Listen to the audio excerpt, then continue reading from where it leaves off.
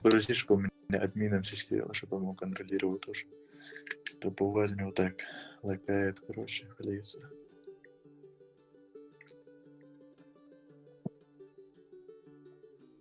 Если меня слышно, кто-нибудь руку поднимите. Может, меня не слышно. Что я перспертел? Сахеси вообще? Либо это у всех так.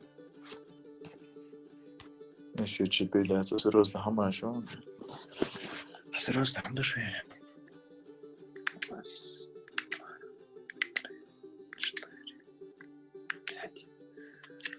Пошла. Халилла ушат. Ассаламу алейкум. Алейкум ассалам. Собор делаешь настройки, я слушал массу аурока. Пошла, что админ векуса, я буду как-то контролировать. Админ нас мову ясл, админ. Сейчас А, тебя вот. динозавр учить надо, да? Я же старый мамонт. Не, я админ, все время свой админ хиласо. Сондерсон, конечно, мову цаха. Ибраим, подключенный уё. И прям админ выкуса. Пусть играем меня админом силой. Он разбирается более-менее. Ага, молодец. Ибраим, админ уялся. Мелдика вуала. Да, ты помнишь. 100%. What's the админ начал? Так. Ладно. Тебе еще подключаться делать, да? Это, пошла. Хум дарса, короче. Вот так. Нужно как-нибудь, вот просто, я не знаю, тебе идею я даю, если тебе интересно, тебе идейку я подкидываю. Соборди, вот это асса, осса, ауайт не рисуем. Целый рису, еще раз. Ибраим, связи ауя, собордила. Алейкум ассалам. Кота, осса, асса, целый рису. Хеза ману, хез, он со хези. Хез. Так, собордила. Хез, Ибраим, дик хез. Да, хез. Ибраим, хез шо? Еще хез шо? Нормально. Все, четко. Все, понял. Так, сейчас постараемся подключить наши... Так, отключиться я. Одновременно. Шаиг. А так, инсапохудот есть. Пошла. Во время... Хай, канал, ссылок выставите эфир. Я свой канал перекинул бы. Я заел, чуть запасно, Динозавр молодцы. Я заел, коби срочно, адуйло, кауэт, он без пушна. Вот, все, сабор дела, сейчас тебя война будет. Ссылка же у тебя есть на мой канал? Конечно, сабор, ссылка на сабор дела. Сам пишу сабор дела, что канал выставлю, захотите, в эфир идет война. Там, третья на война. Сабор дела. Что-то... Вроде бы Wi-Fi есть. Все есть. А чё?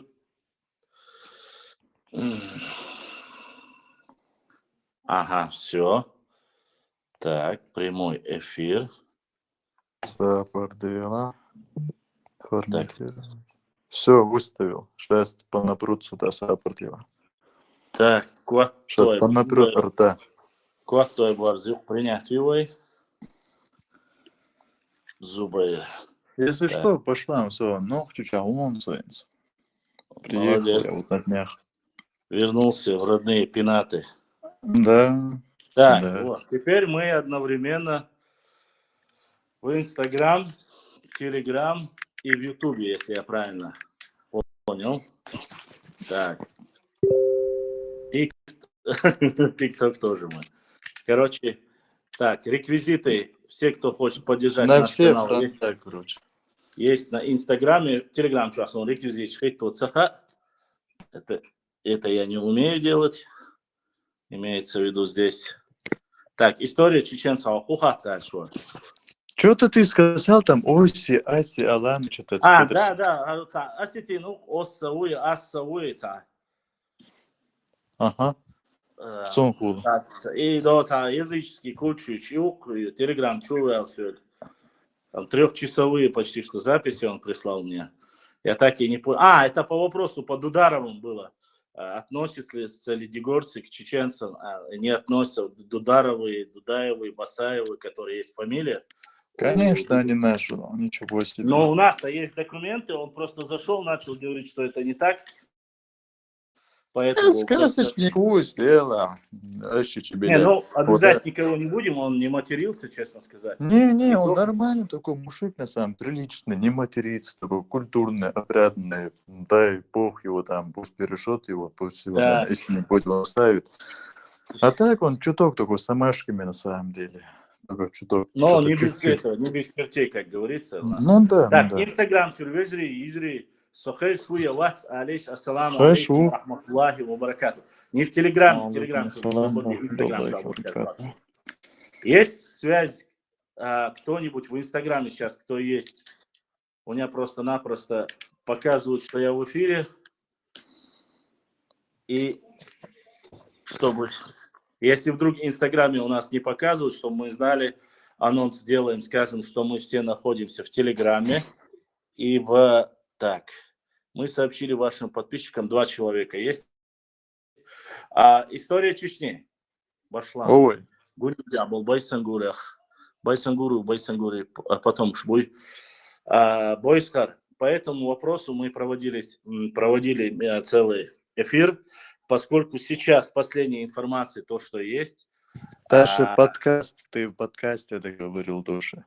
Да, сейчас те, кто в Инстаграме, этого пока не слышат. Лоушция, поменьше ехал. Вопрос задать, я наверное, отключить я микрофон. Шумы сильные. Так. Что касается Байсагурова, не Байсангурова, они одну букву убрали, чтобы не было преследований, не было никаких обвинений. По последней информации, они приезжали сюда, встречались с потомками братьев Байсангура Биноевского. Насколько я знаю, потомки братья Байсангура Биноевского готовы сдать ДНК, и если они ДНК их совпадет, то это 100%. Сейчас в данный момент все приблизительно 80% говорит о том, что да, на самом деле после Гуниба, после ранения Байсангур отсиживался, залечивал раны в селении Хатточ, если я не ошибаюсь. Это если с Гуниба вниз недалеко находится это село, приблизительно недалеко. И там у него была жена, от него остались дети. И вот эти Байсагуровы носят фамилию своего предка Байсагура. То есть это считается, что его прямые потомки. По крайней мере, так говорят. Вот сейчас они приезжали, друг к другу знакомились, вроде бы все, но насчет ДНК-теста потомки братьев Байсангура Биноевского готовы сдать и с радостью примут все как есть. Если это потомок Байсангура, то они первые заявят, наверное, об этом. Пока предварительные вот такие разговоры, встречи есть, но просто был разговор о том, что якобы он уже сдал ДНК-тест, а по другим данным мы узнали, что, видать, пока и те, и другие изъявили желание сдать ДНК-тест. То есть сделать биг-тест, чтобы было все, как говорится, чин-чином, и можно было эти вопросы закрыть насчет происхождения или родства Байсагуровых с Байсангуром Биноевским. У них должно быть одно ДНК буквально 150-200 лет тому назад. Там отцы должны быть один в один совпадение. Цундера.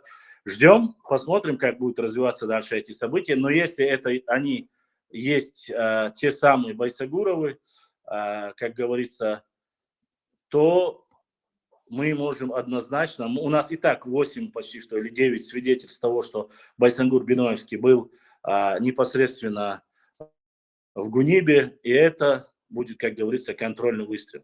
Ассаламу алейкум, как ты относишься к писанию Вачагаева, ведь именно он выдал название соседних народов с чеченского языка, выдал за тейпы, теперь соседи болтают небылицы. Во-первых, не Вачагаев, Вачагаев вообще в этом зеленый. До Вачагаева это сделал Мамакаев и Ахтарханов, и там многие, кто это сделал, они записаны как «Рад видеть и слышать тебя, Башлан». Привет, Танюш, взаимно все. Башлан, если можно, резко я кое-что Свободил. сказал. Сейчас, подожди минутку, я отвечу человеку. И у Натаева Сайпудина тоже на книге есть эти инородные тейпы, которые названы, то есть они названы не народами, а тейпами. То есть они, те люди, все, кто проживал на территории Чечни, названы тейпами. Об этом очень много мы говорили, и я не знаю, прошло хоть 10 лет, до сих пор люди спрашивают, почему их называют тейпами, если они чеченцы. Я вам поясняю еще раз, миллионный раз. И об этом я вырезал документ, закинул к себе на страницу. Любой народ, который получил, представитель любого народа, который получил политическое убежище на территории Нохчичуя, его статус снижается до статуса любого чеченского тейпа. Его называют только тейпом. То есть уровень этого народа на этой земле как тейп.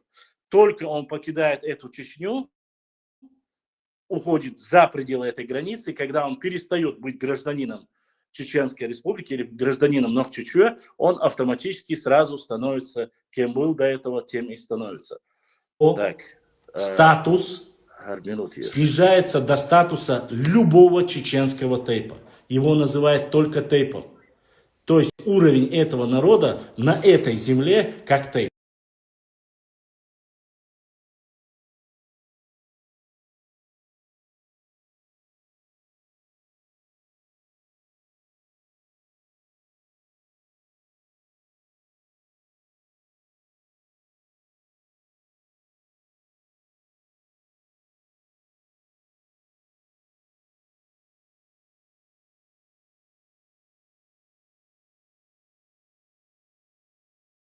То есть они не по происхождению чеченские тейпы, их спускают на чеченского тейпа, потому что они получили политическое убежище или же являются на этой земле, как граждане этой республики, данной ситуации республики Нохчичу, они являются только как пришлые, и поэтому их называют тейпом. Не из-за того, что чеченский народ настолько ассимилировал, что их называют чеченцами. Их чеченцами никто не называет. Кумыков не называют чеченцами, Шили не называют чеченцами, Газунки не называют чеченцами и так далее и тому подобное. Те небольшие общества, или галгасские терские казаки, которые здесь проживают, потомки терских казаков, которые здесь проживают, точно так же они называются галгасской тейпом будешь волоса. Но не из-за того, что у нас, как говорится, одно происхождение. Я надеюсь, понятно, доходчиво вас объяснил. Вачагаев в этом плане ничего. Вачагаева другие ошибки. Он взял туда полностью, все тейпы записал, непонятно. Он оставил там ссылку и сказал, что с этими тейпами большая неразбериха, кто там знает точно, пожалуйста, добавьте, исправьте и так далее и тому подобное. Это не только у нас, это есть везде. А те люди, которые обвиняют, грубо говоря, наш один хороший подписчик, брат, достойный брат, задонатил, так сказать, поддержал наш канал и задонатил вот такую книгу. Вот, вот она. Эта книга называется «Происхождение ингушских фамилий, тейфовых общин и роль ингушского языка в языковой системе мира». Здесь, конечно же, очень много. Это та же самая книга, которую мы видели 2018 года, только новая версия. Вот, мы ее, как говорится, наш друг ее купил, подарил. Это Арстоевец мне его подарил. Нет, тот подарил Арстоевец. Этот подарил наш один брат, который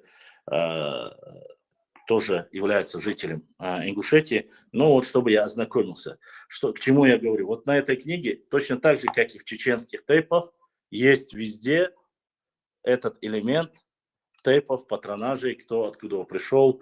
То есть ни о каких там чистоте, мы чистые, вы грязные, никаких разговоров быть не может. Поэтому везде, и у Нохчичуа, и Галгачуа одинаково. Я про Дагестан молчу, там вообще 38 или 40 народов, которые друг друга даже не понимают. Надеюсь, ответил. Так, история чеченцев, телеграм, вопрос. хочу ли задать. Ибрахим, если будут вопросы в Ютубе или где-либо, задавай, Бяхман Билышвис. Когда много говоришь, в горле пересыхает. А умяцун Бяхман Билыш. Так, сейчас мы у него спросим, что же там такое.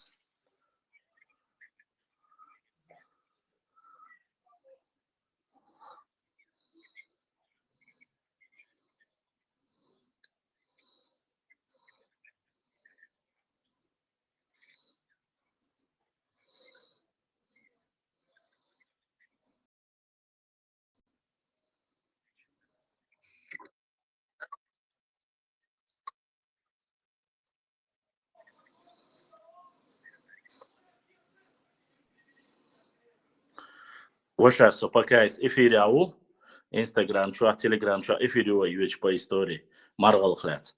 Юга жвап лурдон дикдуй. Ханяла. Сейчас у нас пока по истории идет прямой эфир.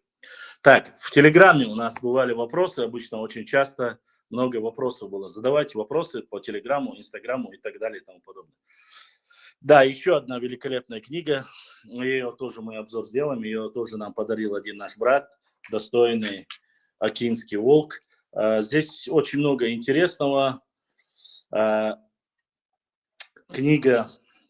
Здесь есть непосредственно научный редактор Екатерина Акимова. Здесь, если я не ошибаюсь, очень много интересного и важной информации касаемо нашей истории. Мы обязательно ее, как говорится, книга называется у нас «Сказание о брате Кавказе и сестре его Руси» называется книга. Но везде, как мы знаем, есть интересные моменты, нужные моменты. Мы их, конечно же, ассаламу алейкум ва рахматуллахи ва баракатуху. Ва алейкум ассаламу ва рахматуллахи ва баракатуху. Альхамдулилlah, мы на связи, по крайней мере, пока мы есть. Тот, кто не хочет видео задавать по видеотрансляции, можете перейти на наш... Я вам скидывал всегда ссылки на телеграм-канал. На телеграм-канал подписывайтесь. Можете поднять руку, я обязательно вас подключу и можете задать аудио вопрос, если вдруг вы не хотите, чтобы вас видели и по видео у вас не было проблем. У вас есть доступ ко всем ресурсам: YouTube, Instagram, Telegram, TikTok. Вот эти все каналы у нас одновременно идут, сейчас пока работают. Пока есть у нас небольшие технические неполадки, но один брат, достойный брат, сказал, что нам поможет с этим. Я надеюсь, он, по крайней мере, пока держит свое слово, и у нас есть, так сказать, братья, которые могут стать рядом. YouTube, Instagram, Telegram, TikTok, человек подключенный у двух из Свободы Рабослам. Если звук... Не, нормально, ты нормально. YouTube, твой, TikTok, твой, Instagram, хочу твои викцели, есть Свободы. Все нормально. Все тогда. Ну, у нас на всех формах мы ведем одновременно. Касаемо последних постов, которые я твой запустил, TikTok, твой YouTube, и я не про то, твой Telegram, твой Instagram, твои платформы, прекрасные места нашей родины выбросили в мусор. Фото, картинка, Instagram, потому что ни один достойный сын нашего народа не Telegram, чтобы взять, выкинуть технический мусор, отвезти его в лес и нарушая тем самым все нормы экологии, нарушая тем самым все адаты, писанные, неписанные, потому что у нас всегда берегли свою родину, в чистоте ее держали. Поэтому по этому вопросу, конечно же, мы это немножко не исторически, но это жизненно важно для нас, для нашего народа, для нашей родины, несмотря на то, что какие истории. Мы все должны своим детям, братьям мысль гайти, что мы должны показать пример, что вот так поступать нельзя. Это недостойное поведение. Что только свиньи, так, даже свиньи, наверное, так и не ведут.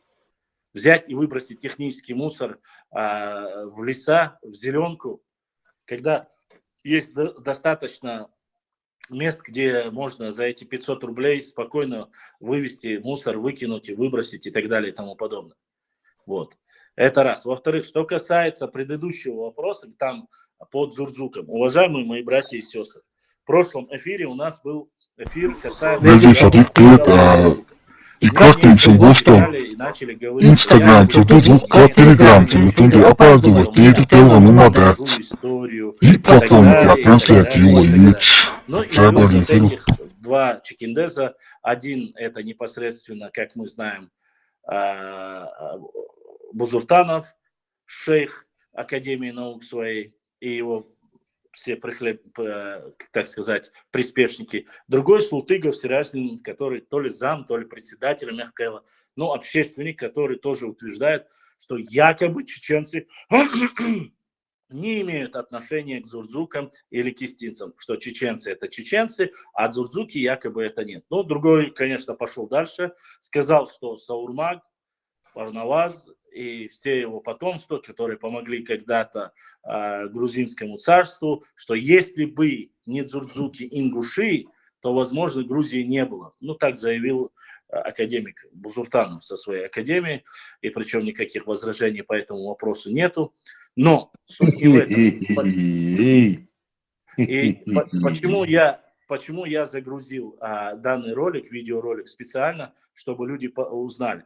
Уважаемые мои друзья, вы увидели там 10 ссылок.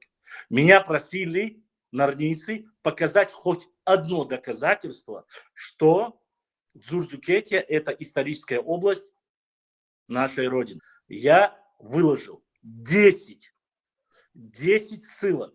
10 ссылок. Это только небольшой островок, чтобы вы прочитали. Каждая ссылка это отдельная книга. Таких книг еще очень много. Это только то, что точнее, и наши собратья могли показать вам. Там все четко указано. Кого называли дзурдзуками, кого где называли кистами, глигвами и так далее и тому подобное. Опять же, я не заявляю о том, что вот только мы являемся, только мы. Но по этим ссылкам, эти ссылки в основе своей, которые говорят, что дзурдзуки и дзурдзукские ворота и вообще Дзурдзукетия находятся в области нашей горной части Нохчичу. Это раз. Во-вторых, опять же, есть еще с десяток непосредственно ссылок, в которых четко указывается, что все, и я вам об этом говорил, что все грузинские ученые, не все, но имеется в виду те грузинские ученые, всегда говорят, что грузины считают и чеченцев, и ингушей одним народом. И дзурдзуки название, это касается и чеченцев, и ингушей. Есть и такие ссылки. Я не говорю, что этого нет. Это так и есть. Почему? Потому что даже несмотря на свою необразованность и некомпетентность, даже Абадиеву пришлось признать, что когда-то, буквально в 17 веке, мы еще были единым народом. А до еще раннем периоде, само собой, конечно же, подразумевается. И второе доказательство, которое я привел. Опять же, ничего своего я не брал. Есть ингушский ДНК-проект. Я вам еще раз повторюсь. Если вы хотите, этот документ я вам покажу. Сейчас покажу или когда вам угодно. В этом ДНК-проекте ингушском говорится, что первый ингуш, первые два ингуша, Кокалой и в Таргиме вообще там появились 1000 лет тому назад. И если сейчас 2025, это получается в 1025 году, после Рождества Христова, а это получается в XI веке, появился первый ингуш на этой планете Земля. Не 3000, не 5000, не 10 тысяч. 1000. Это говорит ДНК-проект ингушей. И они называют, что в этой области там-то по-научному появились два ингуша, от которого пошли все остальные ингуши. Еще раз заявляю, не нужно обижаться на меня. Не нужно обижаться на чеченских историков или блогеров. Это говорит научный истеблишмент ДНК-проекта вашей родины. Те, кто сегодня, я знаю, что меня слушают достаточно нормальных, адекватных ингушей, они заявили, и этот скрин, и этот пост был до поры до времени, валикум ассалам, этот пост был, но его заскринили и показали. Кстати, то же самое говорил и Клёсов. Получается, в XI веке появляются первые два ингуша. У меня возникает вопрос, я вам в прошлый раз сказал. Чеченцы такого не говорили, нокчи такого не говорили. И все же возраст, который говорят наши ученые, это 3-5 тысяч лет. То же самое говорит и Клесов. То есть генетик, российский генетик, на которого ссылается. Так вот, еще раз повторю. Еще раз говорю. Если только в XI веке появились, а название дзурдзуки впервые появилось в первом-третьем веке до нашей эры. То есть до Рождества Христова появилось, впервые упоминается дзурдзукете. Ладно, оставим его. Пускай это будет первый век нашей эры. За 11 веков до происхождения и появления на свет первого ингуша 11 веков существует дзурдзукете. И существует дзурдзуки. И только потом от этого дзурдзука внук или правнук считается праотцом ингушей. Возникает вопрос. Если дзурдзуки существовали до них еще за 1000 лет, то как они могут называть себя, только себя, дзурдзуками, и что они дзурдзуки? Это недостоверно и это неправильно. Вы можете как угодно считать, вы можете что угодно делать, но это никак не получается. То есть мы 1000 лет себя называли дзурдзуками, потом появляется еще одна часть нашего народа, и они говорят: нет, вы 1000 лет существовали, но вы не дзурдзуки, а мы дзурдзуки. Это дзурдзуки, это название, древнее название нокчи народа. И государство называлось Дзурдзукете. Точно так же можно сказать о кистете. Когда начинают говорить, что кисты это только мы, то есть те люди, которые занимаются подтасовкой, фальсификацией исторических документов, у меня возникает вопрос. Вот вы говорите, что только вы являетесь кистинцами. Только вы. Больше никого. Вы это кисты, вы это дзурдзуки, вы говорите. Но и кисты, и дзурдзуки, допустим, те же самые кисты, впервые упоминаются за 300 лет до появления первого ингуша. То есть в географии 7 века, армянской географии, упоминаются кушты, кисты. У меня возникает вопрос. Кто такие кистинцы, если они существовали до вас за 300 лет? Вот и все. Я надеюсь, я ответил по предыдущему. Это не Ауслош, это не противоречие, это не оскорбление, это исторические факты. Вы попросили меня объяснить, я отвечаю на ваши вопросы и все. Задаете вопросы, я отвечаю. Или заходите в Телеграм, задавайте аудио вопрос. Башлам, не в тему, но можешь ответить. Из какого тейпа был Александр Чеченский, генерал Петр Захаров, художник? Это очень сложный вопрос. Некоторые говорят Харачой, некоторые говорят Цуантрой, потому что с Дади Юрти были такие тейпы, как Харачой, Цуантрой, разные были тейпы. Сказать однозначно я не могу. То есть есть предположение. Врать я не хочу, чтобы завтра не говорили, что Башлам сказал, это так, а на самом деле это не так. С учетом того, что кто там был большинство, там были харачоевцы, там были центароевцы, там были бельтоевцы, разные нокчи тейпы были, как и в основном во всех селениях. Вот, поэтому я накидывать ярлыки не буду, но один из чеченских тейпов точно сказать я не могу.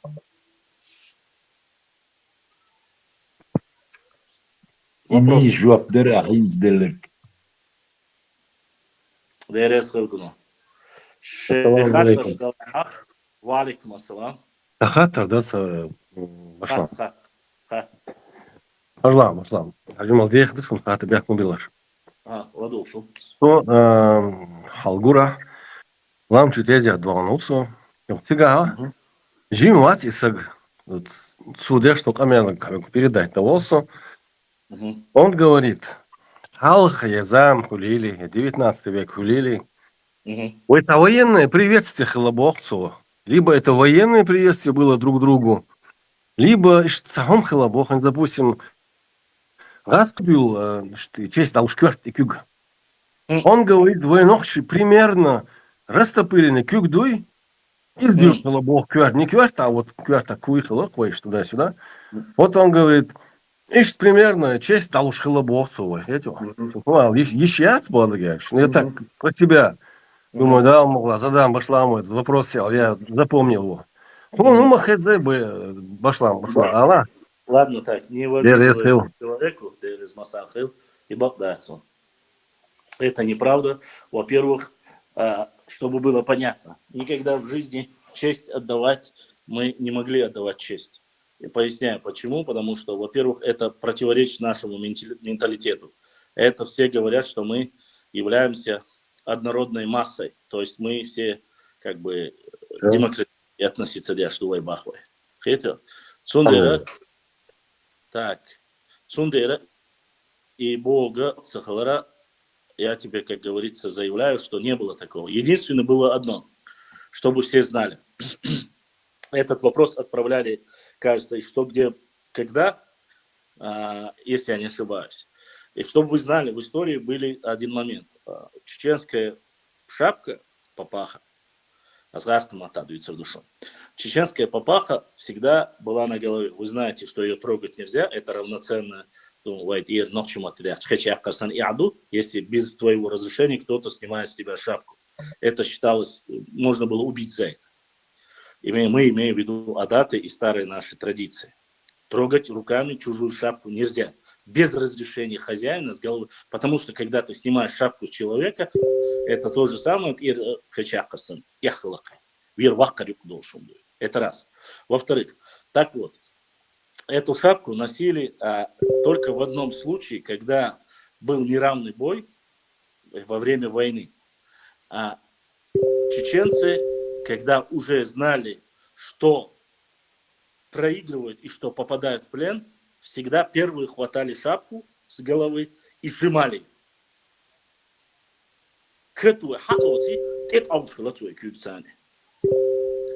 Понимаете? Для чего это делалось, чтобы было понятно?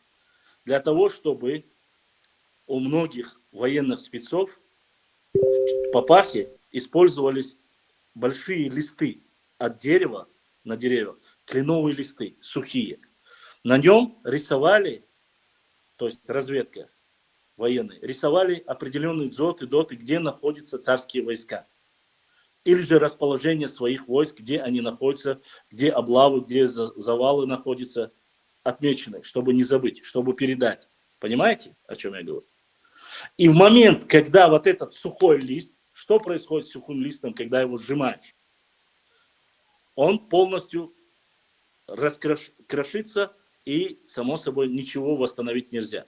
Вот для чего носили в шапке внутренней стороне сухой лист. Координаты, точка, где что находится и так далее и тому подобное. Только в этом случае, что касается шапки, хватались за шапку, сжимали ее, чтобы внутренний лист не попал в руки царским офицерам, чтобы они не могли узнать, где и какие цели у тех или иных воинов, наибов, миридов или без разницы. В этом случае. Другой руку под козырь ставить, такого быть не могло. Даже во времена железной дисциплины имамата Шамиля не было нигде такого, чтобы, грубо говоря, или зиговали, или под козырку руку поднимали, или что-либо такого. По крайней мере, ни в одной книге, ни в одном документе, ни в одном адате я такого не слышал. Даже если мы говорим о языческих временах джахилии, то должен был быть какой-то смысл этому. То есть языческий какой-то бог, а мы знаем, их было очень много у нас во времена джахилии, до прихода ислама, до прихода христианства, до прихода иудаизма. все вот эти верования приходили на нашу территорию. Но никто, кроме ислама, не прижился. Это единственная вера, которая добровольно, непринудительно была принята. А вот шариатом чуть сложнее была ситуация. Шариат был принудительным во время имамата Шамиля, чтобы было понятно. Поэтому, Эйджи, я такого ни традиции, ничего подобного никогда не слышал. Поэтому, конечно же, думаю, понятно. Итак, пока у нас не задали вопрос, нам поступил наш брат задонатил, брат Зелимхан, задонатил свой оман историю Улкан Элла. Брат Зелимхан задонатил я так понимаю, это в Ютубе, если я не ошибаюсь, кто-то поддержал наш канал, или в Ютубе, или в ТикТоке, Ибраим не указал, но первый человек, который поддержал сегодня наш канал, появился Дальше вопрос. Ассаламу алейкум ва рахматуллахи ва баракатуху, башлам. Ва алейкум ассалам ва рахматуллахи ва баракатуху. ما تعقد ايش تبغى ده ديلا ده ساوند شوية مجر وإستوري توام دعوش تقوى ده اهتو بوخ باشا مسيرة بوخ آمين خوش خاطر دايش خيري وشفتير دات دو جنو صبر ديلا سمعت وشا ساجي مار جنو وقو هو سين خاطر دايتي تاع بروبليمات جنو خاطر ديلا بشلام سو نلاسيخ والغورتر وون يحيق استن حيق خاتلوش درسين مرشا دوغيل شو بيجري السلام عليكم سون انديرا دولسو يقورتن بشلامي خاتلوش ورسو يتون دي شمبور بنز خاطر دقن دال مولا سونا امين تسايوس يل ماتيريال خاتشون اس يتدقن يوش يشنيريز اندري حيلنيو يرت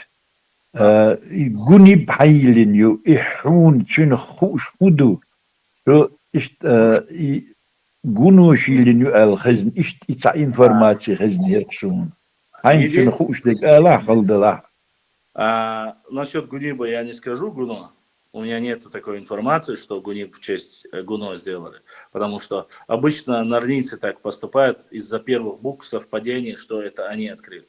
Гунай и Дышни славятся с тем, что они занимали и основали многие селения Ауховской, или точнее Акинской низменности. Это имеется в виду междуречье Терека и Сулака. Это Эндари будет, или другие селения. Одним из первых, кто Эндари основал, и другие селения, которые сегодня не существуют, даже существуют, считаются, это были в основном Дышни и Гуно.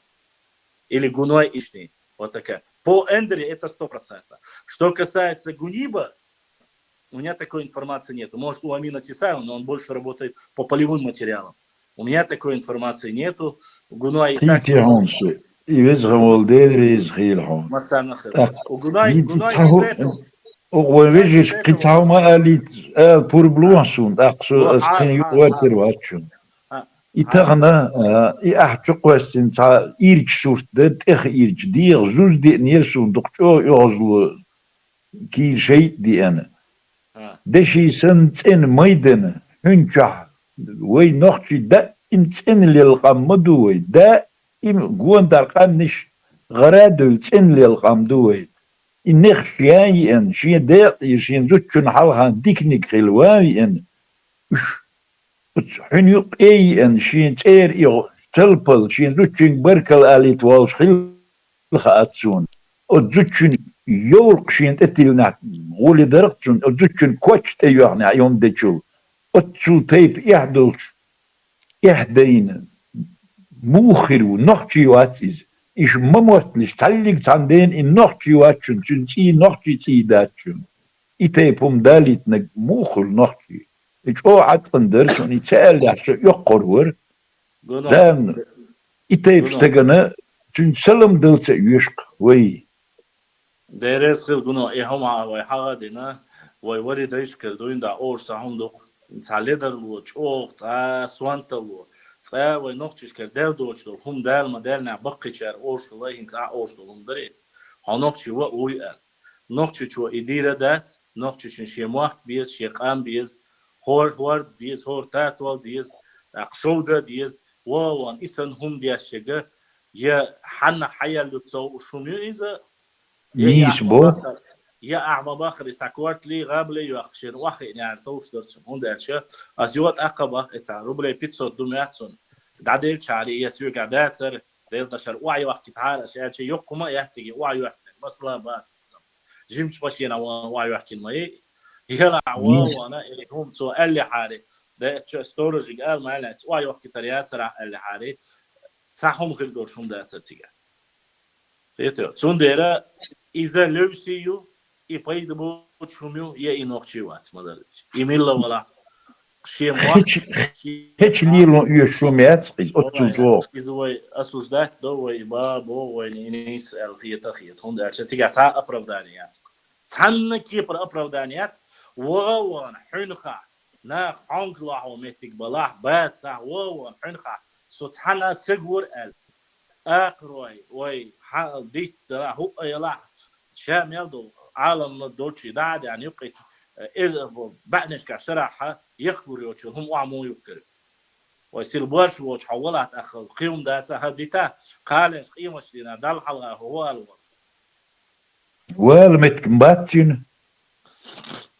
ها وجري سوق انت يردول ديلي بايمراد سوق انت يردول شين يغير ترنا ده راح ده امشي بلديو الشيخ وقويش عارسو اشتوين بالبوش ديريس خبوشا ديريس يحيوش كنتي دول اتوزهم وش دال اتو بويل اغو ما بويلشون دال دق دا دويلشو ديريس خبوشا ديريس بخت ما بيلشون تاهم داس وشا اي ميكروفون تتا يلا داتسي عشومش خريون بس دايقون سمعت وشا اي خاطر دي عين سوير لون باشلام وين لاغونسا все это башла давайте канал поддержки хумдага чувствуется цена ора уцался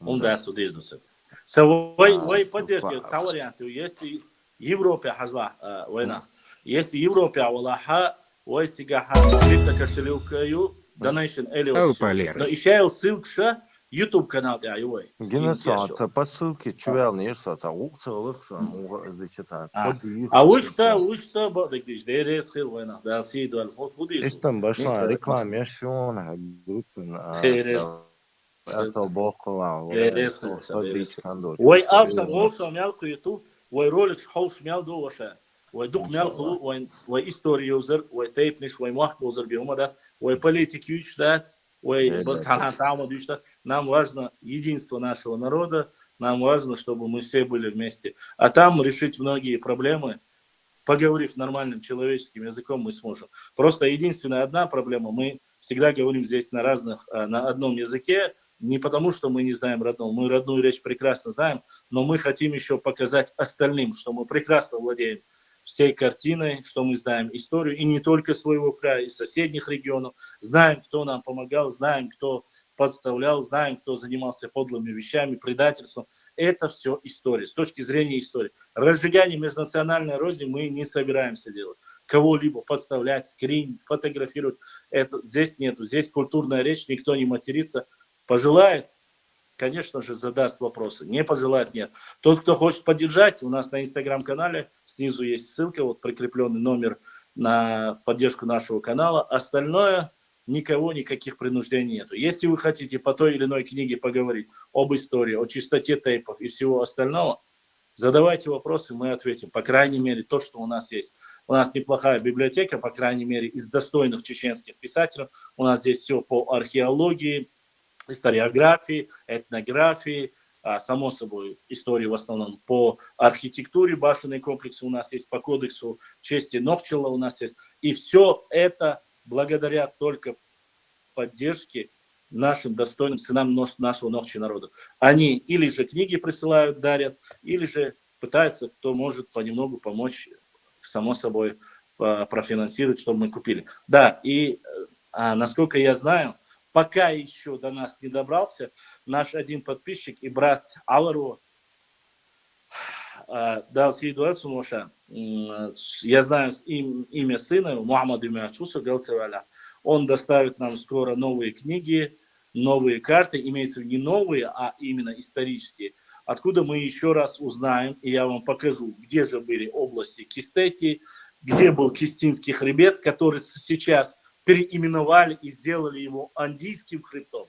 До этого, это был до того, как поменяли его историки местного разлива, так сказать, советские, российские, потому что или не любовь к нашему народу была, или зависть, но взяли и назвали этот хребет из-за одного, или один или два села, назвали его Андийским хребтом. Хотя там проживает намного больше чеченцев, и за хребтом проживают чеченцы, и этот хребет назывался Кистинским хребтом. Что касается Дзурзукетии, у нас есть селение Дзурзукетия, у нас есть ущелье Дзурзукетия, у нас есть Дзурзукский хребет, у нас есть Тайп-Дзурзк. Что вам еще нужно? Какие доказательства вам нужно, что дзурзуки это наши праотцы? По крайней мере, так говорят документы. От себя мы ничего не говорим. Публикации, документы, чтобы вы понимали, каждая книга, научная книга, не фантастическая, не сказочники, такие как Бузуртанов или Абадиев и тому подобные, которые или Кадзоев написал.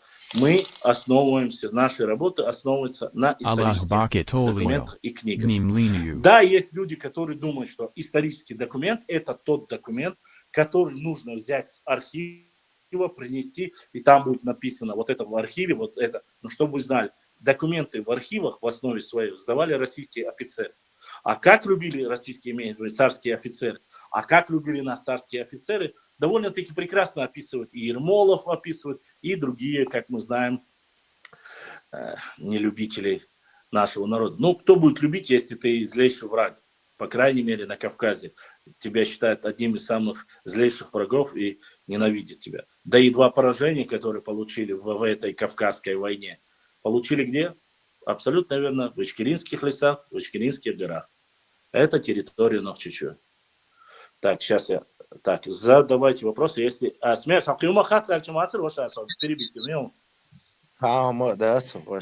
Шейхаттер, штык дуй, Шейхаттер, по истории задавайте вопросы, если у вас есть. Ой, просто одновременно шуна жуа полу шоу, Инстаграм чуа, Ютуб чуа, ТикТок чуа. То есть у нас 4 социальные сети, и везде идут, как говорится, трансляции, чтобы все могли или задать, если еще гайта гойшла, гайта еще что аудио вопрос. Я сделал все, что мог. По крайней мере, сейчас, пока у нас технические возможности очень слабые, уж телефон, там, петличка, подсветка и гумадан, может быть, будет. Если не будет, будем своими соплями, как говорится, потихоньку собирать. Вот.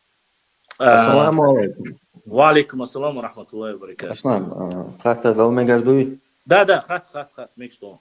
Башлам, это видеогенерирован. Суайлулхо. Yok. Sag alam, sag yatsari da'watan. ويغيرنا شو خلاها غيرنا شبوش تاع وين بوش دوي بوش ما دوي أميوش Гениальный видео, там уже классно. Гамма геном гени. Гина. Да, я отвечу на этот вопрос. Я готов ответить. Башлам, там хуэл эхтас, да, эльф. Да, эрвул. От снайрига шейн подражать, я шпанчи, что мы было это. Там война все хапур кейпан. Ой, вот. Сауали шутер байниш. Они старше как минимум на 500 лет их. Шутер байниш. Кидаешь, чтобы тебе было понятно, шатойские башни старше тех башен, которые он показывает, как минимум 300-500 лет. Это шатойские башни. Да, пор кейпан юж башна, он ох чичо, массерюш. Элементарно, инца бауам югенет хабаша минс. Сейтай пампор. Тумсо усо типан, тумсо у брелех шутха. Тумсо. Брелех шут. Тумсо бау юхена, мижги шухена хаван. Брелем лех шу башна, он гинца хасу. Да, ю. Уэшига шел материал. Долж да архивный документ опубликовать. Eben ол schmet кюис. Eben хоуи. Тебя восстановить еще с нуля лехтера халия что сажа следить на цума. Лехтера халия бою, лехтера халия бою да вот не камел деш лехчу. Инс том сайол бау алтерло массу тайп на шию хауэлен хаунасак охтхачулла шир я хз я Петроглиш, любой эвор, а хайчула, я ширсан эвор, а баугай тапонису, альста перед фактом и сагвату, истина риту, та мадайшес башнач, Жак Лурдон. Дерес башнач. Послушайте, уважаемые мои друзья, я буду отвечать нашему брату Шатоевцу из Тейпа Тумсуа, Тумсойский волк. Хочу сразу пояснить, я буду говорить на русском языке, чтобы все поняли. Все наши доброжелатели и недоброжелатели. Во-первых, самые древние башенные комплексы, замковые комплексы находятся на территории Нохчичуэ, Чечении. Это раз. Во-вторых, это доказывают еще неангажированные и очень сильные археологи, антропологи, которые занимаются и костями, и всем остальным. Я знаю, археолог чем отличает антрополога, так что успокойтесь. Этнографы, все, кто занимается, во-первых, самые древние башенные комплексы находятся на территории Чечни. Она находится в Харачое. Нашли ее останки, нашли в Харачое. Это 5-9 век. Радиоуглеродный анализ, все и тому подобное. Это раз. Во-вторых, начиная с Чеверлоя, Шароя, Шатоя и Тумкали, башенные комплексы 12, 13, 14, 15 и самые поздние это 16 и 17 века. После чеченцы не строили башенные комплексы. Повторюсь, еще раз повторюсь. Адам, Ваша, они могут говорить все, что угодно. Повторюсь, в горной части Чечни больше всего башенных, жилых, замковых комплексов. Раз. Во-вторых, больше всего петроглифов. Это два. Это показывает книга, которую я вам показывал. Если хотите, еще раз сейчас вам покажу. «Тени вечности» Лечи Ильясова. Вы можете посмотреть, сколько петроглифов находится на территории Чечни. Это два. По древности самые древние у нас это 3. Пирамидальные крыши у нас тоже есть. Это 4. И нохчи и чеченцы, вплоть до самой своей окраины западных частей нашей Родины, больше всего на Кавказе вели боевые действия. И не только боевые действия против царской России. Имам Шамиль даже разрушал некоторые башенные комплексы. Тому есть подтверждение, есть документы. Это фиксируется в исторических документах. Допустим, башенные комплексы уничтожены в Шарое. Допустим, башенные комплексы уничтожены в Чеберлое. Почему? Потому что эти люди не хотели быть под властью имама Шамиля, не делали баят, во-первых, баят сегодняшним словом, и говорили, что не хотят, чтобы над ними руководил Сюлин. Но само собой с Шамилем были наибы чеченцы, это никто ничего не говорит. Они, даже если признавались, что он имам Чечни, а в то время он пал, Дагестан пал имамом Чечни только на этот период. В начале 4 года, когда он был имамом, он был имамом Дагестана, 3-м имамом Дагестана. Вахульга предали, оставили его, Ахульга сражение проиграли, он, его сын и 2 еще соратников, 4 пришли в Чечню. Раненые, порванные, это говорит сам его автобиографист Аль-Карахи. Можете прочитать, это тоже не мои слова, вы можете посмотреть его личные записи. В Чечне его вылечили, помогли. Сами чеченцы же и предводители, Иса Гендерк-Ноевский, Салтамурат, Байсангур Биноевский, Ума Дуев и так далее, остальные. Что делаешь? Остальные его по решению, там какие были решения, мы знаем это. Сейчас скажу вам, кто была такая Тушоли. Они выбрали его имам. Так вот эти шаройские и чеберлоевские, не все чеберлой и не все шарой, определенно они не хотели принимать те шариатские решения, которые давали право имаму Шамилю решать многие вопросы. То есть там правовые вопросы были. По шариату все должны были бы подчиняться имаму Шамилю. А на некоторые наши тейпы говорили, что не хотят, чтобы Сюли руководил и говорил им, как жить, что делать. Они не были против ислама. Они были против конкретно каких-то шариатских решений. Речь об этом, поэтому уничтожили. Возвращаясь к башенным комплексам. Царская Россия уничтожала. Шамиль уничтожал. Кстати, котел тоже по приказу имама Шамиля был уничтожен. Выкрали его в Нашхе и уничтожен. Царская Россия уничтожала. Шамиль уничтожал. После Шамиля опять начинается гражданская война. Опять же, в горной части бомбежки, уничтожение башенных комплексов. Ладно, заканчивается депортация. После депортации из них делают коровники, мосты. Не только их берут и даже каменные плиты с могильные каменные плиты из них делают. Уничтожаются, да. Ладно, вернулись с депортации. После всего этого их было настолько много, остались их столько еще, до сих пор они остались. Начинается первая чеченская война. В горной части идут ожесточенные бои, уничтожаются башенные комплексы. Именно так наш брат Тумсоевец была уничтожена Тумсоевская башня, которая была реставрирована во времена еще периода Ичкерии, если я не ошибаюсь. Она была реставрирована. Еще снизу там был каменный открытый Коран с аятом, если я не ошибаюсь. Я прав? Да, абсолютно верно. Ее уничтожили, авиация уничтожила. Подтверждение, а некоторые наши Красный Горшок и его сподвижники, это восточные так называемые нарнийские историки, Гаджиев некий, Зураб, утверждал и клялся, и говорил, что в двух чеченских компаниях в горной части не было войны. У чеченцев вообще нет башен. Поэтому башни, он, само собой, занимался подстрекательством, якобы помогал нашим братьям-ингушам и подстрекал, говорил, у чеченцев нету башен, а те, что есть, они взяли. Или же у аварцев, как ни странно, у аварцев башенных комплексов вообще нет. Почти что нету их. Или, говорит, у ингушей.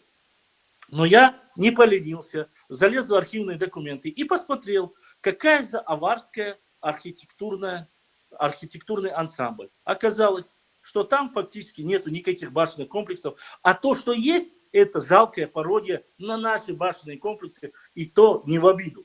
И то 2 этажа, не больше. Да, жилые дома у них есть, но башенных комплексов, как в Чечне, нет. Повлияло ли на архитектуру восточные башенные комплексы? Конечно, повлияло. Не сильно, но повлияло. То есть чуть-чуть видоизмененные башенные комплексы отличаются западные от восточных наших комплексов. Но это, извините, когда много информации, хочется все вам выложить и рассказать.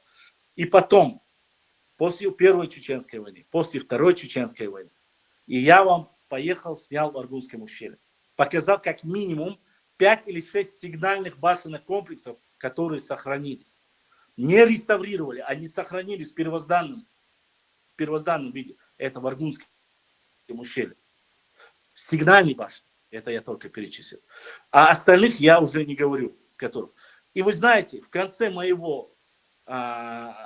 экспедиции в Итомкалинский район, что я нахожу? Я нахожу человека, официального представителя Итомкалинского района. Он, оказывается, мой однокурсник. Он учился со мной вместе на историческом факультете. Мы поговорили. Я спрашиваю, сколько культурных объектов находится в твоем ведении? Итомкалинский район. Это небольшой район.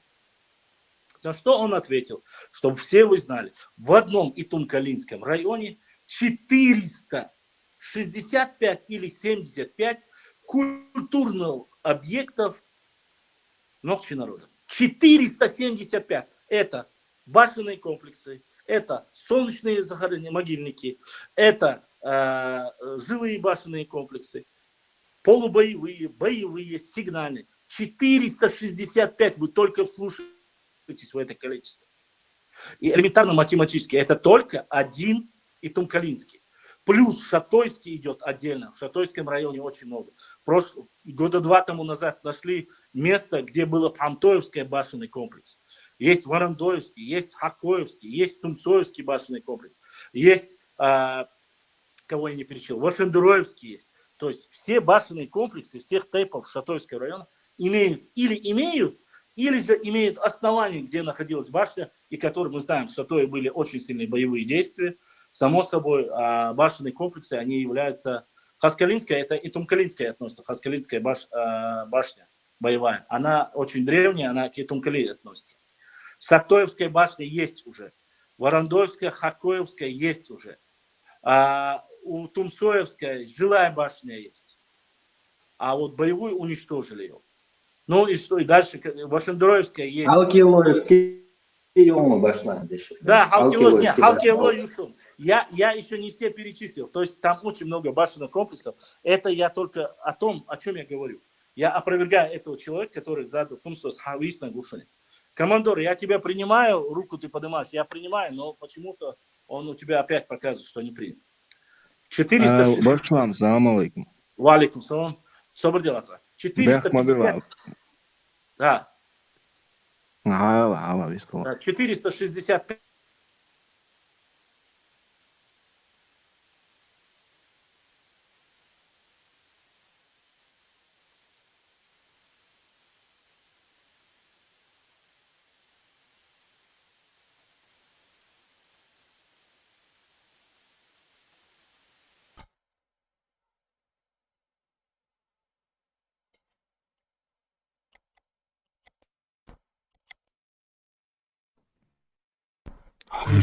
Звук доедет.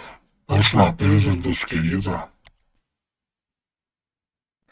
Шато, Тумсо из Элчин, и тут дырыс, соу шута рут эрмершло, тайпан мершлош. Томболш, второй томболш, она. Пидлака, орса шута. Хэшвуйсо, раз, хэшвуй. Хэшвуй, башла. Трафик, да, я лер час, как час заканчивается. Нужно продлевать. Сойчак Уолон задать ты ну почему, Ваша. Шатоевский столько же. И элементарно я хочу, чтобы вы понимали. Тот, кто не знает. Не в обиду и не в оскорбление нашим братьям и соседям. Этот человек, якобы занимающийся реконструкцией или историческими объектами соседнего региона, пишет у себя в, как говорится, официальной новости ингушское телевидение говорит, что наши соседи никогда не имели башенные комплексы, не имея свою историю, копируют и берут ее у нас. Ну как может человек, взрослый, в преклонном возрасте, ему за 40 лет, говорить такое? Во-первых, в Осетии огромное количество башенных комплексов. В Осетии, чтобы было понятно. Это раз. Во-вторых, больше, чем Осетии и Ингушетии вместе взяты, ее в Чечне. Я поясню вам, даже элементарно. Один там Джайраховский район, грубо говоря, это вот область, где у ингушей есть башенные комплексы. Это один район. В Чечне таких районов. Чеберлоевский, Шароевский, Итумкалинский, Шатоевский, Галанчожский. Скажите мне. Причем все эти районы вместе взятые, они намного больше, чем даже вся республика Ингушетия. Да, в Веденском районе тоже есть. Как? Просто гипотетически. Это опять же мы возвращаемся к дзурдзукам. Опять же мы возвращаемся. Как ты можешь говорить, что дзурдзуки вы, когда дзурдзуки до вашего появления первого вашего человека, как утверждает ваш научный ДНК-проект, это генетика, это невозможно изменить. Там нельзя соврать, рассказать сказки, Нарния там не прокатит. Вы появились всего лишь в 11 веке, первый представитель вашего народа, как вы говорите. А дзурдзуки в то время уже 11 веков существуют как минимум. Как вы можете быть дзурдзуками? Вы можете быть потомками дзурдзуков, но дзурдзуки это те, кто был еще до вас. Вы потомки дзурдзуков, да, но поскольку мы были одним народом, ну уж точно не вы дзурдзуки, а мы там якобы какие-то грязные. И отвечая на твой вопрос, я хочу сказать. Есть у нас первые башни 5-9 века, есть у нас их большинство, есть и самые древние у нас, есть и жилые, и боевые, и сигнальные, и солнечные захоронения, и гротовые захоронения. Все, что можно описать, описывать Марков, Виноградов. И даже Чавкиев Джабраил Юрьевич говорит, страной башен из открытых музеев под небом можно назвать Чечню, Ингушетию и Осетию. Чаркиев Джабраил Юрьевич преподавал, он преподавал у нас археологию на нашем историческом факультете, когда я учился. Никогда в жизни он не говорил, что у нас больше башенных комплексов, что у нас были более древнее. Такого никогда не было, потому что он знал, и он не мог запятнать свою честь, которую он учился в советское время, очень много читал, сам везде ездил, фиксировал, но он не мог этого сказать. Элементарно, смотрите на старые фотографии, вы упрекаете, говорите, в Шаройском замковом комплексе у чеченцев было 2 башни, а теперь у них там 6 башен, боевых башен. Да, чеченцы реставрировали, сделали его. И там, где были башни, которые были разрушены в 19 веке. Başlam, hadi şu kadar erzi وسطني يتجلي تجاشي باشني يرقب يعني на фотографиях, ваших старых фотографиях Эрзи 2-3 башни, чтобы было понятно. Это самый крутой ваш Эгикал, самый крутой Эрзию. Самый крутой, там было 3 башни, если я не ошибаюсь. Но плюс-минус, пускай будет даже 2, 3 или 4 даже. Когда чеченцы построили 6, каким-то образом теперь у вас оказалось 7. То есть нужно было обязательно сделать на 1 больше, чем в Шаройском замковом комплексе. Но вот эти стремления у нас выше, у нас круче, у нас древнее, у нас нету этого понимания. Никогда и не было этого. Но когда вы говорите, у нас соседи копируют, у кого копировать? Вы видели чеченские башенные комплексы? Халал съедать, болар, синкич халалушек. Боланик, боланик. Ёкник, халал? И. Халал? Ается. Алло, свет. Все, ДРСХ. Каталог башенных комплексов. Толщина. На этот каталог, это еще не весь. То есть у меня есть еще более обновленный.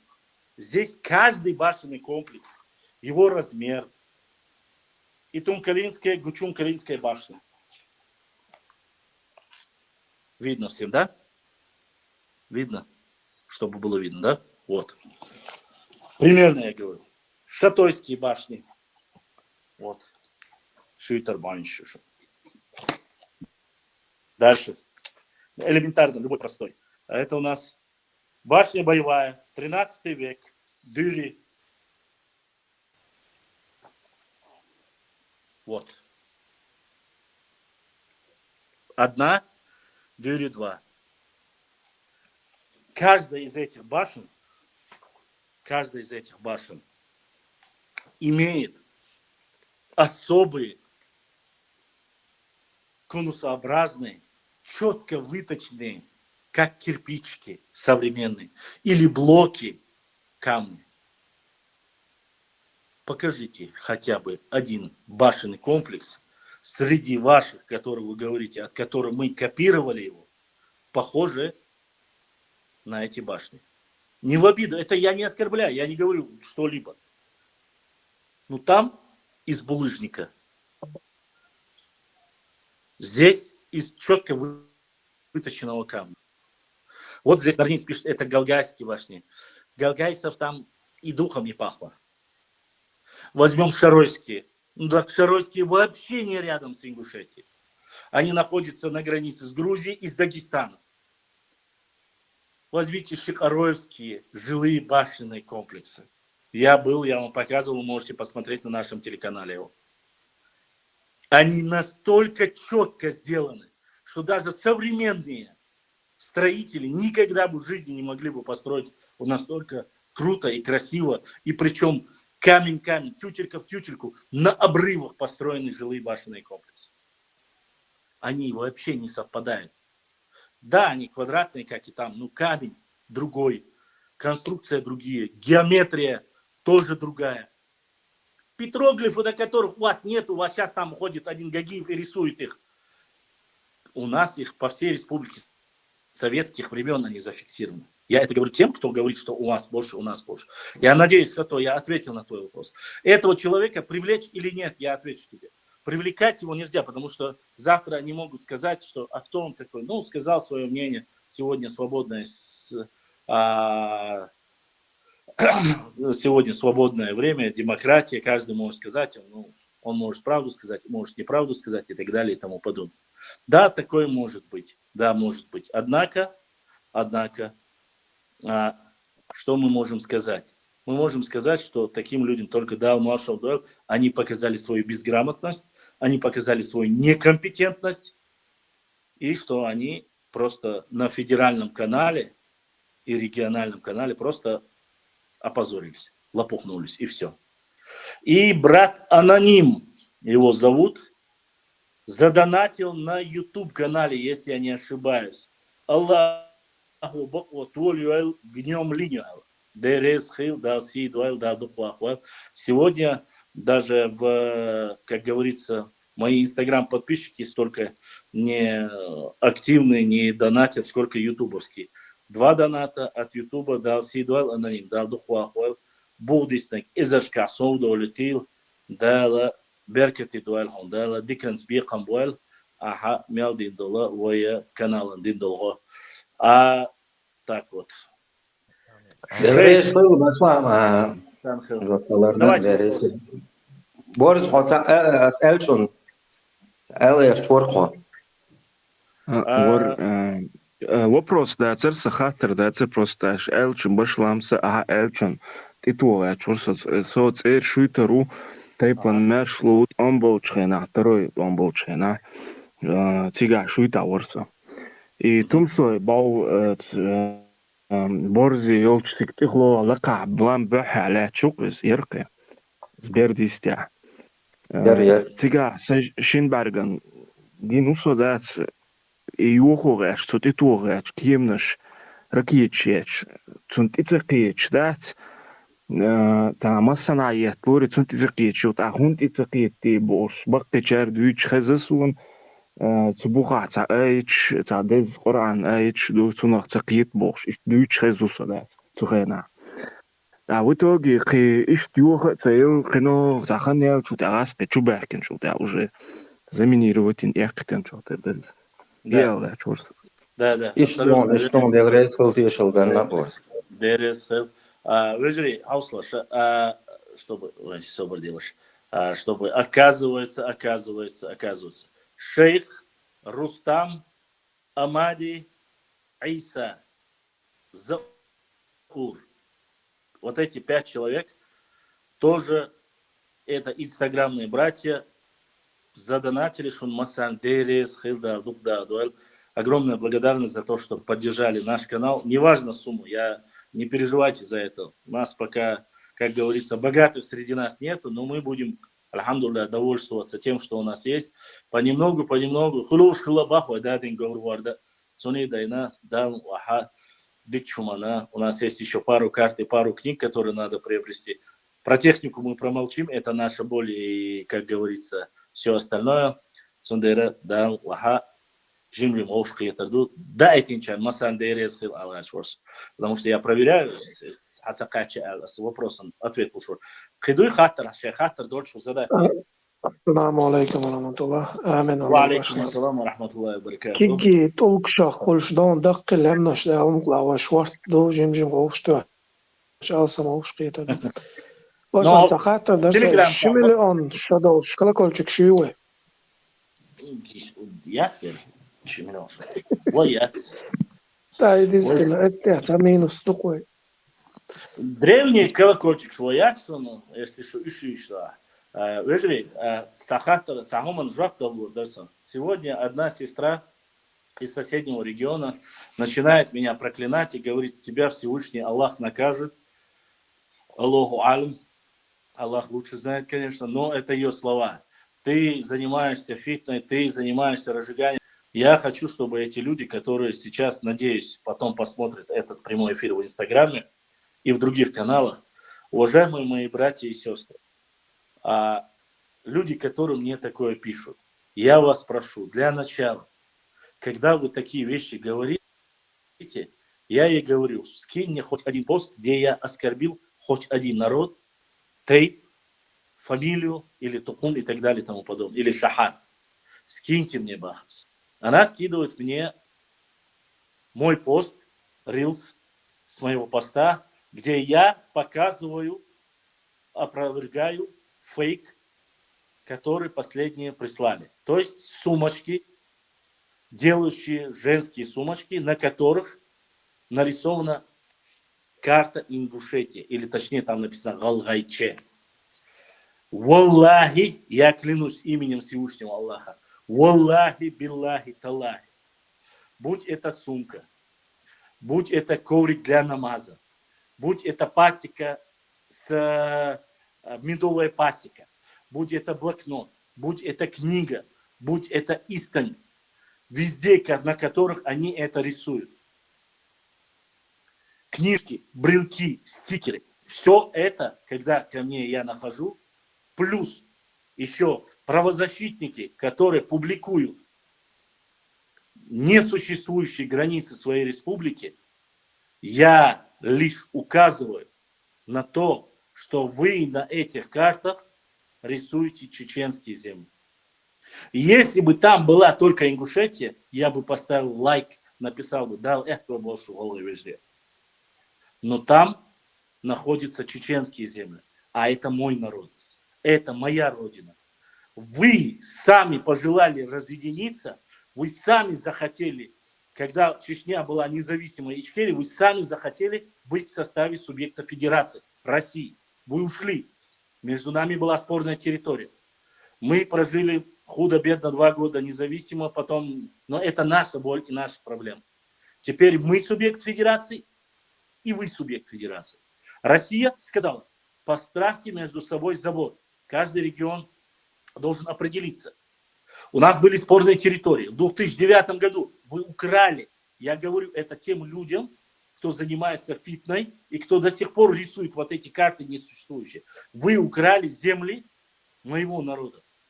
Галанчорские земли или ныне Очкой-Мартановские, Серноводского района. Это стало известно. Эти земли вернули. Спорные территории, которые были со времен Джахара Дудаева, Ахмада Хаджи Кадырова старшего, Аслана Масхадова и всех остальных, кто там был до Рамзана Кадырова, эти земли все время были спорной территорией. Хотя они де юре и де факто были полностью чеченские. Но потеряли пригородный район. Оттуда ингуши из Чечни во время войны все переехали в Ингушетию. У них не было, было мало земель. Они заселили в основе своей северную часть Ингушетии. Сунжинский район. Я не против, это случилось. Мы, братья, это все понимаем.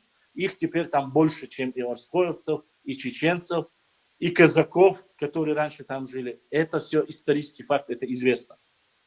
Сегодня там большинство, такая ситуация. Мехкда Чеченской республики, Мехкда республики, глава республики Ингушетия Евкуров по-братски оставили чеченцы, оставили по-братски спорную 77 тысяч гектаров земли. Эту карту я, которую в этом фейке опровергаю, вам показал прямо, где эти земли, которые передали. Сделали, салам кинули, все разошлись. Вы укравшие вернули, мы спорную территорию закрепили.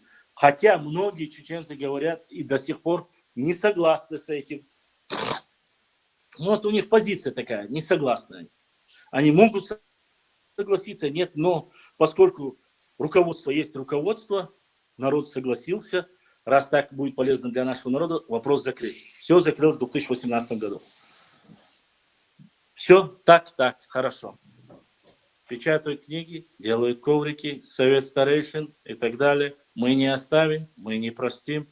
Эти земли вернутся рано или поздно. Стройте дороги, стройте дома, мы все заберем. Это будет наше, Валерик будет наш, Шамиюрт будет наш, Очкой-Мартан будет наш, Котар-Юрт будет наш, Семашки будет наш, Давыденко будет наш, Хамбирзи будет наш, вплоть Урус-Мартан будет наш.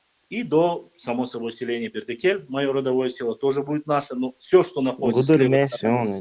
Не-не-не, я с левой стороны... да, я понял, о чем ты говоришь. С левой стороны от Аргуна все это наше, а с правой, оказывается, все принадлежит Сюле. Гудур, Мес, Аргун, Месский Роль, Кючо и так далее. Они говорят, что это их земли, эти говорят, что это... И причем они это утверждают, рассказывают. Ладно, рассказывают, чеченцы молчат. Все молчат. Молчит духовенство, молчит старейшины. Они не считают это серьезно. Ой, вежриду, царешение, ой, сахалдиз. Я это все понимаю. Но не молчит, допустим, я не молчу, как там блогер, историк. Я могу говорить об этом. Потому что в истории, про историю, было это так или не было это так. Мы опровергаем, подтверждаем, если это исторический документ, ардош душун, даца, датшун, мы не материмся, никого не оскорбляем, говорим, ербабду, ебабдац. Так это или не так? Она заходит, сардмостюкчу, гарбоцу, возбоцу, асбахты читала документ. Что за пришли? Хаяйцу. Она ни одно слово не говорит, что на этой сумке, опять же, я понимаю, что вы можете сказать, ну оставил бы ты эту сумку, Башлан. Я поясню вам логику. Оставите вы намазный коврик. Приходят люди, уходят люди, гости, соседи, друзья, видят коврик на которой карте. Их дети видят коврик на этой карте. Книги видят с этой картой, вымышленной, с нашими территориями. Приходят, уходят с сумочкой. Эти сумки, это бизнес-проект, это не единичный продукт. Эти сумки продаются везде. А это материал. У них есть дети. Я вам говорю о логической цепочке. Каждый ребенок растет с детства, видит эту карту. И когда такие дяденьки из Чечни говорят, и да, чукать, и балдать, и пичбу. Видите?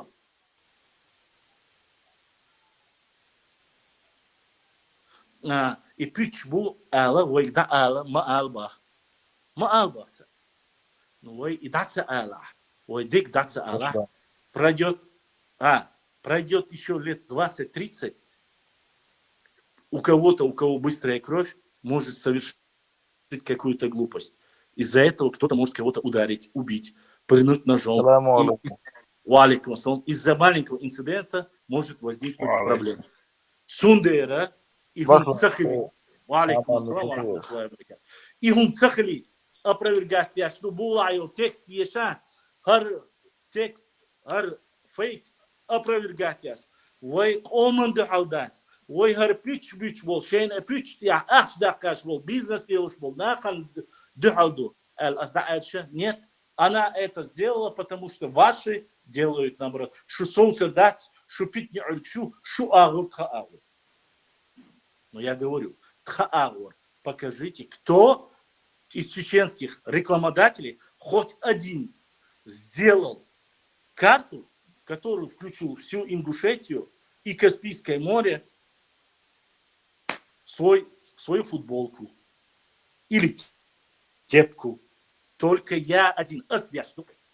Я сделал, я заказал, я сделал. Почему? Опять же, я сделал, вот это, если вы хотите, 5 секунд, потому что там я показал области, где проживает компактно мой народ. Когда-то у нас так было. Это не карта официальная.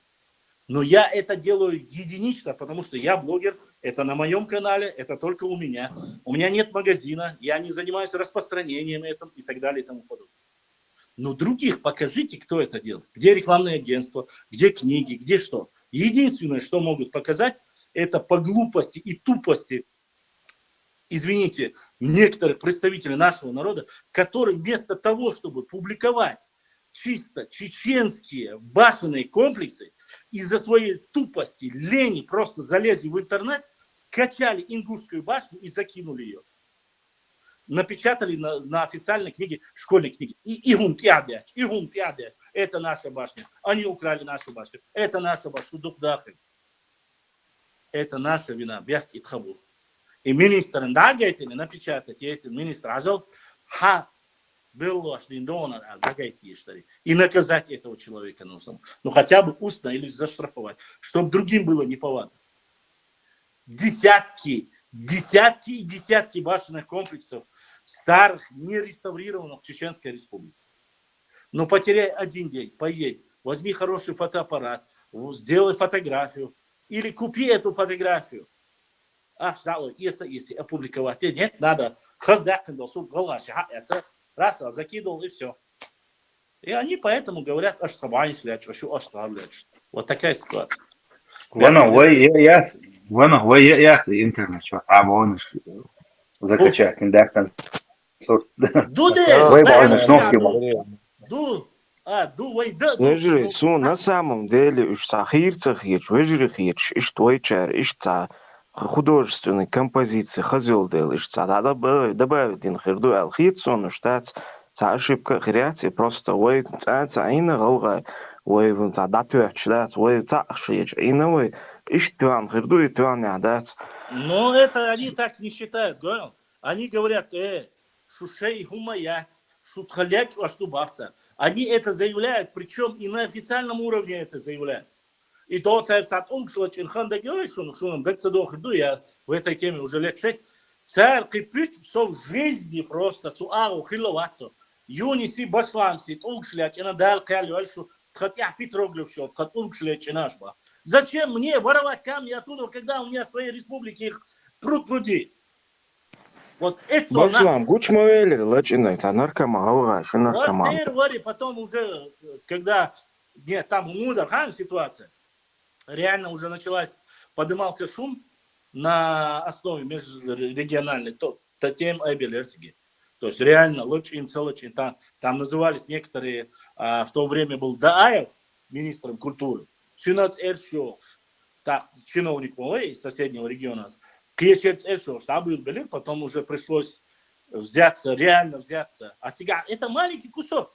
И Джейраховский район, и Хьюк Меттиг Маяц, Лочинок, любой умгушный ремонт сега. Они потом начали искать, и эту тему притухли. А я думаю, что за тишина, почему такая тишина? Оказывается, они нашли это, их местные сделали. Один местный тейп захотел камень другого местного тейпа, а Нарик их просто-напросто воспользовался моментом. В Чечню вести смысла нету этих камней. В Чечне камни намного ровнее. И, допустим, насколько я знаю, лам ахкей междик дарвай, арочный камень, который они выбивали, если я не ошибаюсь, то ли месяц, то ли 1,5 месяца из целого камня они выбили арочный камень. Сами, вручную. Как в старину это делали. Смысла не было никакого пойти воровать или делать, потому что там совсем другой песчаный и такой булыжниковой формы камень.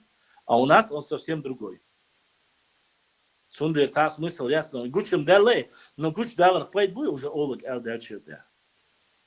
Еще раз повторюсь, вопрос даже не, если вы думаете, что тут речь только об ингушах. Нет, мы не об ингушах говорим, мы их называем нарнийцы. Сюли ничем не лучше.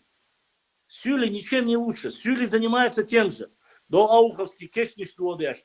Аухмах кровойногчий, колфаши, войногчий, выжрищий цену штасалуш. Прошло 75 лет. Они до сих пор не освобождают дома. Вы думаете, Сюли лучше, что ли? Нет, тут речь не идет. Мы конкретно противодействуем тем, кто нападает на нас. У нас только оборона. Они мне говорят, а зачем ты обороняешься, бахца? Ассаламу алейкум. Соу галга и войн и больше был блогиш нах яцон и путинский совет тейпов алязин санлошу. Воша, валлахи, я не оскорбляю совет тейпов, я не оскорбляю блогеров, я имеется в виду. Я всегда говорил, еще 3 года тому назад, этот вопрос задал мне в личку один из наших братьев, подписчиков, Аллах задал. Дал съедуала для начала. Во-вторых, я тебе скажу так. Еще года 3 или 4 тому назад, когда у нас был еще ковид, мы принимали мораторий, яровое принятие. Мы договорились. После этого ни Бузуртанов, никто оттуда не говорит слово про Нохчи. Нохчи ни одно слово не говорит про Галга. Все, мы договорились. А там был только один блогер. У меня были соратники, но остальные никто лицо не показывал. Никто ничего не делал.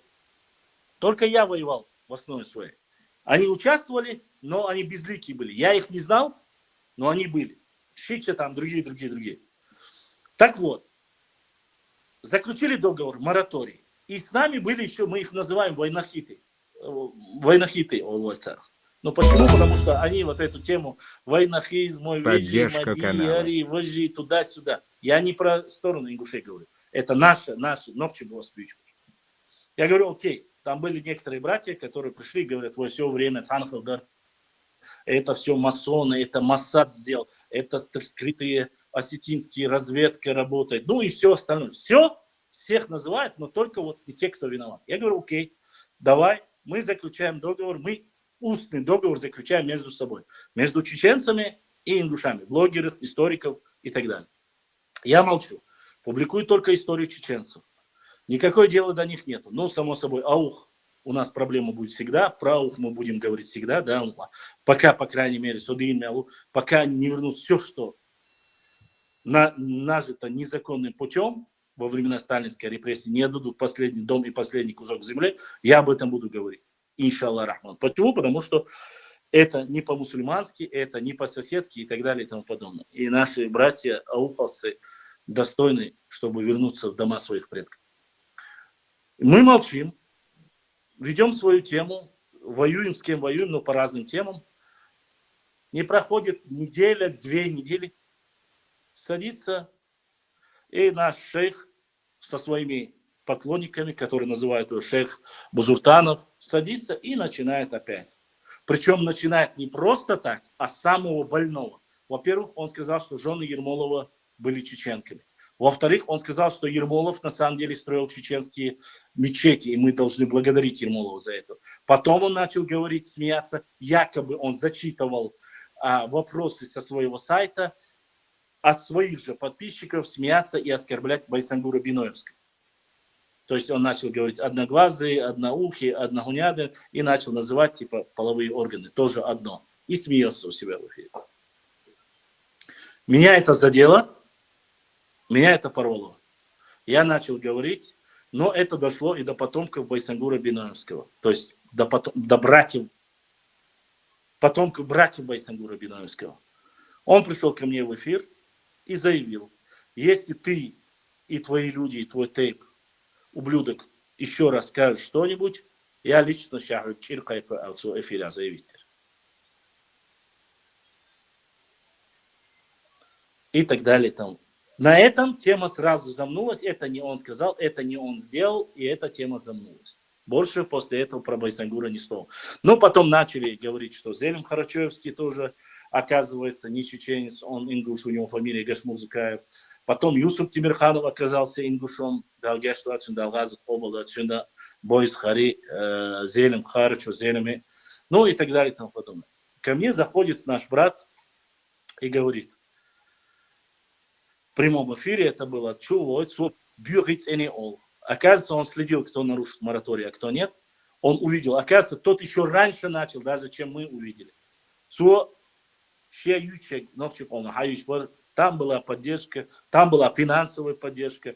И оказывается, и остальные, на которых я не подписан, потом они подключили осетина, у которого мать грузинка, у которого фамилия Колумбеков, грузинского якобы, который живет в Грузии, подключили его, и они начали ему отдавать указания и деньги, чтобы он лил грязь на чеченцев и стравливал чеченцев и грузин. Потом появился еще один. Потом, благодаря усилиям достойных братьев из Пантийского ущелья, его нашли, с ним поговорили, он перестал называть чеченцев и больше ни слова не сказал.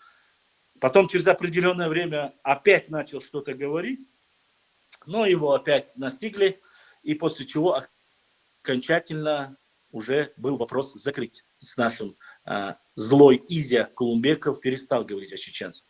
Потом они подключили вот этого Даиф или что-то, он нормально вначале делал ролики, потом начали скидывать, якобы Даиф начал называть меня прокремлевскими, проФСБшными блогерами, которые работают, оказывается, по российским книгам.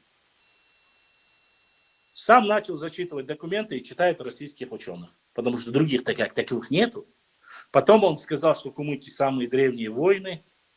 Потом сказал другое, третье, десятое. Ну, чушок, понятно, там лохпет живет, который там за кордоном, там в Америке несет чепуху, конечно, это ладно.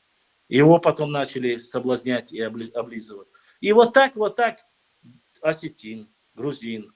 Потом Артем Плата. Я Артему Плата объяснил. Он 1-2 раза зачитал такую ерунду. Ермолов сказал, я поеду в свою Чечню, там какие-то 26 тысяч убитые и так далее и тому подобное. Я взял книгу Ермолова, сел, открыл. Ничего подобного Ермолов никогда не говорил. Злейшими врагами Ермолова были чеченцы в лице Бейбулата Таймиева и его сподвижник. И до конца, пока его не отозвали, он делал все, чтобы максимально пролить кровь и уничтожить. Проконсул царской России на Кавказе Ермолов. Само собой, никакие мечети он не строил. Жены его не были, ни одна из его жен не была чеченкой. Этого бы точно не было, но никак не было. Потому что Ермолова ненавидели все, от малого до великого, среди общего народа. Вот такие вот вещи, и мораторий нарушили они. Я не против блогеров. Валлахи, биллахи, я рад буду, если завтра перестанут делать вот эти сумки, книги, и ададики, истории, амей, валлахи, биллахи,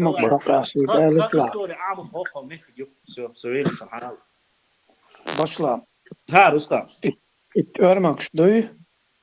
Sen de alhumatsa olmuş. Örmek biedats addit yalış. Additi. 2125 года. Хугыр духаем примерно. Прабабушки хилт örmek bu. 2025 года. Тут я рисун гушишун. Саму киссан датси. İş dört halatmış boş. Çuğena beş. İslur bu. Цейр доказательство хирютак. Хинзуш аддита. إخير دقته. والله دان صورت جينش غينا عيد ويلش عينا صورت سندلا كريم خاني على إيهم مش دويتر دقنا بوش ساعات درس قي بوش وعمل إذا ألشر يرمول حقين جاي دعوت هذا يرت يوخوش يرمول وش خاني دادي يرت خليه سندواني دادي يرت خلاص دادي يرت يرمول وش أنا خليهم خلاص هنتدع по его приказу я говорю. هنتاش историк عادي يزرع صاي زدري دعبي تيرك تقولي صار تيقوى شيء ثاني هنت إيش аналогичная ситуация тиш помнишь ثاني هو Кавказа خلي вообще и ситуации подобные ситуации чуть-чуть похожая была, да, у адыгов. بس بو كده هان إيش ده إيش تعرف زودري تعرف ليش واش زودري داتسيجا مودو هايون أدخل بوين سويساني وجو وجر الليل سبوك سويساني تارسن أشور مي شيخ منصورون ويشوي أشور مي ساوات وتصير شتابيوش خينا شورن موريري شورن موريري صوتي عدابيوش خينا تصير زودري بيج ناخدو اسكرابشتي صوت إبوات بالموش اسخيشو واحد دقي دوي настолько дыхайду аль истиязин будешь, но их специально хатлят газки будешь, что их канацавать, только ног себе. Я понял, от Богом буду. Газки шикарцабах, что их канал, имам шамил, ишерна, что ишела, язудела, таналом бухер, что их канал, самами huge химият. Ja, het wordt goed omheen, Hans. Je dienst daar echt niet aan. Именно из Зудри от Салча, именно от Дади Уртасан аналогии. Докой халя Бабиган, три ситуации, хили Штабиган Кавказа. Хила. Сюлимахка хила. Дабигин дола бах. Ну, сюль мадиси да чуа мухкала. Не, это просто я халуш пар. Хила. Да, было такое. Да, бегениш лила бина цацбочан оторчи дина дыш хазам дати. Из дон мял дугдуан язин растеш. Казах буй особенно. Сали лилина албуктигатер зудри да бегин лилина.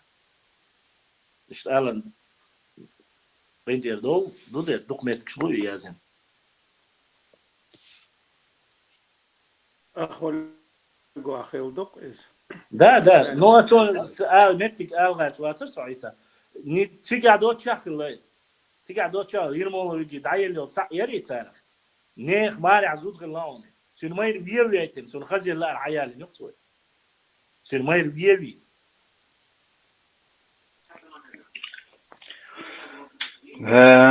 страшные هم но цыган. Ну, це ще один هم дуйца. Цо ще قومه цер قومه был от зучун قومه был. Нардин дук и هم дуй. Вери. Так вот, собственно, даст ли на олша дуйзам, не то что.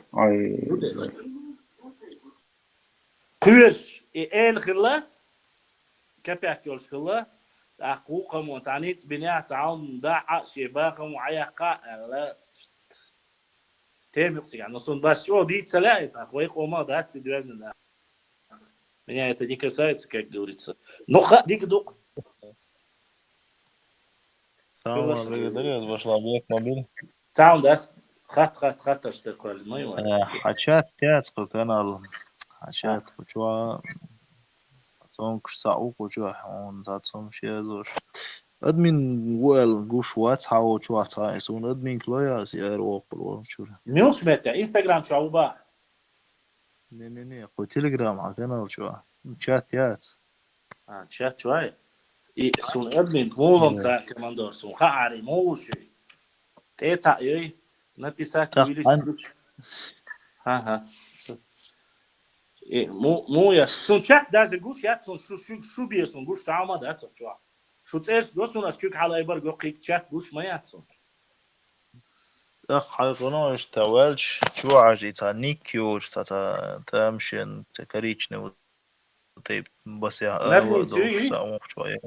نرني تسوي بيخ نرني تسوي شنو تروز نرني تخلر دوزك بوصل دينا واتز يعيول شنو تردو والماشي ماري يعني ليريس انا داعي انا ويكو تشيلسي عمو دول اخريات دول ميلاري انتي تيروريوتشي غو عليش تو دول اخريسون как раз شيء نورمально شيء انا نعكس في وصعير بو عليش باشلام السلام عليكم وعليكم السلام صحات الدمجدة حقات ات انستغرام جايش تحجش عصاي تا الارت التا تير بورزين تا جيربيو وين ودولين خا خاي بيدو من يكغنا كحياتي سوش دو زشت تباخي دوسون برزلات هو بهم دوش خي نسون تير جيربالا تير جيرب خلص تاق مثل الشيء ويم انوش بورزي بورس اخور ويحدوش على تربل نوخجا или что حدوش مدوي بورس اخور بورزي тысячелетие да и до этого Милош Борж хетташ бараюш урартит шей гергал хлаш единонародное племя это русский хетты да хетты среди них тоже самые сильные воины носили именно маску с волком алдуцига что Хасан Бакаев стицапес هم نش اشتاق чурвай вайгар хинце борз дайга чфут сабариш вожни баш ну для начала воша их аварцами назвали русские историки в 15 веке. Таулинч букш буй, таулинч букш буй. А таулинцы бога, даже таулинцы бога, они же называют герба, государство Хлымабайца, а Таулистан бог вообще к ним не относится. Таулинцы это горцы обозначают. То есть любой горец может быть таулинцем. А они хотят национальное, но к чему бы? И что они гуттер кисбал, и дидойч, и андишент, и хунд бьяч бумятонса. Ни дидойцы, ни андийцы не являются сюли. Да, я это понял. Сана وصلوا أرغنول شتيبنا يعني دين كاز داتين تو جيدوا وتيجر عبيكن بوتيجر عين بوش إذا يعني تاريخ الله تشلبوت شيء تيجر دعبهم بوبو نخشوا يحبيكن شيء رسيت المتك شيء تار يمين جنبيت أغوريت إديا أغوري نخشوا شو هايش أخوش نخلي أرغنول بوي تيب تاخ تار شيء تنخش دين كاز داتين تنخش بو أرغنول تنخش بو ناش كويسكي ويتكن أتلسي تادش تنخش بوش جيدوا بوش جيدوا بوش цат войчарицин хум шуиш типа сюли. На самом деле Аргунок сюли не имеет отношения. Вообще не имеет. Имеет отношение к грузинам, нежели чем сюли. Вот то, что они относились к грузинам, это я верю. Но, опять же, к нашим грузинам. Ну, я понял, которые там жили с времен Дзурдзуки. Да. Ну, там же... Сюли это просто сюли, что гюрзевша ницбина. Воша. Хасан. Ниц варисов, те докладниш хадер, те зудри дабиш, беш хизваш. Насилот беш, эхшиш докша. ах уже киде хума хилецахил дуйси жок олиге дие хардин ошу лахта урдар ошу вақт урбар حدا حاسو وخوش وردر الله تار بعد عن تيانتي اوش область تيل грузия область тиянети اوش سيجي دا بيجين وخوش انت так войдешь да бяхкин وخوش эле эпсор кечишай сан шейл крутой цаават богуз спецназио латвиш ларт ахцахилла аз болнаха қиихилла так митти гетерочи цэр дабан цаа разница валактига Башлан, цар и набегаешь, устаешь ли чё-то, и полный Грузия хаехтин мадать, это приграничная нагрузка. Полный Грузия, я хотел, вообще, они доходили до Иберии, они доходили до Кахети, чуть-чуть уж нахлять, что сега шатили на телечер, а сойцундер мабахи, а панки на самом деле лишь кагена моя своин, граничные асиаты войцаны, ну кварчай, так я у тебя рассказываю поэтому, те на этих лыж. تيانا تياشاش ريز باتشاش دابيولخ الله ويتشا سو وابولخ بلا سو وحموغهار او سو ديش دولار تردوشلا وش واباكين اخميتوسكي بانكيسكي وشيل واباكين سيجا وادو شود نش لام نش ويتشا ترخلا на самом деле археолог ба سيجا كرينيول حلغيول زخرني نشري نختشي اورمس بات اليشو تشو ويختريو شو الا بدو داتاسو ني بانكيسير حديثا كده بوخوري كرين Богдуал, ты чертой, бол мой цигалят, чертой, ты бол мой цигалят. Юрта юсига чертой, чертой, черталинчан, цер династин диал туан мабида. Уже киларат себе уабахинес, зурзуксани. Ундач, ишина вейниш, иш мабин уабахин. Ну, конечно, еще будет цатай, цаплемец, конечно, халкар мадрица. Да, сега, цугай на цупериуд, я мастумет, я бьёшь, там шахла. Ну, я имею в виду, Грузия гахма юица участвовала на самом деле. You know hints уже дитель дати, а лат бахам тигам ас хойнс эфиря ват Instagram ча валари асон кинч гойтер кон. Instagram ча хокада, хча болчан да гойтнас. Ока культурно-этнические взаимоотношения между Грузией и Чечней, а язык кинчкион. Хока фамилии сани банишка 13 12 14 веке имам Шамиль Волхан каччас даирны бол нохчи кузар даирны бол сиги вахош кварги бёрш кайыл болш вахош нохчи фамилия стан рабиш тан иш гүржихл цар гүржи мат бүч нушаш нохчи тихе юхош букуш وقت حكينش هر كينش язина ятно хайд бамас هر кинчка еще в начале 90-х 70-х причем здесь ссылки все на грузинские источники, аса.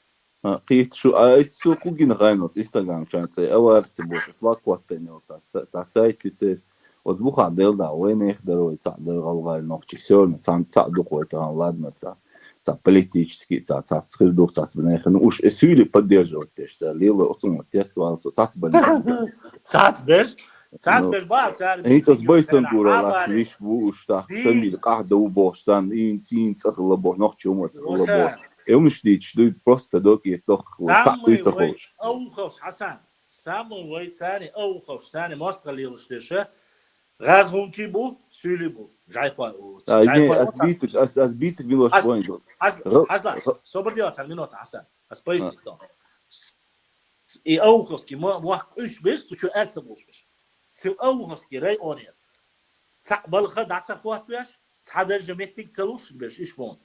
Ваба, на хакер, махкера, цер махкер, цани, братские отношения, чувствую, концерты, нахбош, вахош. Да. Сокет, просто оцерос кала, я зоштик синца юка, шем, вайчан, да халя, зош шамиль поддерживает, веш, вайчан, казчик, шбубош. Галгай, почука, галгай, цецу, Аллах царя, просто. А вайн я худятся, шусилах идбу. Шусюлях индубов, войн пьядятся. Они говорят, вы грязнокровки, вы сюли связались. Войн идут, а сейчас да, у нас 4 улицы в честь имама Шамиля. Мы вас любим, братья Бог. Вот иду почат, конкретно додыш, иду цадить. Войн да хала ду цанты. Да, царгеты, да что довлечь, это паблик, что у нас говорит, любой цей паблик, сейчас просто история ознакомливаться, даже есть шанс. Инзари قاعدة ду цар лилошник. И мои махай мосо бовой вежи бу щеко я цуда даму. Не, вы дикли лилош полна, просто мы не говорим. соцсети дикли. Да, شين يعصخ يتعصن ويتصابوخ بوش ناخ بوي شيء قوم دهالش بوقشين زادنا شي نزواني ويتغن نو شين يعصخ يتعصن ناخم ادوقس كورت بعدوجة خليل تاع ونوصي شو عبو إمام شميل تاريخ أولس أنا هايش بويتي ده سوقو شنباس صوغو شبات إنغوش اللي تعبو دار بيقورا مو بار شيء بيقورا مو بار باشا ولدي ويس افيرا دوتشي ردا alurdu sabuar zюх вот хардик хиетсон шаданати дяшана тейпанс эяха чудик хиетсон чтобы Алироевский Аюб о самбуар зюо вой поддержатина заданати дина Аюб алвай дал си дуэл будистник изашка соудолитил дал дукда дуэл гона постала وين تلمن تاعها داق لاتسلنا شون ديريز خيل بيحك مبيلش قراءة خاطرش حديشي وخن تسعجين من خان يول شوشون سأحت يرد عدالر ترافيك دعيالر اتوأكل شي در ساقل دوشون سرازو در باشلا سيخ شي خاطرش حديش هاي باشلا سوخوانا چون تيك توك چون كده تروارسو لا دوشا تشيركيش وفيش كون نخبر وقفيل لا так روحاش تقيتن لا ما عندوش دراسات ده راسخ ما طبعا ها توقع تشيرك زي بوي خاش так قيادة بالا بوشي خاصة شاش يحكي شو شو حدود ده ديك دو قيادة وغشا سويس تخلون تيجا ميكشتا мечту Мечту. Уважаемые мои братья адыги, вас именно адыги зовут. Кабардинцы, черкесы – это искусственное название, как и всех чеченцев, которых назвали чеченцы. Или мичикизовцы, или мисджегами. Это не наше имя, и это не ваше имя. Ваш этноним, самоназвание всегда было и есть. И достойные историки говорят, что вы все из народа адыги. Вы достойные братья, мы вас любим, уважаем. Вы братья и по войне, вы братья и по исламу. Вы и соседи хорошие. Сегодня, если вкратце рассказать, я не буду возвращаться, нам задали вопрос, был ли в истории случай, когда погибали, там, ну, я так его изначально понял, там чуть-чуть другая была ситуация. У нас была ситуация, сожгли селение Дада-Юрт, взяли женщин в плен, и когда перевозили их через Терек, вместо того, чтобы попасть в плен, чтобы их не изнасиловали, чтобы их не мучили, чтобы не опозорить свой род и свой народ, они, закованные, завязанные веревками, вместе с ними толпой спрыгнули в Терек и убили с собой большое количество солдат и погибли. Этот случай описан в истории нашего народа как трагический день и символичный день. Это все было во времена Ермолова, в начале 19 века. Мне задали вопрос, поэтому были ли такие случаи еще. Я сказал, что да. Также трагично погибли наши братья адыги, то бишь черкесы, когда массово, не рассчитанно, обманным путем их начали отвозить в Турцию. Когда корабли плыли в шторм, и просто из-за того, что они маленькие, огромное количество женщин, детей, стариков, наших братьев адыгов попадало в морскую воду, и их трупы принесло и к берегам, и Черное море считается, что было одним из... люди просто-напросто в ужасе, в кошмаре видели трупы черкесов, адыгов, братьев адыгов, которые всплыли на море. И многие адыги в честь этого, не знаю, насколько это сейчас так, это или нет, не едят рыбу с Черного моря. Потому что они считали, в тот период, тем более они считали, перестали есть рыбу с Черного моря, потому что они могли поесть трупы их предков и, соблюдая некий ритуал, не ели вот эти рыбу из Черного моря. Конкретно только из Черного моря. По крайней мере, мне это рассказал, то, что были трупы, то, что они погибли в морской пучине, корабли не были рассчитаны и многое другое, это факт. И я сравнил, конечно же, это несоизмеримо. Один случай, который был у чеченцев, это там, ну пускай там было даже 50 человек, и тысячи, которые погибли в Черном море. Мы соболезнуем нашим братьям адыгам, для нас трагедия, мы потеряли хороших соседей, достойных воинов.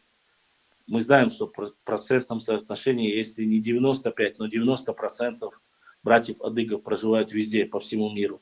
От Новой Зеландии до Америки. И они, о ближних странах восточных я вообще молчу.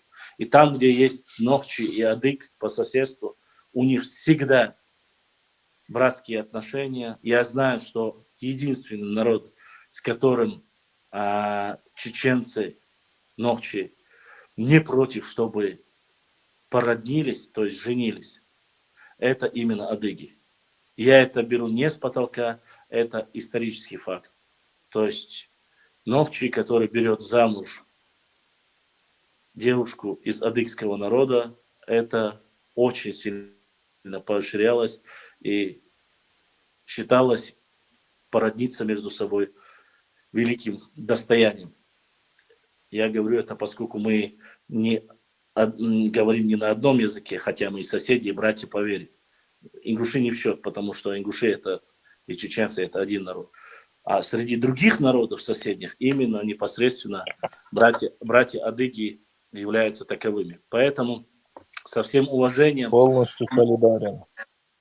со всем уважением мы относимся сегодня, и наши бойцы, сегодня и наши историки, мы выражаем огромную... И у меня просто столько роликов про братьев адыгов, которые поют про первого имама Кавказа. А то, что последним, кто стоял рядом с имамом Шамилем, были двое адыгейцев, двое чеченцев и шейх Мансур, остальные турки предали, получили даже за это звание, мы знаем.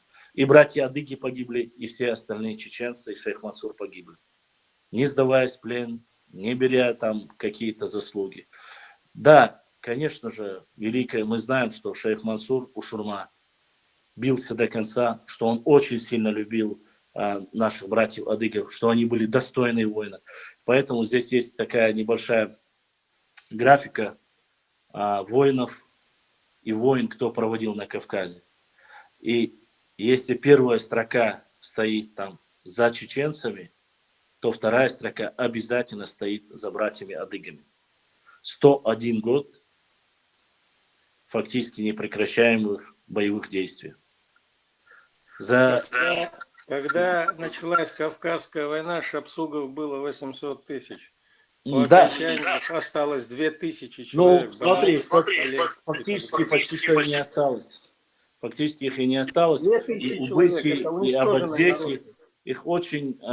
Но сегодня некоторые, когда мы говорим об адыге, все пытаются сравнить адыге с кабардинцами. Но кабардинцы это только часть адыгского народа. И я прошу, то есть, я их не разъединяю нисколько. Но это у меня вопрос один. Да. Шапсуги, убыхи, это не эти национальности, так сказать, да, если определить их вот так, которые потонули в Черное море, это не эти люди, убыхи, шапсуги, которые нет, потонули. там все были, натухайцы, их 13 обществ. В адыгском народе, вот на их флаге 13 звезд. Это 13 обществ, это как наших 13 тейпов как бы было. Это все, они входят в адыгский народ, они все без разницы. И среди тех, кто потонул, были убиты, они сопротивлялись до конца. У них было очень большое... Просто я не хочу сейчас немножко рассказывать о жестокости той войны, которая проходила на Западном фронте. Изначально война началась на Западном фронте, чтобы было понятно, до того, как она пришла в Чечню. Поэтому одними из первых, кто получил боевое крещение, и то есть начал воевать, это на самом деле адыги. Все, конечно, началось, считается, что началось с построения Моздокской крепости. Вообще официальные историки говорят, когда построили, царская Россия обещала, что не будет строить на землях адыгов или черкесов никаких крепостей, но после того, как построили форпост Моздок, с этого начинаются конфликты. С этого уже адыги начинают отказываться, они не идут воевать против чеченцев. Много мест есть в документах, где написано, что кабардинцы, здесь конкретно указываются адыги, кабардинцы, кабардинцы-адыги. Когда они приходили до Терека на своих лошадях, десятки тысяч, доходили до Терека, останавливались и говорили: нам наши братья-мусульмане и соседи чеченцы ничего не сделали, разворачивались и уходили. Вот такие, и они записаны, это доклад на имя императора, на имя проконсула отправлены, есть эти документы, вы можете их найти, я его даже опубликовал несколько раз, 2-3 документа.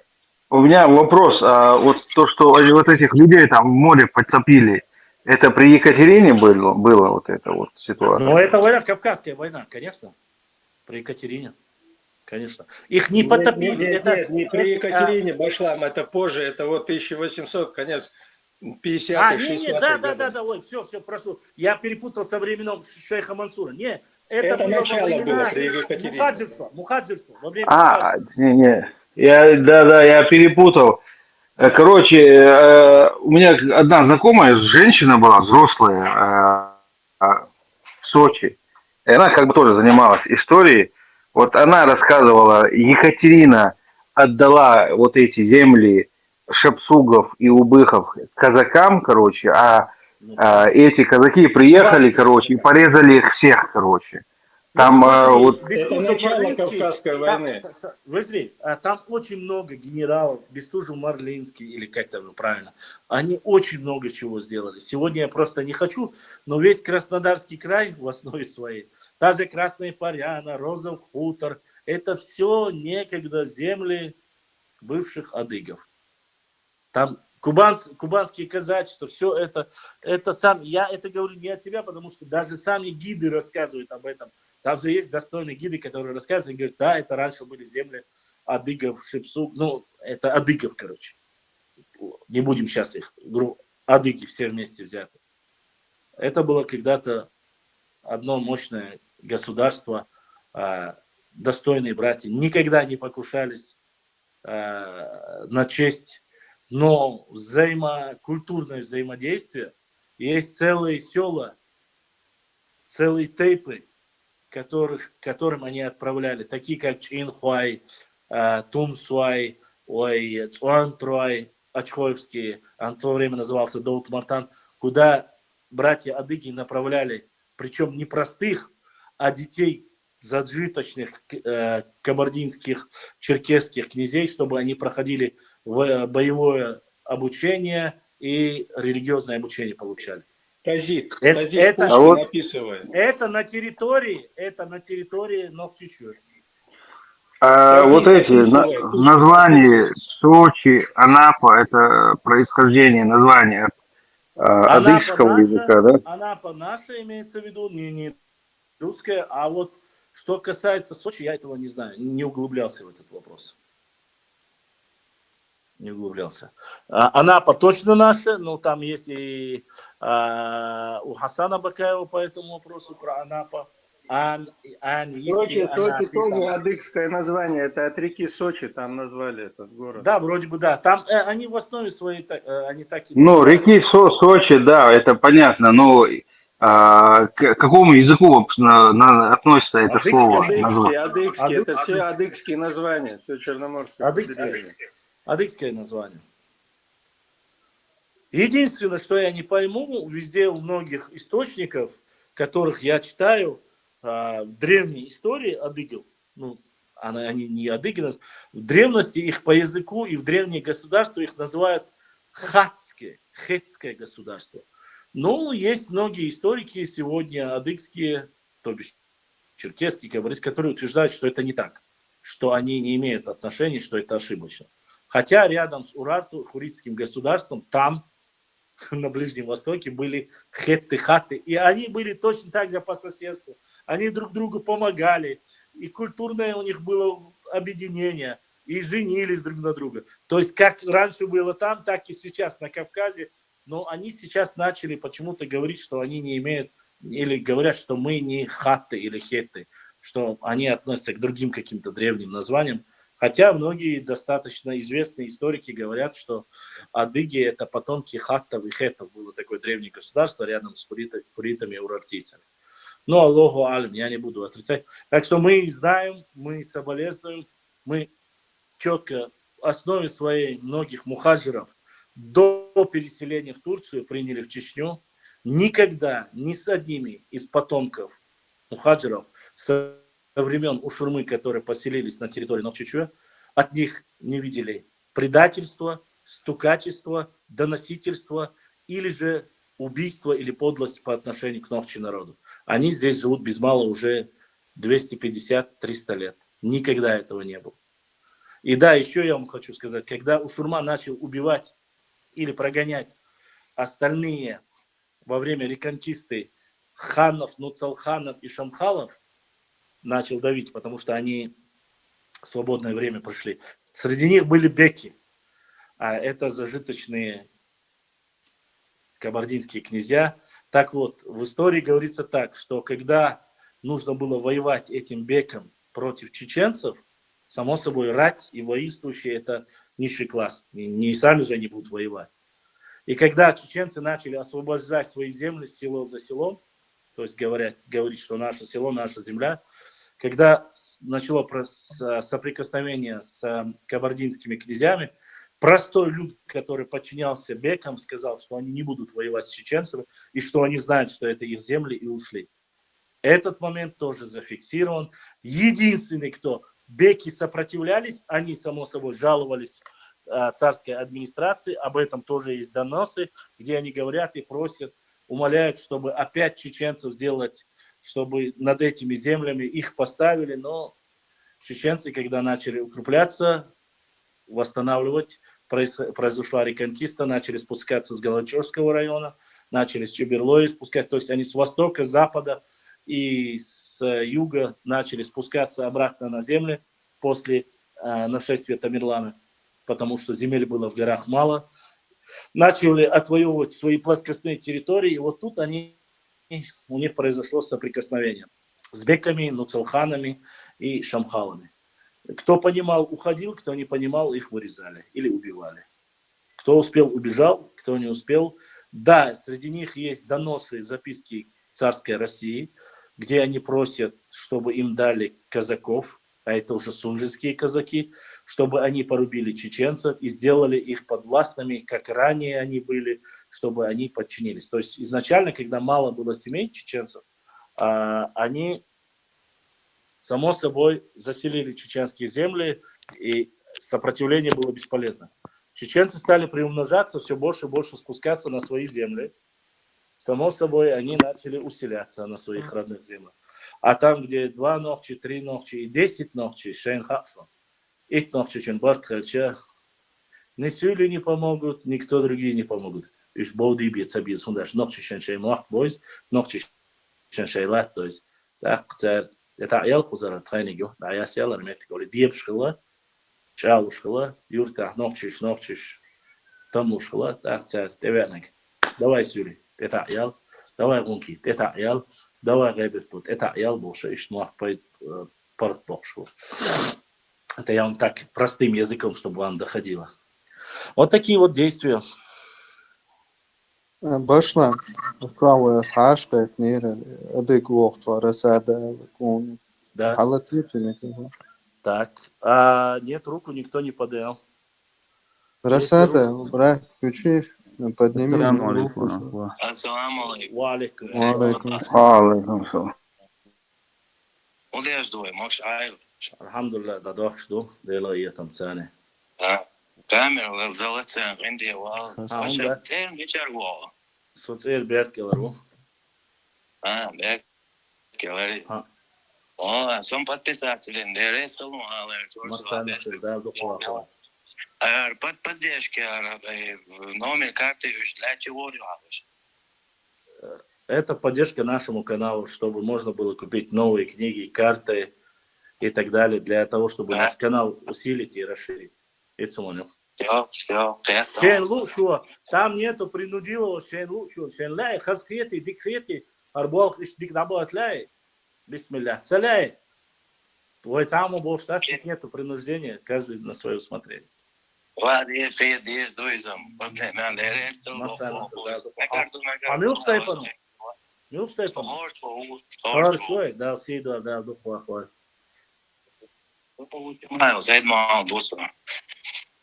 Все. Давай. Алейкум салам рахматуллахи баракатуху. Ой, я даже не ожидал, что кто-то в Инстаграм. У нас в Инстаграме 42 человека, инстаграмные войны. Милор, Ибраим, Сколько в В Ютубе? ТикТоке немало пошло. В ТикТоке Да? также есть. Да, Так, да, да. смотрите. И у нас еще один Зубайр Куатто. Зубайр Куатто, да, Катоевский волк поддержал нас, задонатил. Ютуб 125. О, ютубовцы. Так.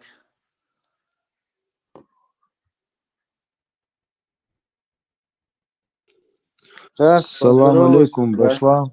Ва алейкум салам ва рахматуллахи ва Я баракатух. с Нальчика, черкес, кабардинец. Адык. Очень приятно, что вы поддерживаете правильную Кеча, историю. наесть микрофон. Расад, сейчас, подожди, Расад, сейчас другие, чтобы выключили микрофон, чтобы не было шума. Я слушаю тебя. Я говорю, очень приятно, что поддерживаете правильную историю. Сейчас очень много в инстаграмах, в тиктоках, там очень много всяких провокационных вещей. Очень приятно, всегда чеченцев вижу, это все. Все Мы говорим взаимно. только правду, нам скрывать нечего, Расад. Только единственное, я не согласен с тобой в одном.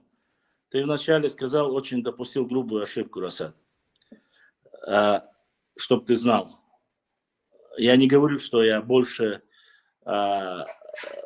люблю ваш народ, чем вы сами, но все-таки ты и твои предки всегда были, есть и остаетесь под своим самоназванием. Ты, брат мой, адык, адыге, а потом уже называй себя черкесом, кабардинцем, кем угодно. Если бы я зашел к черкесам, я бы сказал, что я адык на своем языке. Просто в русском языке слова адык нету, поэтому представляю черкес, Есть, как это красавец. известно. Если ты скажешь адык, здесь все будут тебе рады, потому что мы Да, ногчи да. любим, мы ногчи любим, когда нас называют ногчи. А вы Республика адыги, и вас тоже Адыгея. так Есть называют. такая? Да. Республика Адыгея. Адыгея. Адыга вей-вей. Вот так мы знаем. Вы, Саса Адыга Ой, тогда. Всем спасибо, я Саса Адыга. Ты вопрос хотел задать, Расад, брат, или как? Нет, просто пока вопросов никаких не возникло, просто я хотел высказать Хорошо. спасибо вам. Башлан, можно Ладно, я с Адыгом поговорю? Одну конечно. историю расскажу. Буквально на дня... Ассаламу алейкум рахматуллахи баракату. Знаешь, брат, Адык, там мне один старик, ему где-то под 70 лет, буквально на днях рассказывал про то, как он служил в армии в советское время. И вот он говорит, мы, говорит, там, когда служили, говорит, 2 лезгина, 1 черкес, и я, говорит, мы, говорит, 4, ну, жили, короче, служили, жили. И, говорит, как-то раз, говорит, я, говорит, вспомнил, когда его мама, говорит, моя мама рассказывала, что, говорит, во время обречества, говорит, очень много же обреков было после революции в Чечне, говорит. И, говорит, она рассказывала, как, говорит, вот очень много телег, говорит, в то время, говорит, очень много черкесов пришли на помощь чеченцам, говорит, обреки черкесские. И, говорит, она рассказывала, говорит, вот, говорит, целая вереница, говорит, этих телег, говорит, через село провозили трупы, говорит, этих черкесов, чеченцев, говорит, уложенные. Я, говорит, рассказываю этому черкесу, говорит, а он, говорит, так это самое, на колени, говорит, руки положил и голову положил и сидит. Я ему говорю, ты что, говорю, я тебе про черкесов рассказываю, про эту ситуацию, а ты тебе все равно, что ли? То голову поднимает, говорит, плачет, говорит, этот черкес. Он говорит, а что с тобой? Он говорит, у меня два дяди по матери, говорит, линии, и 4 дяди по отцовской линии, говорит, были убиты, говорит, в Чечне, говорит, они на помощь чеченцам пошли. Так что события исторические и, можно сказать, и вот, говорит, мама, говорит, мне рассказывала, говорит, чтобы ты помнил, говорит, что, говорит, как черкесы, говорит, к нам относились и как это все это происходило. Вот такая история. Буквально на днях он мне рассказывал это. Я даже и не знал. Так что вот так вот, брат. Да, я тоже много, ну, я молодой, я много слышал про это, знаю. Расад. Такие вещи тоже рассказывали мне. Да. Я буквально, чтобы у нас было понимание, со мной, у меня есть страница на Фейсбуке, я сделал пост, ты помнишь, нет, не знаю, года 3 тому назад, 3 или 4, не помню уже, или 5 лет тому назад это было. Вы помните, в Новой Зеландии в мечеть забежал какой-то нацик и убил мусульман. была такая ситуация, тут кто-то помнит, может кто-то Да, нет. да, я помню Но, такое. Да. да, оказывается, убитыми были наши братья, черкесы, точнее адыги, вечно, чтобы не путаться. Были братья адыги, которых убили там. Само собой, я это узнал, я сделал по этому вопросу пост с соболезнованием нашим братьям-адыгам, что даже там, на краю света, в другом месте, который находится, грубо говоря, даже не на одной плоскости, были убиты наши братья. И со мной начали связываться очень многие адыги, которые проживают в Иордании, в Турции. И, честно сказать, у вас плачевная ситуация точно так же, как и у нас. То есть у вас есть, как говорится, позиция, оппозиция, вот такая ситуация. То есть единства нету. Как нету у народа Нохчи, так имеется в виду, ну, политические взгляды разные. Они зашли, начали читать, у меня там были посты, у нас есть очень много взаимных, как говорится, взаимодействующих военных в истории, посты, касающиеся и чеченских найбов, которые были в Адыгее, ну, Адыгея имеется в виду Черкесии, Кабардино, и обратно с той стороны то, что были здесь. Со мной вышел, и они начали говорить, что вот мы уехавшие, говорит, оттуда, адыги, говорит, вот мы, говорит, ваши братья, мы чистые, а те, которые остались, говорит, они говорят, нет, это они, говорят, уже все пророссийские. То есть я ему сразу говорю, стоп, брат, говорю, так не говори, я говорю. Они наши братья, которые живут с нами рядом. Вы наши братья, которые живете за океаном. То есть у нас действительно проблема в этом есть очень. У нас же еще, в отличие от чеченцев, есть такое отличие, как, на мой взгляд, большое, что у чеченцев большая часть чеченцев живет в республике Чечня сейчас, да? Да. А за границей живет меньшая часть. А у нас наоборот, за границей живет большая часть. Но я это говорю. И в каждой стране, договорю, можно. В разных странах живут, очень много стран, в которых есть черкесские диаспоры, и почти везде там очень большие диаспоры. И у них, у всех даже между собой не совпадают взгляды. Но я думаю, что это временно и обусловлено только тем, что они как раз находятся в этих странах. Как только зайдет дело до них, все образумится и все станет на свои места, я думаю. Обязательно. Вот, дай Аллах. Даст Аллах. Я к чему это рассказывал? То, что произошло, я ему сказал, что для меня вы один народ, и пояснил ему, в чем есть проблема.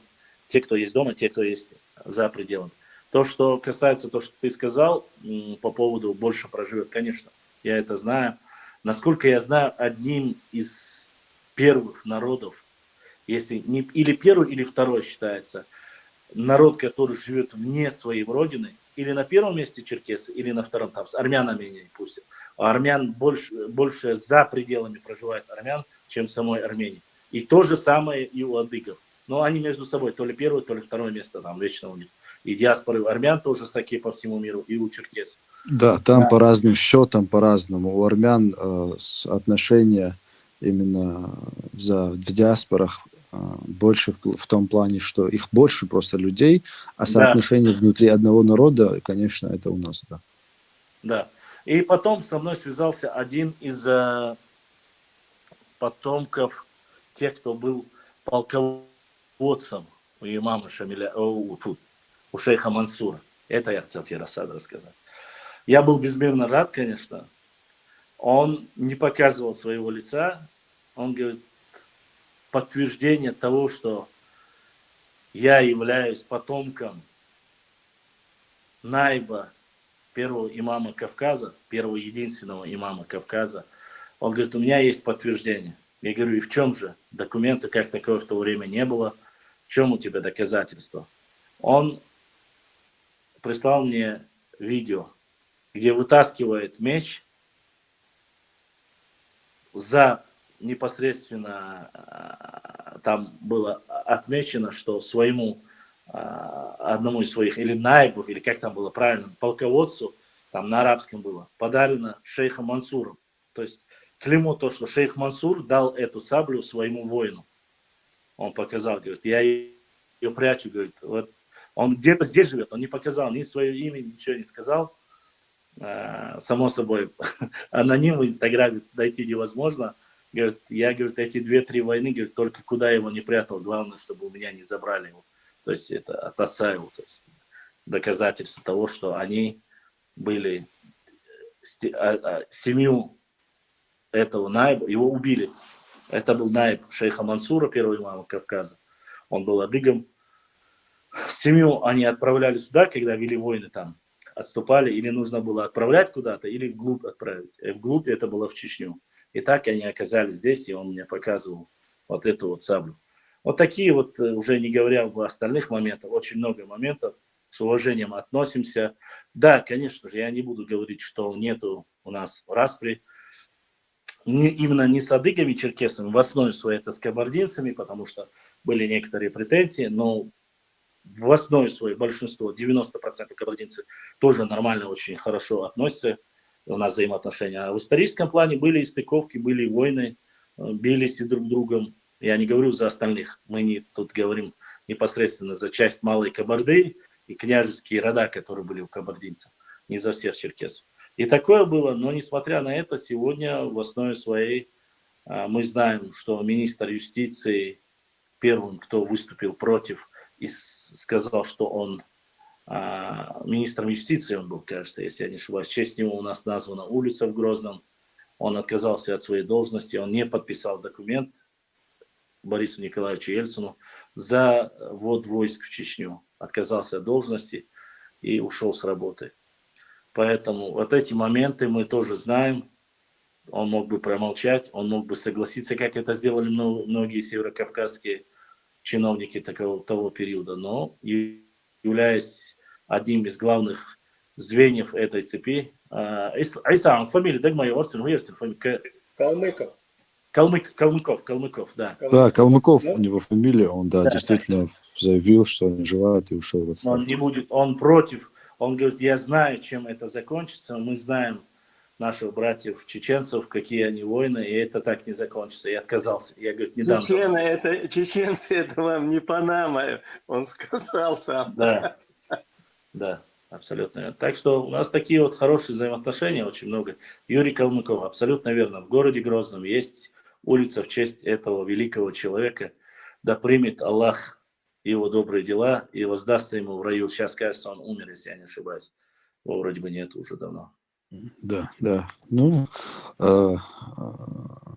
Юрий Калмыков, да, он и про черкесов высказывался, но хоть и работал в министерстве. Работа. Советский Союз это все-таки немножко другое государство. Почему? Потому что в Советском Союзе не сильно поддерживали ситуацию с тем, что делала царская Россия.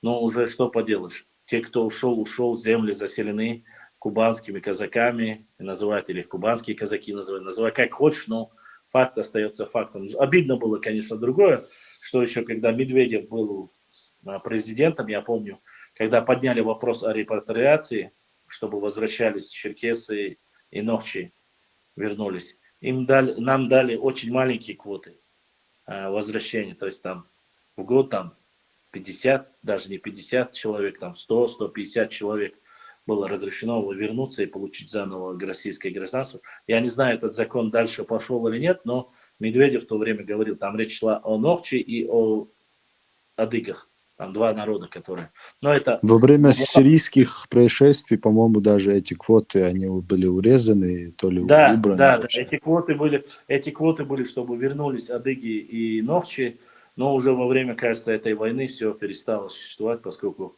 А после вообще войны в Палестине и того убрали, потому что они начали принимать палестинских беженцев с русскоязычным укладом, то есть или жена русская. Начали убирать еще, когда с голландскими сирийские столкновения были в голландских высотах, черкесы оттуда уезжали в Россию как раз, и буквально чуть-чуть семей приехать успело, вот у меня много одноклассников там. И после этого урезали сразу, через несколько месяцев урезали сразу там эти квоты. Есть такое дело. Почти их нету сейчас. Тоже штуку. Так что вот так вот. очень приятно, когда нас слушают наши братья-адыги. Вы подключайтесь, у нас и в Инстаграм, и в этом. У меня была еще зеленая футболка. Мне наш брат, кабардинец-адыг, заказал ее, мальчики сделали. Она была здесь на плече, вот где сейчас у меня герб стоит чеченский, там был герб адыгского народа, флаг адыгского народа. На спине была выбита башлам широкими буквами, нитками золотыми. И спереди флаг тоже 13 звезд, 3 стрелы, кажется, если я не ошибаюсь. Это адыгский, черкесский флаг, который чеченцы очень любят, уважают и считают его одним из самых красивых флагов на Северном Кавказе. Я говорю без преувеличения. Вот. Я его носил, кажется, года 2. Меня уже начали многие путать и начали даже некоторые свои оскорблять и говорить, ты не столько чеченец, сколько ты там, гнешь линию за братьев адыгов. Но нет, у меня просто очень хорошие отношения и с братьями адыгами, и с братьями лезгинами. Это те народы, которые очень доброжелательно и с открытыми руками идут навстречу нашему народу. То есть никаких за спиной подлости, провокаций, то есть вот таких вещей нету, не в историческом плане.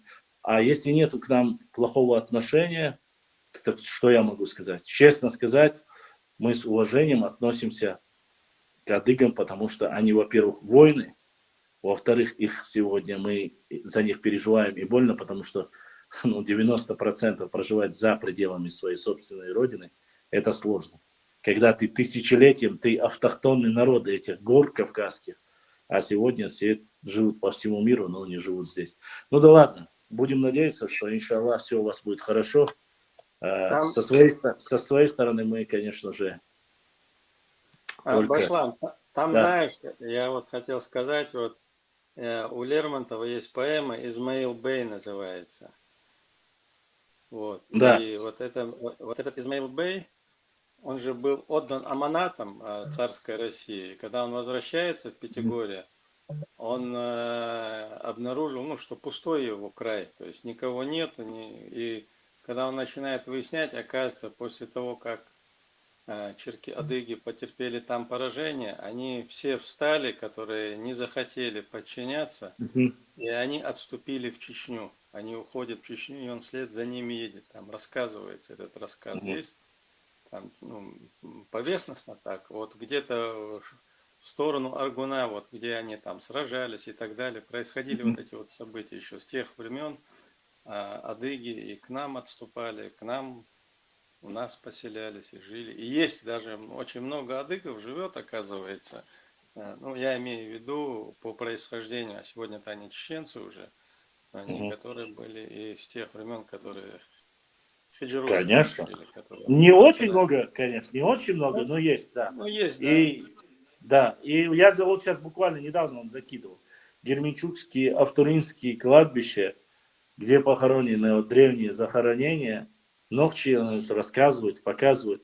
Нохчи, говорит, не столько за своими в первую очередь очищает и бережно относится к кладбищам, как к своим братьям, адыгам, кабардинцам, адыгам, черкесам, называть как. То же самое в Седах. Там точно так же вандалы некоторые пытались вырвать камни и так далее, там кресты, там есть крещенные кабардинцы некоторые, вот их кресты вырвать, но седаховские волки не позволили и сказали, что начали тоже очищать, показывать, снимать на видео, снимать с Google Maps, то есть зафиксировать, если вдруг завтра кто-нибудь вытащит и начнет раздавать там земли, а там были такие прецеденты, чтобы этого не произошло. Я это публиковал несколько раз, что вот такой вандализм нельзя пропускать, и мертвыми воевать непристойно и недостойно, тем более. Вот. Но я про что говорю, у адыгов, кабардинцев, черкесов очень хорошие взаимоотношения были определенно с западными чеченскими тайпами. Непосредственно там прямо уже и братьями, там и называется и Чинхуай, там и называются чеченские Уарсхуай, там и называется Цуантруай, там и называется Тумсуай, Дзумсуай, Эхки. То есть прямо они с многими из них об этом переписывают и рассказывают. Не то, что вот когда было нападение, этих детей некоторых ранило, поубивало, остальных под собственным риском они этих раненых детей вывезли из Чечни, отвезли туда, перешли через Терек, отвезли их родственникам, отдали. И в этот момент еще больше начали вот эти братские отношения, кунашские отношения между адыгами, черкесами, кабардинцами и нохчи народом, чеченским народом. Поэтому уважение и благо всем нашим братьям адыгам. Возвращаясь к нашей истории, я хочу сказать, тут речь ведь идет не только, мы на Кавказе, проще всего и уютнее всего те народы, которые являются автохтонными, они меньше всего взаимоконфликтуют. То есть нету как таковых конфликтов, и они могут всегда договориться. Да, конечно, есть амбиции, там есть у чеченцев амбиции, есть у черкесов амбиции. Чеченцы там говорят, что мы жили от моря до моря, там, а адыги говорят, что мы жили от моря до моря. Вот такие вещи есть, но, к сожалению, не всегда, как говорится, все мы пытаемся ориентироваться на этих людей, пытаемся рационально думать. Ассаламу алейкум, алейкум. Башлам, вопрос, конечно, не по плану, но по возможности дай ответ. Хотел узнать, есть ли достоверная информация о том, какое село было основано первыми из этих Шали или Герменчук. Герменчук был первый основан. Шали позже. Но это информация, та, которую я знаю. Герменчук был чуть раньше основан, чем Шали. По той информации. Башлам, у меня один вопрос. Да. Есть такая культура, ты, наверное, лучше, чем я знаешь, это кабанская культура, так называемая. Да. Многие, то есть ученые, я слышал, что считают, что кабанская культура это как бы чеченская, да, получается, древно-чеченская культура. То, что создали, это культуру чеченцев, да? Так. А как мы будем делить эту культуру между, то есть если автохтонные народы и кабардинцы, и чеченцы, как мы эту культуру делить будем? Давай я тебе, чтобы было понятно, поскольку ты задал этот вопрос, я тебе доступным языком сейчас поясню. Культуры, которые находятся на территории Чечни, Нохчичу. То есть эти культурные кластеры есть на нашей территории. Археологические культуры называются по-другому. Смотри, на нашей территории Нохчичу куро-аракская культура. Раз. Майкопская культура. 2. Каякена-Харачоевская культура. 3. Кабанская культура. 4. Выбирай, какую ты хочешь. Все эти культуры присущи нашему народу. Я понял, но ареал обитания вот этой кабанской культуры какую территорию занимает? Башлам, Если ты... один вопрос уточни, пожалуйста. Кабардинцы перешли Кубань, реку Кубань не так давно, несколько сот лет. А кабанская культура тысячелетия берет свое начало. Поэтому кабанская культура не там, имеет может, он адыгов. имеет в виду по современным лекалам, может, он хочет сказать. Современная территория, она же часть входит в кабанскую культуру по современной. Нет, я это к чему говорю? Ты говоришь, что ты как бы уточнил один вопрос, что кабардинцы считают, что кабардинцы адыгеи, да, адыги считают, что они не адыгеи, они жили... адыгеи.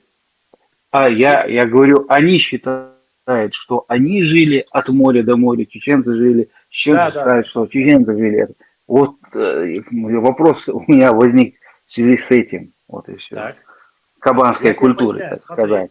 Основа. Смотри, для начала. Многие народы, которые сегодня существуют, которых мы не будем называть, мы знаем, что это пришлый элемент на Кавказе, правильно? Остальные у нас была граница только с одним народом. Это адыги.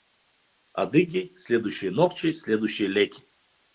Все, что появилось сегодня между ними, это или же части нашего автохтонного народа, или же пришлый элемент, чтобы тебе было понятно.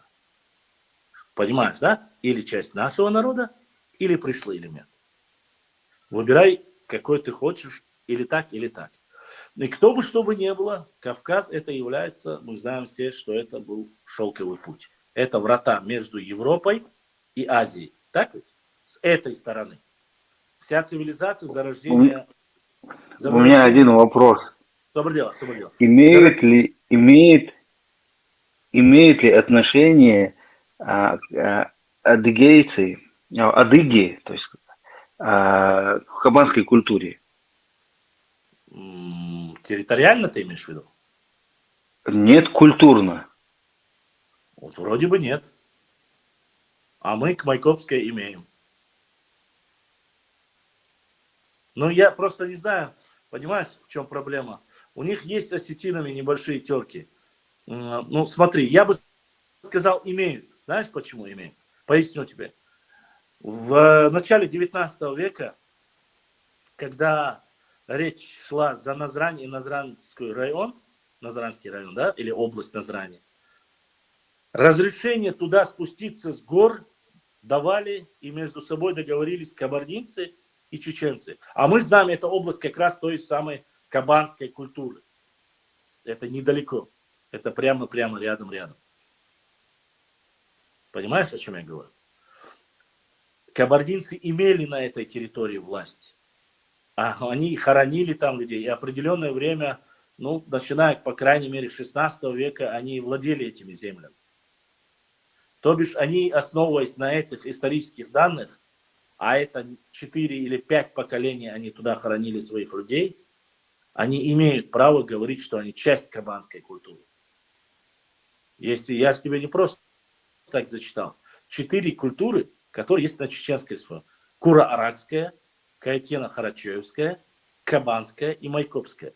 Все эти культуры имеют отношение к одной маленькой части нашей родины, Нохчичу. Сегодняшняя граница, я тебе говорю, это не исторические границы, это сегодняшние границы. Мы же говорим, аланы, кемерийцы, золотоордынцы, Тамерлан, кто только здесь не был. Скифы, сарматы, аланы, амазонки, гаргарейцы, албанцы. Ну сколько их? Ко всем мы имеем. Скифы. Так. Да, скифы, сарматы, я говорю. Хорошо, тогда вопрос. Например, если чеченцы имеют отношение к созданию, как бы то есть участвовали в создании кабанской культуры, да, так сказать, создавали эту культуру. Так. Вот также участвовали ли адыгейцы, адыги в создании этой кабанской культуры, так же, как и чеченцы? Принимали как бы участие. В этом случае я скажу, что нет, не имели. Потому что они на тот период, по крайней мере, Гурам Гумба говорит, что они не имели на этих территориях никакой власти, и эти территории маловероятно. У меня же есть книга Гурама Гумбы, там нахи первое тысячелетие по третье тысячелетие. Я могу тебе показать территории нахчиматян, куда они доходились, до каких мест, до Кумы, до другого места. Допустим, сегодня мне скинули документ, книгу, где, оказывается, чеченский Тайп Эшбатой жил в прибрежной части Черного моря. Где сейчас Эшбатой и где находится. И написал ее не чеченец, чтобы ты знал. Но в Чечу я заняться, он не раз хочу я занял. Это исторический момент, он мне прислал, ты знал. Я говорю, как раз нас к ингушам уже давно приписали, сказали, что мы ингуши. Теперь на Черное море это как минимум. Но я скажу тебе одно.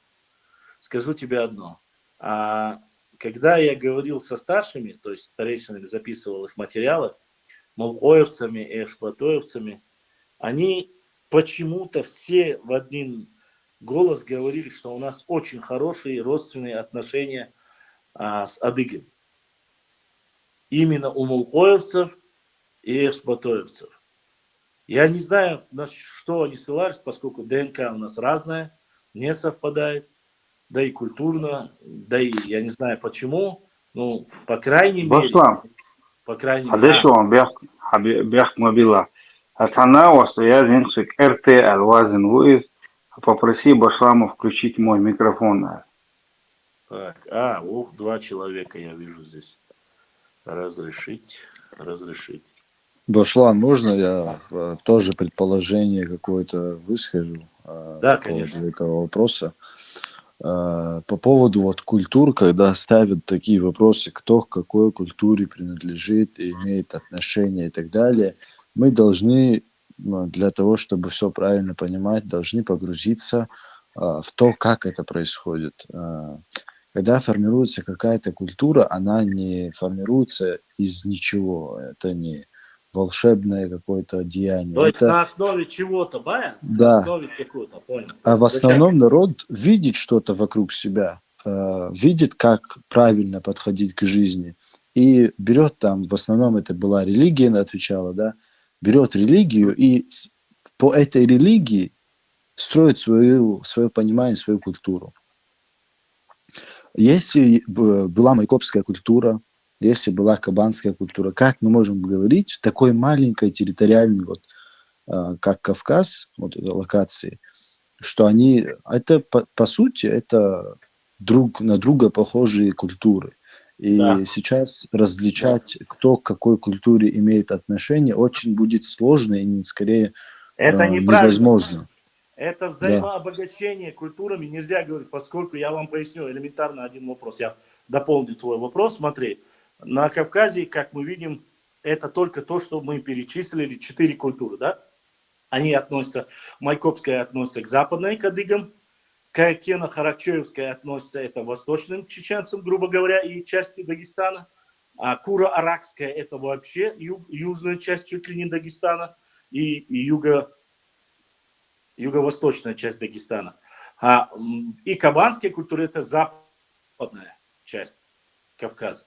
Если мы возьмем народы, которые проживают сегодня, даже сегодняшние народы, которые проживают на этой территории, кто может сказать, что эта культура принадлежит только одному народу? Никто не может этого сказать. Потому что, во-первых, в Дагестане 38-40 народов. В Чечне, грубо говоря, да, это мононациональная республика. Но возьмем там, допустим, Карачаево-Черкесия, Кабардино-Балкария. Дальше идет Адыгея. Дальше у нас Осетия. Дальше у нас частично Грузия, которая переваливает или не переваливает за хребет. Хотя они говорят, что на этой части тоже их люди проживают. Ну и скажите мне, и армяне, которые заполнили Краснодарский край сегодня, которые говорят, что это автохтонные народы, что это им принадлежало все время. Кому можно приписать ту или иную культуру? Культура взаимообогащения всегда Конечно, и это даже прописано в религии нашей, в исламе, что мы должны друг друга познавать и брать лучше. Можем эти 4 культуры по древней истории можем приписать только автохтонным народам.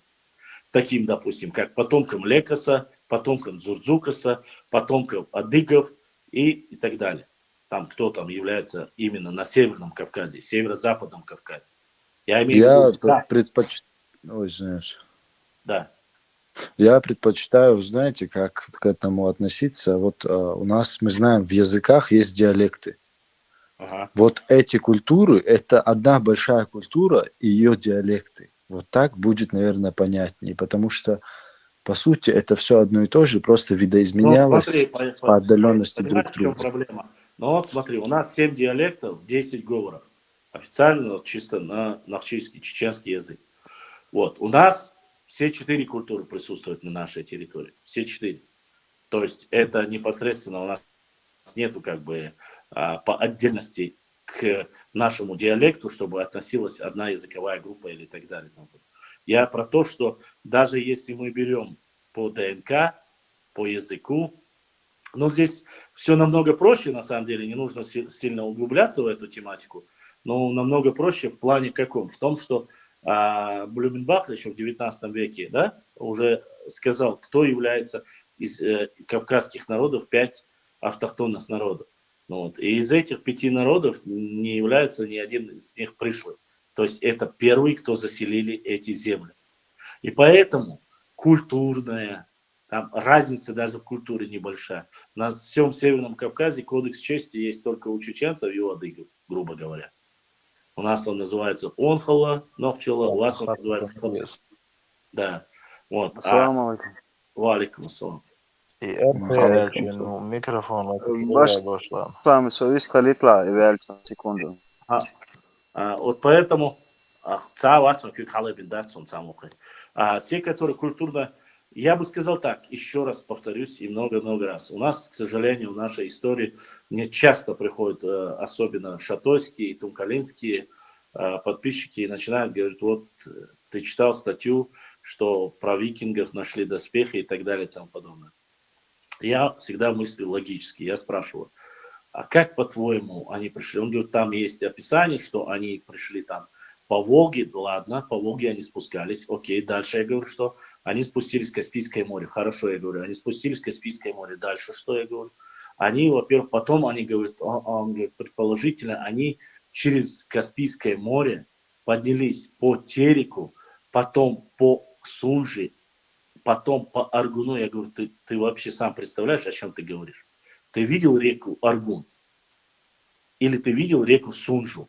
Ладно, если Сунжа еще глубоководная, так Аргун это, во-первых, мелководный и очень быстрый. Там ни один дракар и ладья просто-напросто не пройдет. Я говорю, каким? Он говорит, вот они воевали, захваченных заставляли тащить свои ладьи на длинных веревках, чтобы они пошли вверх, вплоть до Шатойского, Аргунского ущелья, и пошли вверх, там их разбили, и вот так остались там их доспехи. Но это глупости. Это чушь. А могло бы течение, там, русло реки, другое Конечно, может быть? это ерунда, просто-напросто. Все намного проще, все намного элементарнее. Уважаемые мои друзья, подписчики, братья и сестры. Во-первых, доказательство этой статьи, я ее искал. Я напряг наших братьев из Дании, Норвегии, Швеции, всех скандинавских стран, которые якобы числились здесь, в Датском совете или в Красном Кресте, которые были в Шатойском районе, якобы нашли и записали это.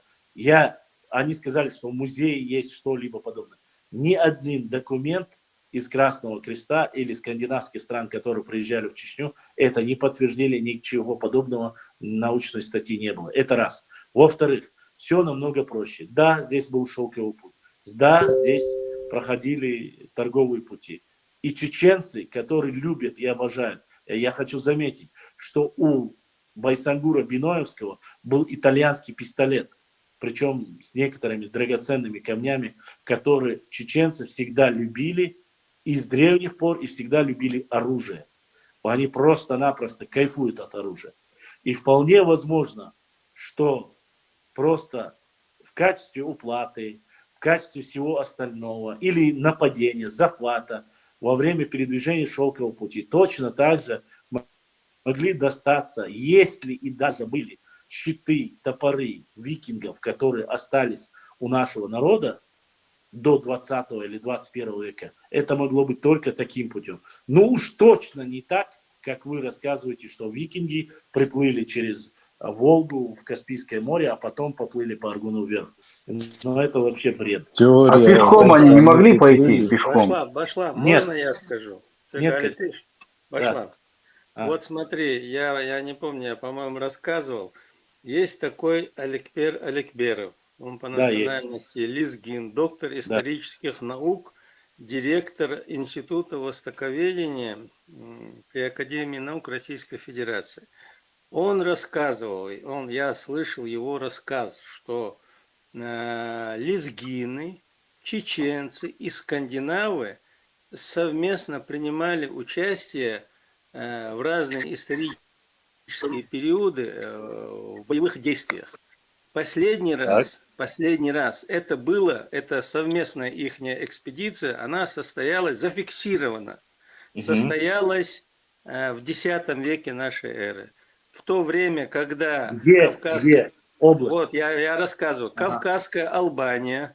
Это может быть. Кавказская Албания на реке Кура, которая левая была вытеснена за левый берег, на левый берег армянским или какими-то, я сейчас не помню, царством, Вот они собрались втроем, вот эти три силы, они отбили эту территорию и в течение года ее удерживали. Вот последний этот я говорю, да, это, говорит, зафиксированный факт. Но что смотри, скандинавы здесь есть логический смысл. Да, на самом деле викинги спускались по Волге. Мы знаем, что Волга это широкая река, что они путешествовали, что они завоевывали новые места. Это мы знаем. Здесь логически это обосновано. Они могли по Волге спокойно спуститься в Каспийское море. И в Каспийское море, само собой, Албанское царство, вдоль Каспийского моря, если проплыть. Здесь есть логика, и здесь есть правда какая-то, понимаешь? Но где логика в том, чтобы через Терек, да через Сунжу, да в Аргун. Это бред. Это бред. А вот если они взаимодействовали, если они воевали, мог же быть конечно, и оружием, и доспехами быть. Конечно. А пешком, почему они не могли пешком туда пройти? Поясню тебе, эти области, чтобы было понятно, почему нельзя было пешком. Потому что дороги и просеки, которые есть сегодня, их в начале даже того же 15-16 веков не было, не существовало. Там были густые поросли, и невозможно было через эти леса пройти. Это все проруби, все эти дороги сделаны только во время царской России. Были какие-то тропы, дорожки и все остальное. Монголы-то пошли туда, как-то проникли? Местное население могло пройти. Местное население могло пройти, которые они знали эти тропы и дороги. Но какой-то там, допустим, ладно, поясню тебе, викинг, который пришел в Чечню, грубо говоря, зачем ему идти через Аргунское ущелье, если он мог там пройти по Сунжинскому, там, где не такие большие заросли, и причем вполне себе прекрасная Сунжа, и по Сунже не пойти, а пошли именно по Тереку мог пройти. Да, или по Тереку пойти, тоже великолепная для них река, но даже если в Терек-то в другую сторону уходит. Нет, может, они думали, что там есть что какой-то там, может, они какие-то сокровища в горах искали, мало ли. Да, нет, ну смотри, если до Кабы, конечно, мы можем говорить, что возможно. Можно объясню тоже чуть-чуть, почему исторически вообще все такие народы кочевые, которые ходили вот так, они ходили всегда по рекам. На это было несколько причин. Вот две основные. Это то, что первое, народы раньше селились в первую очередь близ воды. Да, да. Вторая причина – это как раз-таки то, что по реке всегда есть что попить, ну, рыба там, что-то такое есть. Они всегда держались рек. Жизнь кипит вокруг рек и морей. Да, абсолютно верно.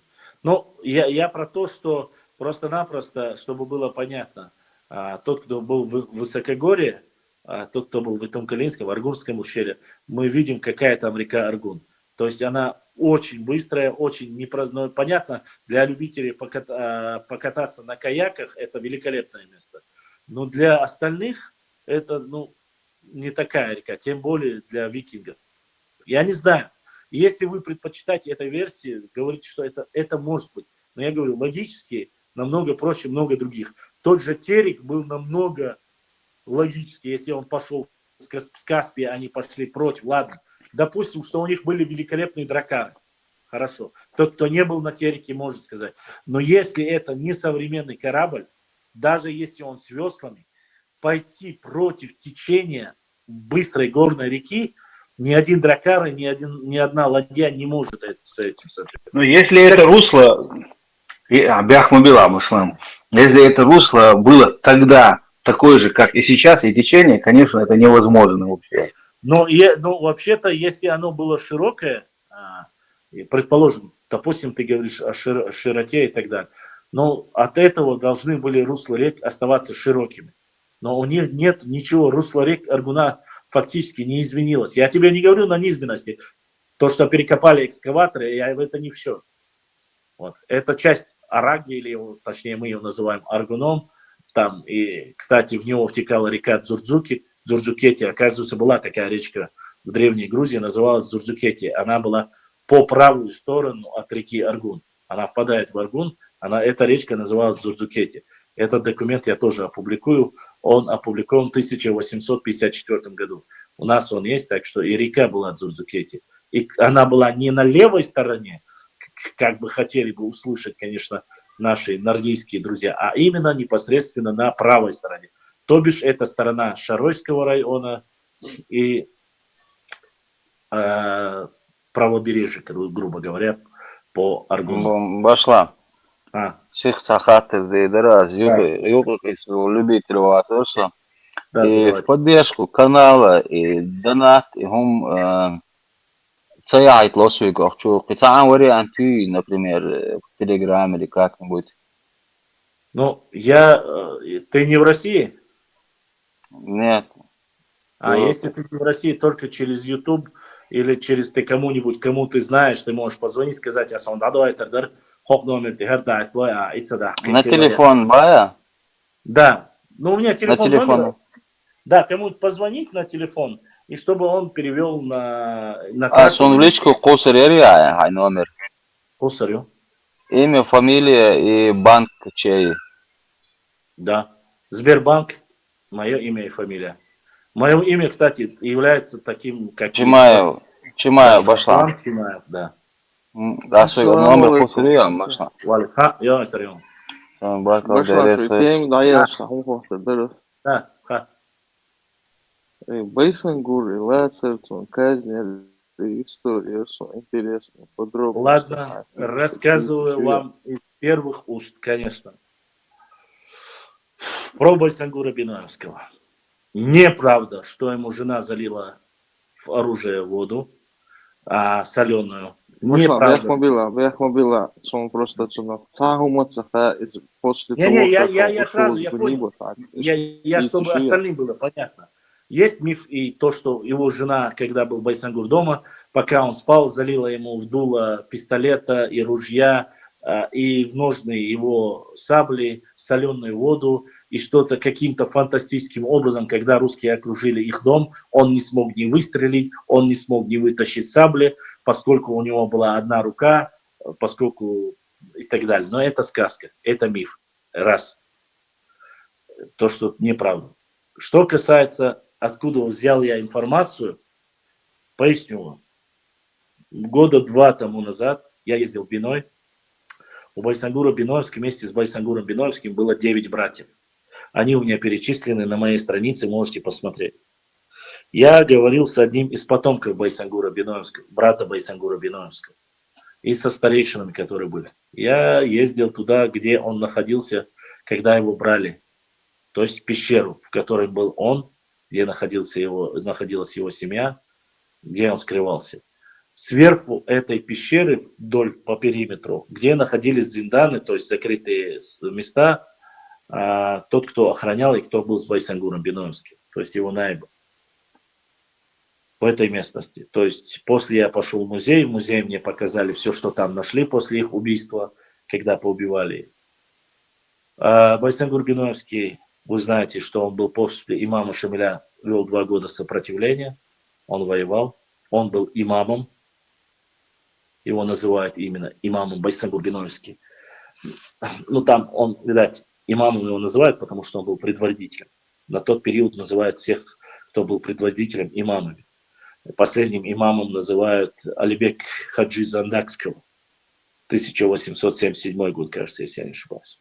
Ну вот, Байсангур Биноевский, если мы вот так восстанавливаемся, Байсангур Биноевский скрывался довольно-таки давно. Сражений, те, которые он делал, нападения,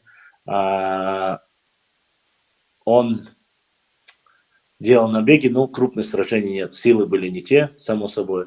И то, что было, уже совсем иное. После того, как многие пали духом, Шамиль сдался, многие перешли, оставили многих на некоторых местах.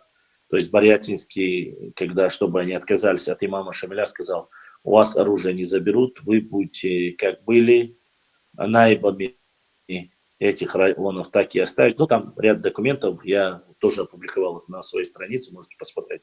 То есть Барятинский, в принципе, дал чеченцам то, за что они сражались, по идее. Вас никто не будет трогать. Там было пару правил, которые не устраивало. Это кровная месть и, короче, пару еще вещей. А остальное все Барятинский давал свои прокламации, делал все, что было интересно и важно для чеченцев. У Байсангура Биноевского старших братьев поубивал. Они были воинами со времен первого имама Дагестана, Гамзат Бека, Гази Мухаммада. Точнее, Гази Мухаммада и Гамзат Бека. Несколько братьев погибло там, на войне. Поскольку восточная часть, лесистая часть всегда поддерживала Газават. Даже в Дагестане поддерживал. Сейчас отношения были иные, в отличие от... Там в то время никто не забирал земли и дома своих братьев и соседей. В то время еще куда ни шло, был какой-то закон и какие-то отношения. Ну, сюли знали, что они сюли, ногчи знали, что они ногчи. Как говорится, шенче метты кошла, сия богсала. В то время у них не было такого авторитета. Вот. После остается два брата. Это предпоследний брат Өлжа и последний брат Байсангур. Два брата остается. Ну и дети от первого, второго брата и так далее. На странице увидите все. Когда окружили село, чтобы взять в плен детей Байсангура вместе с матерью, жена умерла, кстати. Те люди, которые говорят, что Байсангуру Биноевскому залили воду, чтобы вы знали, это ложь, которые клеветали на Байсангура Биноевского. Жена Байсангура Биноевского была из тайпа Белгатой. Мать была из тайпа Энгно.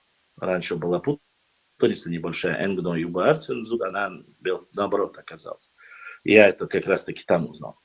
А жена его была Белгатой, она умерла раньше, то есть родила сына и умерла. Двое сыновей у Байсангура Биноевского. Олзарит Айри, чего Шикартхала Байсангур.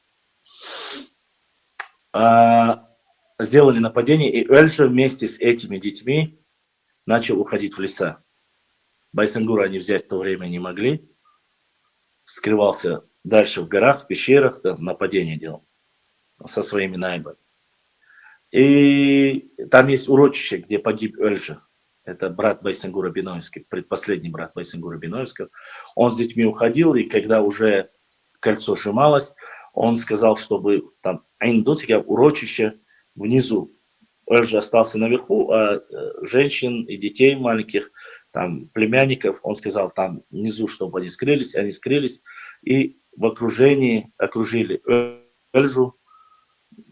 Длилось, это уже было под утро, кажется, кажется, 8 или 9 часов утра было, когда они уже полностью окружили, и начался бой. По рассказам и очевидцев, и стариков, Өлжа сопротивлялся очень сильно. Убил, по разным данным, от 8 до 9, некоторые говорят, и больше царских солдат. Но, само собой, силы были неравные. Его закололи штыками. И в момент, когда он сопротивлялся, когда проткнули его штыками, Өлжа находился прямо недалеко от этого обрыва. Один из офицеров отрубил голову ему после последних выстрелов. Өлжа уже не мог сопротивляться, ему отрубили голову, голова скатилась вниз. То есть пошла, в обрыв скатилась. А на тот период за убийство кого-либо относили голову, и за эту голову давали деньги. Труп оставляли, он не был нужен, но голова, это считалось как бы разменной монетой на тот период. По крайней мере, так говорят. И все рассказывают. Биноевцы, по крайней мере, рассказали так. Голова его скатилась вниз, и когда она катилась, видать, так получилось, что эти дети и женщины, которые были внизу, от племянника Байсангура и сына этого Өлжи упала эта голова. Им было одному 15, другому 10 лет. Схватив эту голову этих детей, старший племянник, он дал ему указание, положив эту голову в корзинку, не то ли в корзину, то ли в что-то положив, они ушли оттуда. Убежали. На закате они вернулись, тело лежало где было, цигахай кварта дактетеса, там всегда дахлошел, дактехуштаба, она цига Өлждавелин, это последний брат Байсангура Биноевского. Но как бы то ни было, дети Байсангура Биноевского, поскольку были окружены, были взяты в плен. Дети, племянники и все остальные. Двое сыновей и мать были отвезены Яси Ош, Сахедутига, Уадош. Так вот, тот, кто был, где пещера Байсангура Биноевского, я полностью этот маршрут прошел, как он на лошади проходил и все остальное. А здесь пещера Байсангура Биноевского сверху, и вниз протекает тоненькая речка, откуда они могли пить, чтобы на открытую местность не выходили. То есть вода и закрытая сверху местность. Царские офицеры, взяв мать и 2 детей, а там, если стоишь ты вдали этой реки, если крикнуть, все слышно, где было слышно. Они это место окружили, многих из наибов Байсангура поубивали, но Байсангур мог бы уйти из этой местности, несмотря ни на что, но начала кричать мать Байсангура Биноевского. Это здесь, говорит, сыграло ключевым фактором. Там были сыновья, сдалека было видно, что это сыновья, 2 сыновей, и мать кричала. Эмауол, ну, само собой, наверное, Эмауол, ну, что-то такого рода, если я правильно понял. На что сердце Байсангура не выдержало, он вскарабкался на коня, и там место, там был деревянный мост, и были деревья. Они сделали подпил, когда Байсангур скакал, чтобы к матери с детьми, или напасть, или что угодно, отбить. В этот момент, когда он завалили деревьями, ранили лошадь, выстрелом завалили деревьями, и так Байсангур Биноевский попал в плен. В рапорте четко написано, что он был пленен. Кстати, это в актах документов все есть. Его потом отвезли через определенное время в Хасавюрт, в центре Хасавюрта. Это место многие, которые сейчас до сих пор, кто есть, знает, это где-то центр Хасавюрта. Раньше был, по крайней мере. Там его решили приговорить к смерти. Байсангур Биноевский стоял на стуле на виселице.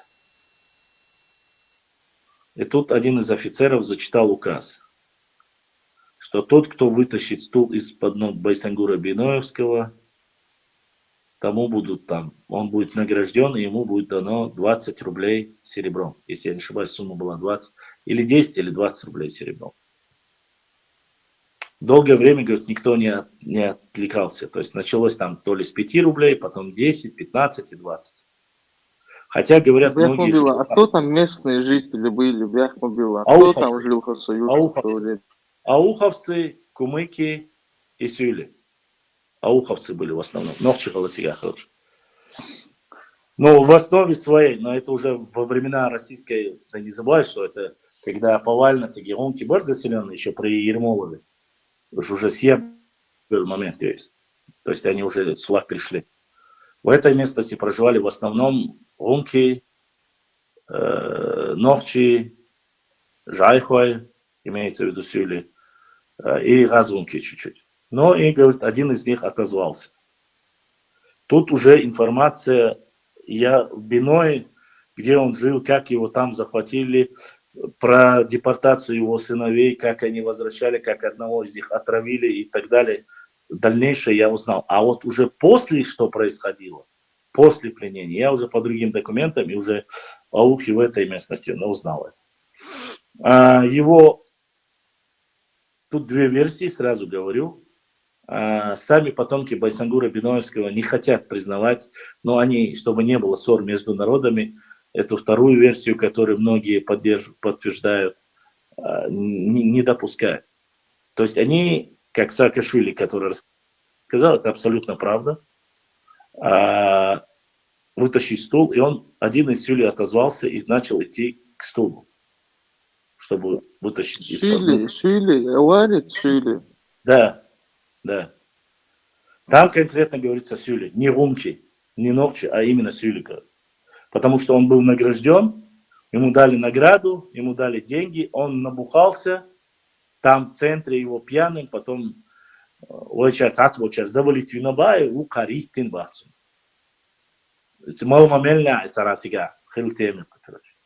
Он начал идти, и тут эти 2 версии начинаются. Первая версия, говорят, те, которые хотят, чтобы с соседями у нас было братство, ой, вежри мади, чтобы это было, начинают говорить, что он сказал, что не хочет, чтобы между дагестанцами и чеченцами была вражда, и сам оттолкнулся и повесился. Это первая версия. А вторая версия, которая более правдоподобная, и многие подтверждают, когда он начал идти, поскольку он знал, у него была одна нога, прошу, чтобы вы запомнили. Когда начал идти, он был хадак. А это уже заранее говорили, что это была договоренность, что изначально никто не будет соглашаться, а если кто-то и согласится, что это будет нормально. Но если не согласится, кто-то должен был отозваться. Говорят, что он был офицером уже, но переоделся, ну то есть служил был. То ли охранки царской, черт его знает. Он начал подходить, и когда место, чтобы вытащить табурет из-под ноги, дошло, Байсангур Биноевский сказал: я не ради этого бился и сражался всю свою жизнь, чтобы яхкил сюличу сумболар гат хадакет алла дата туша моч халчу.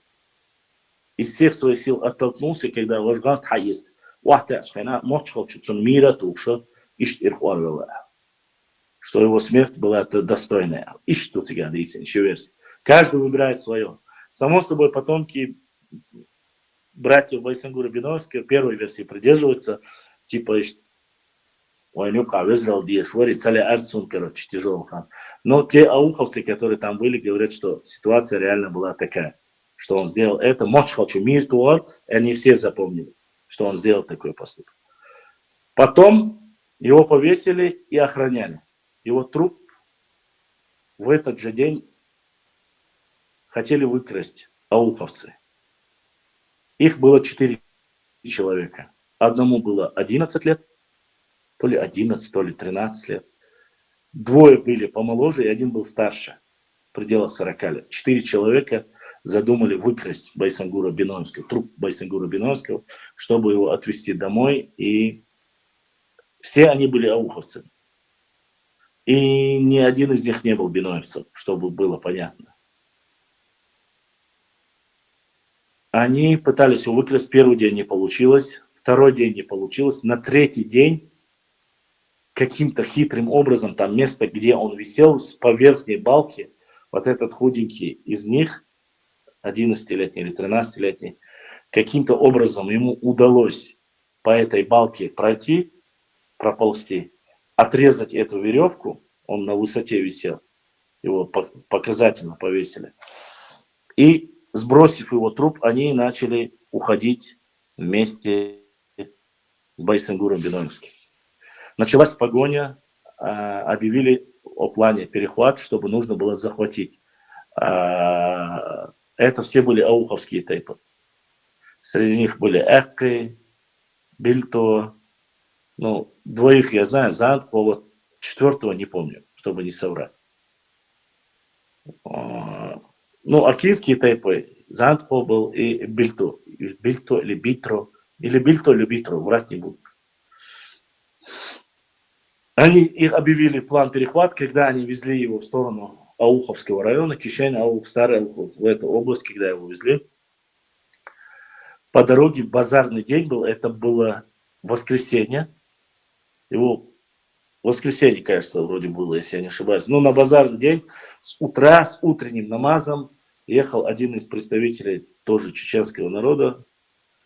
Те, поскольку запыхались, в попыхах, хухыло, что к чему рассказали. Они рассказали, что украли труп Байсангура Биноевского, что везут его домой похоронить, отдать. Он сказал, что я единственное, что могу дать, отдать свою лошадь и постараюсь задержать его тем, чем могу. То есть отстреливаться, да, я не знаю, видать, было оружие. Но он сказал, само собой, этот старик, который отстреливался или каким-то образом преградил им путь, он был убит тоже. Вина из эти ушли. А когда они начали подниматься, Акташ Аухиотчаха, там, где могилы, чтобы было понятно, они уже увидели полное оцепление. Место было оцеплено, и они не могли вынести труп Байсангура Биноевского. Никак, полностью были окружены, чтобы самим не попасться. Они его хоронят на кладбище, где были захоронены мюриды, наибы, еще со времен имама Шамиля, там, где были похоронены чеченские воины. Могилу скрыли. И те потомки, которые выжили, передавали тайно, где захоронен Байсангур Биноевского. Там есть еще момент, когда один из них потеряли родовое древо, то есть по мужской линии передать было некому, были немножко сомнения, вроде бы говорили, но не факт. Из этих 4... Pats RTL için mikrofon yolu ötüyor. Bir yakman bela yok. Стоятся он, кагуш ватсуне. Запрос. Запросом я отсюгяет наука. У меня сразу синим становится. Синий Он фильм идет сейчас. Наверное. И они захоронили. Они не выдавали место его вплоть даже в советское время. И только вот сейчас, после Первой войны, во Вторую войну, когда пошло послабление, а больше всего всегда страдают наши братья с ауха, когда нам хорошо, их перестают трогать. Когда нам плохо, больше всего достается им, и их начинают, как говорится, поганить и говорить, это же ваши чеченцы и так далее и тому подобное. Первую Ишмабаева и фарпосты Алячпеш. И, как говорится, все это, как мы с вами и говорим, до сегодняшнего дня чуть ли не дошло вот это скрывательство. Потом один из потомков рассказал, само собой это дошло до руководства нашего региона. Сегодня я-то был там, сегодня кто был в этом, на кладбище видел, большую поставили огромный камень, где написано Байсангур, здесь похоронен Байсангур Боско-Бену, и он находится сегодня захоронен в ауховских землях, один из национальных героев чеченского народа Байсангур Биноевский. Труп у Шурмы шейха Мансура не выдали, до сих пор не знают, где он находится. Труп Бейбулата Таймиева тоже неизвестно, хотя родные его, может, знают, но точное место его захоронения нет. И многие трупы, кроме Зелимхана Карачаевского, Зелима Карачаевская знает, где похоронили, и там проложили дорогу, то есть могила. А остальные, в основном, такие воины, такие как Хасуха, Шайб Мула Цинтаровский, хотя Иса Гендергноевский, вот их могилы вроде бы есть, если я не ошибаюсь, но Батуко, Пантоевский, Шатоевский его называют, его могилы, они, хотя я говорил с его прямым потомком, вроде бы он сказал, что нету его могилы прямой. Есть прямой потомок Батуко, Пантоевского, если бы вы видели его. Так похож на своего предка, это просто до невозможно. Шуйта, шуй, панта. Панта хыласу, панта сятта хыласу. То есть многие могилы, их неизвестно, вот что я хотел сказать. Вот так ушел из жизни достойно каменный человек Байсангур Биноевский. Вот что. Он мило версии бакет из Бухарган Хадакар. Думаю, что после того, как Шамиль сказал, что он разочаровался, я думаю, что вторая версия более правдоподобная. Потому что детально промачхал и все остальное, в принципе, какой смысл выдумывать? Я думаю, вторая версия. Но наши не хотят. Я говорил с которыми, с потомками, когда я говорил в Бойсхаре, потомках Вистлучан, Вижри, Тяхаевице, Эльшена, Шейн, Дам иду и хат Шейн, но юка Бартхали, Бусуб, Нахан, юка, Бьекам Сахаличаш, Ишт Оле Лерцат. Мое дело вам, то, что я знаю, рассказать две версии, а выбирать вам. У Байсангура Биноевского было двое сыновей, как я вам сказал, Тайр и Олхзар. По официальным документам я вам говорю все, что есть. Их выслали в Вологодскую область. Через определенное время они возвращались. При очень странных обстоятельствах и лихорадочном заболевании, когда доехали обратно до Астрахани, резко поднявшись температуру, умер брат Алхазур, если я не ошибаюсь. Он умер в поезде, когда их везли обратно. Второй брат Тайр воевал, сын Байсангура Байновского, воевал за Чеченскую гору против Сюли, прогнал их, поубивал, воевал против Деникина, дожил до 87 лет, умер бездетным. Шии и Шиа, по преданиям тех же стариков, царь был Дабигин Ханери, царь на Иши Серхвину бар, Серхвина был Кудухайшу. Ну ты ее или же? Абсолютно верно. Сега цант я хулиерин цеха, ну Шии Серхвина бар куши. Тихай хириочсун. Вот так оборвался род Байсангура Биновского. Документально зафиксированный, да и факт. Насчет чего? Насчет Серхова. Да, царь. Мичведу. Царь бену бакана бари. Царь халах бюрнах улица. Царь хадис негду и. Серхова. Любой из бойских вещей техайна очень хата, они тебе то же самое расскажут. Не было у них потомства. За Амберда вообще жимош. А уже 8-7 шокачал цайна, но вариант яц. Там химически что-то это отпадает, потому что на тот период еще понимания, как химическая кастрация, этих вещей не было, насколько я знаю. Но были какие-то народные, видать, варианты, что сделали, не знаю, но Серхвина бахцариш. Техайочусно. У братьев Байсангура Биновских осталось очень много. Там Умаров, Берсанакаев, там фамилии, что поются. Очень много потомства осталось. Они на сегодняшний день есть. Многими я из них на связи. Они... Мискпекашпу, короче, Мадардич. Да, и информация была такая, что нету его прямых потомков. И вот буквально в прошлом году, Дармяцу, позапрошлом, в прошлом году, некий представитель нашего народа поехал в Гуниб. Опять же, у меня как раз таки шла война с Юлич Сани, я говорил, что он был на Гунибе. Я привел уже 6 или 7 пока доказательств, я нашел, что он там был. Косвенные, некосвенные, предания, все зафиксировал, все выложил здесь на инстаграм-странице, вы можете спуститься, посмотреть.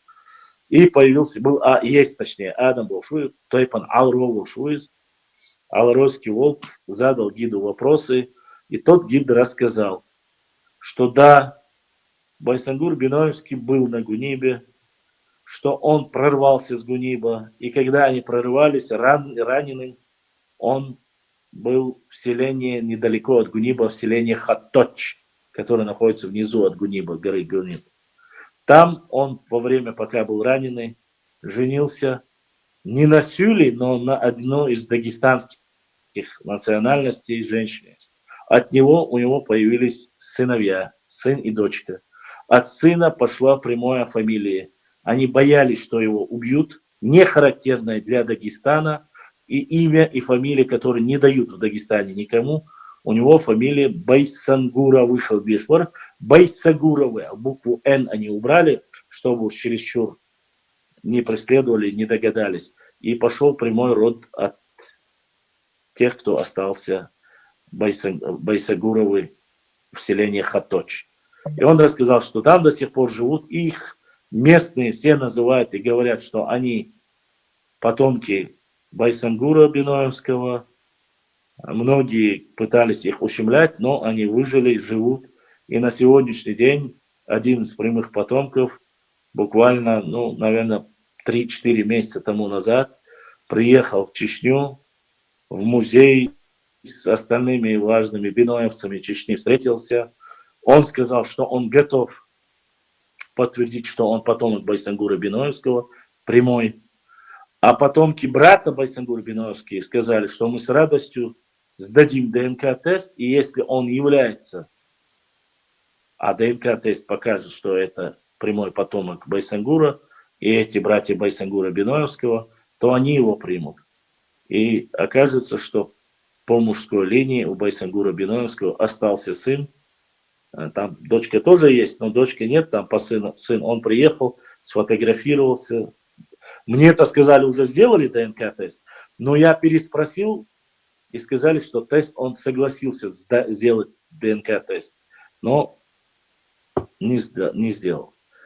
Байсангур Биноевский относится к Эдинекой, чистокровные биноевские ногчи. И получается так, если ДНК-тест подтвердит, что по мужской линии, от другой национальности, мать другой национальности по мужской линии, биг-тест если сдать, из-за тайпа на Беновуша, ищет ситуацию. Они живут, он приехал, дает интервью, видео у меня есть, там, где он проживает, я его тоже обязательно загружу. Но у меня сейчас пока, как вы знаете, небольшие технические, не технические проблемы. Да, была информация о том, что некоторые селения Чамалы, что ли, заявили, что типа Бойс-Харбено и Биноевцы являются сюли, что они не чистокровные ногчи, что они сюли.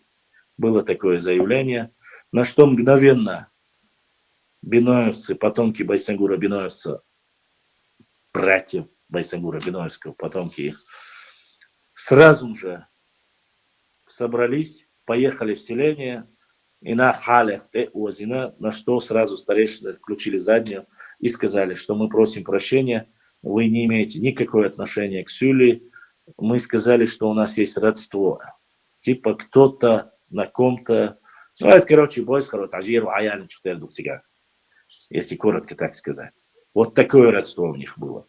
Но никакого отношения. Видео это есть, зафиксировали, точно так же, как и те выложили в YouTube.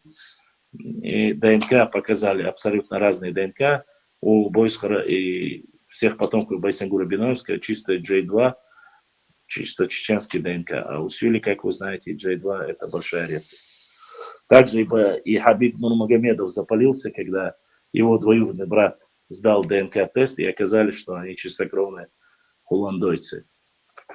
Мы-то это знали, но нужно было доказательства. Потом приехал их старейшина на открытие мечети в селении Хуландой и сказал, что да, мы Хуландой, мы Нохчи, что мы отсюда уехали 300 лет тому назад из-за кровной мести, поселились в селение Сельды. Из Сельдов мы уехали там как-то под Махачкалой, другое село, где они, Хабиб Нурмагомедов, отец Манапкала сейчас он называется, да?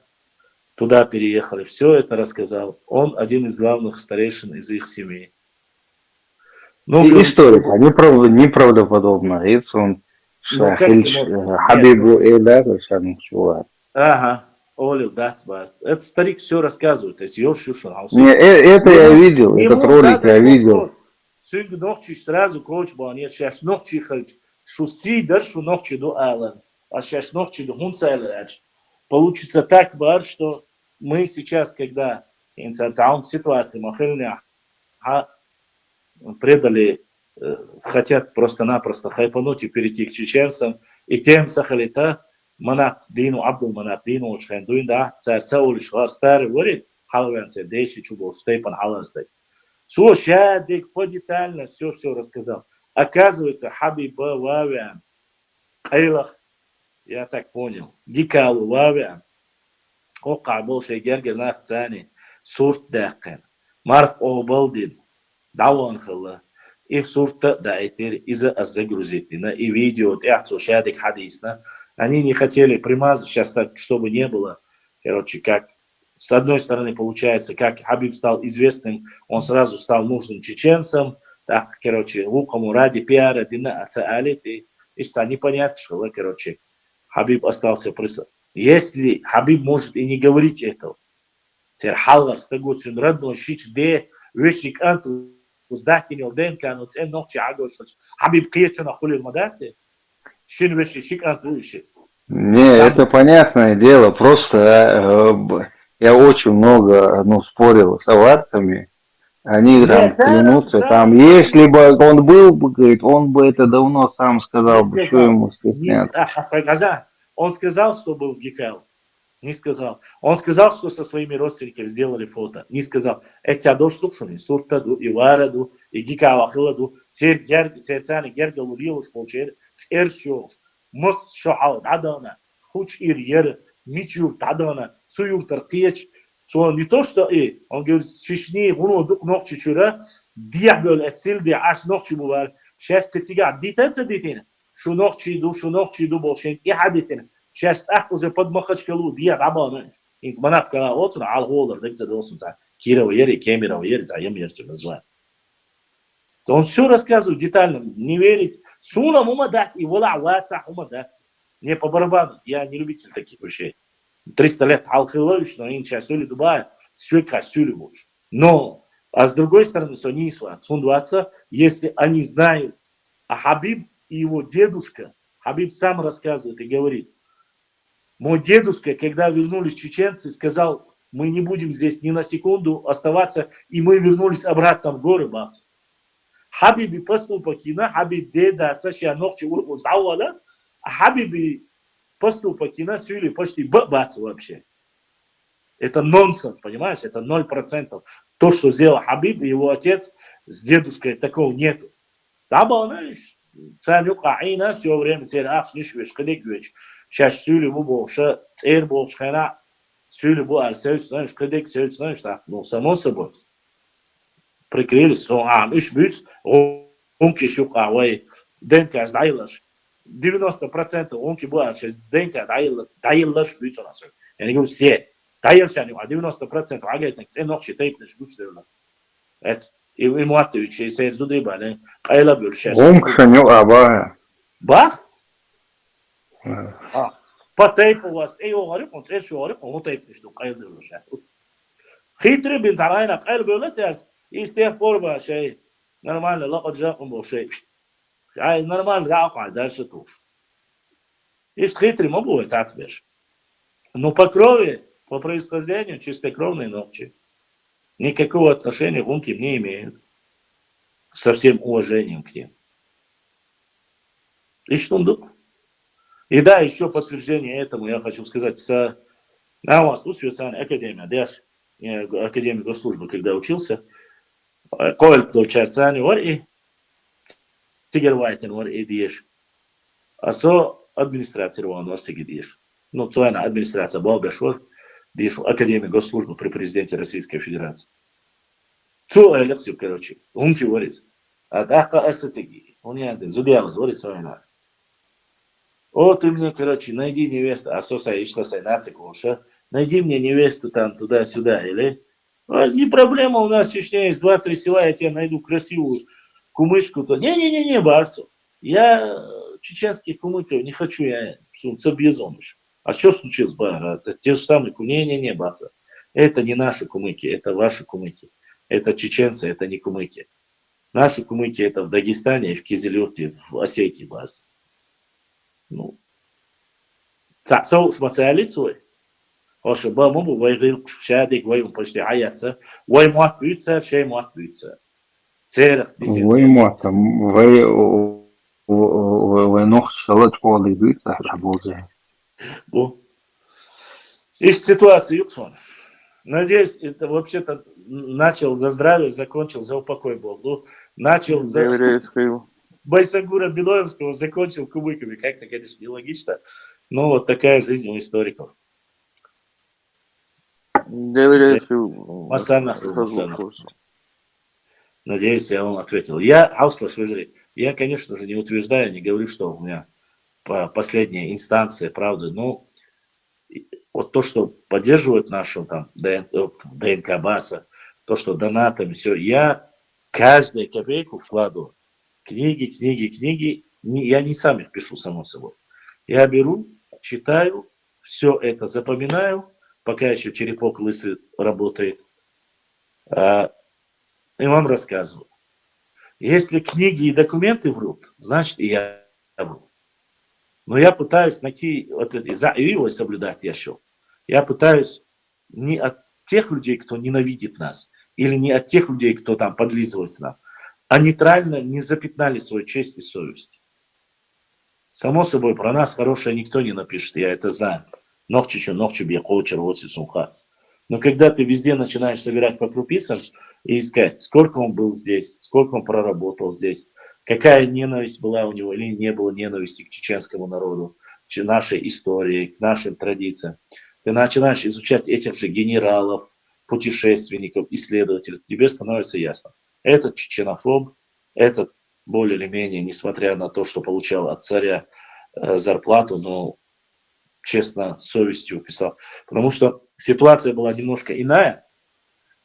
Вы же, ребят, ну, милость, всех, как хочется, халаха, лета, сусохин, сундера, уже сколько часов? 4, 5 час уже почти, что в эфире, да? Вот несмотря на то, что они отрабатывали деньги, были люди совести. Допустим, Лев Николаевич Толстой, великий мировой классик, он воевал в Чечне, он был со стороны Российской империи. Его мнение о нас и о нашей войне, и о наших чувствах вы можете найти в Хаджи Мурате, вы можете найти в произведении. То, что некоторые я вполне могу себе позволить, то, что Содоме Сербиев его от смерти спас, то, что отыграл все его богатство, то, что он в конце концов для себя понял, что ислам это правильная религия. У него очень много, то, что он после того, как уехал отсюда, как он свои все богатство направил на социальные нужды детей, сирот, их помогал, кормил, то есть вот эти моменты, вот пришел он с одним, ушел он с другим. Юрий Лермонтов, который пришел, назвал нас дикарями, варварами, там, что они могут нас порубить и так далее, после одного валерийского сражения кардинально изменил мнение, чуть ли не сошел с ума и больше не возвращался с таким боевым настроем воевать в Чечню. Ну, его там потом, конечно же, на Машуке завалили, Мартынов. Но это не из-за нас, конечно, за его характер. И все, кто бы ни приходил, как такое, были люди чести и достоинства. Тот же Пушкин, тот же забыл его, композитор, которого, Шаляпин, которого Зелимхан Карачаевский взял в плен. Ну, вот и так далее. Они не стали негативно писать, плохое писать о нас.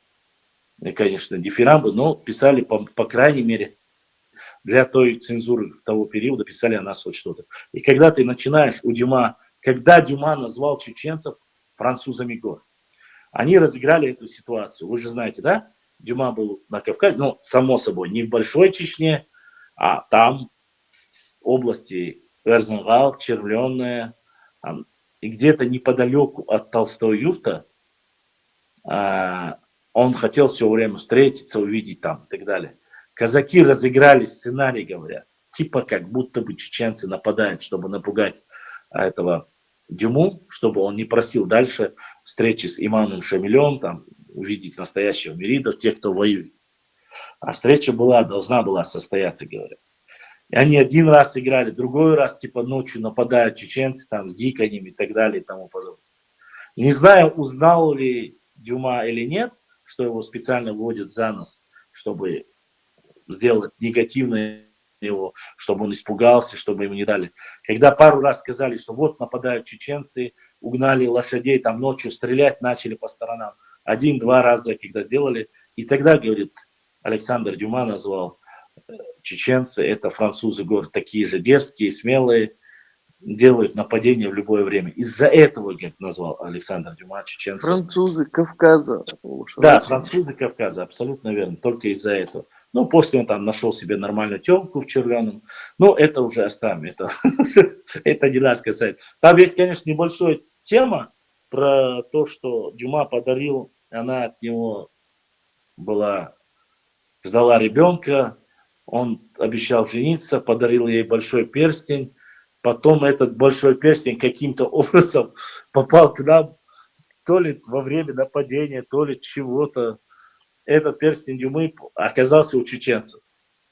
И введено, как ни странно. Почему введено, я не знаю. Но мне потом по этому вопросу спрашивали, ты знаешь, что можно за это перстень, там, сколько, что? И я сказал, что я не занимаюсь такими вещами, и мне это не интересно. Пускай будет это хоть 10 раз печаток или, я не знаю, кольцо Александра Дюмы. Я понимаю, сколько сейчас подделок. Ну да ладно. Хахатов, шейхатор, давай. Времени осталось не так Салам много. алейкум. Валейкум салам. Худая, что мог шайбу. Дела, он говорит, вам да, что. Я надеюсь, вам сегодняшний эфир нравится. Well, so I think here's what's your map practicing. He's somewhere you're again. Это очень приятно слышать. Мне многие говорят, я твой эфир слушал и заснул. Это, конечно, льстит с одной стороны, но с другой стороны, понимать, что под тебя люди засыпают, это немножко, конечно, дискомфортно. Башлам, Samen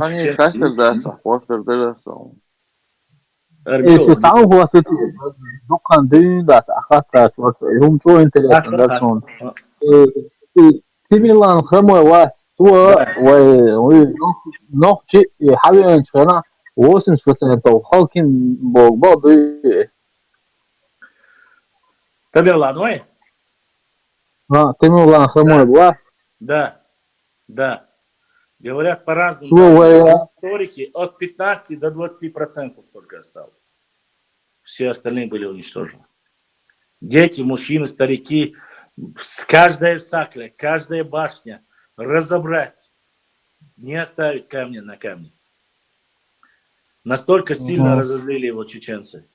Они делали нападения партизанские, нападения шли на царь. И говорят, в одном из нападений убили его то ли взятие, то ли его любимого полководца. И он сказал, что в отместку, как смеют какие-то дикари нападать на великого эмира, и он сам лично возглавил экспедицию против чеченцев. С одной стороны они зашли с Аргунского ущелья, и с другой стороны с Асиновского ущелья. Вот так и прошли по Чеченским горам, вышли через область Ичкерия. Но я так понял, они до Галанчожа не смогли добраться, и в этой местности Нашаха, в которой скрылись большинство нашмахоевцев, после чего они начали называть эту область Нана-Нашха, потому что она сохранила их от смерти. После этого они начали себя называть вот именно эту местность Нана-Нашха, и не более. А все остальные, на самом деле, все тейпы, в том числе Бенуа, Чеберла, все они, все без исключения, произошли из Галанчожского района. Все. Ну, Галанчожский, имеется в виду Галанчож и Томкали, вот с этой области все произошли. Дальше они на свои земли начали потихоньку размножаться и садиться. Когда это произошло? 2000 лет назад, 3000 лет тому назад? Вот это вопрос. Почему? Потому что есть останки, которые находят в Чеберлою, которым 2000 лет, в Шатою, которым 1500-2000 лет. Значит, расселение произошло, может, 2-3 тысячи лет тому назад. Они начали спускаться на плоскостные земли. Земли были свободными. Даже в 18 веке эти многие места были свободны. Хаджи Хизриев, да, красавчик, да. В прошлый эфир на штате образоваться, да, это 10 век. Да. Считается вообще, что примерный возраст образования тейпов, то есть когда их начали сами называть тейпами, 10. Но это не говорит о том, что названия появились в 10. Нет, конечно же. Допустим, такие древние тейпы, как Уарсуай, Галай, Варандуай, Ахкуай, какие там были еще тейпы? Кого я упустил? Хуай. Это вот те, которые есть в источниках до нашей эры. То есть до Рождества Христова. Это не 10 век. С тех пор есть эти названия. Не все же они с тех пор живут на этих местах. Да, конечно, да. И моду остаются как раз ареал расселения, когда некоторые говорят, путают, ассаламу алейкум башлам, сахум ала, алейкум ассалам, ши амельду. Некоторые люди путают период реконкисты и период заселения. Период реконкисты – это когда все скрылись в Нашхе. Понимаешь? Майкажлой, все Чебрила, все скрылись в этой местности. Но все Богудом из этой восточной части, Шаройцы, Чебрлойцы, Нашмахойцы, они скрылись. Но Галанчажа и там Калааш, вот подать, наш Хабаркин, они и так вот рядом с Нашхом, но шей лачляхила. Масла лам ахка хилелиш хабешкали и Богду. И вот период реконкисты и период расселения, они абсолютно разные. Реконкиста – это то, что произошло после нашествия Тамерлана. Остались кучка людей, пока они могли там. За 50, за 100 лет они начали размножаться до тех пор, когда уже начались начали происходить. И было принято решение, что будем потихоньку свои земли забирать. Начали спускаться,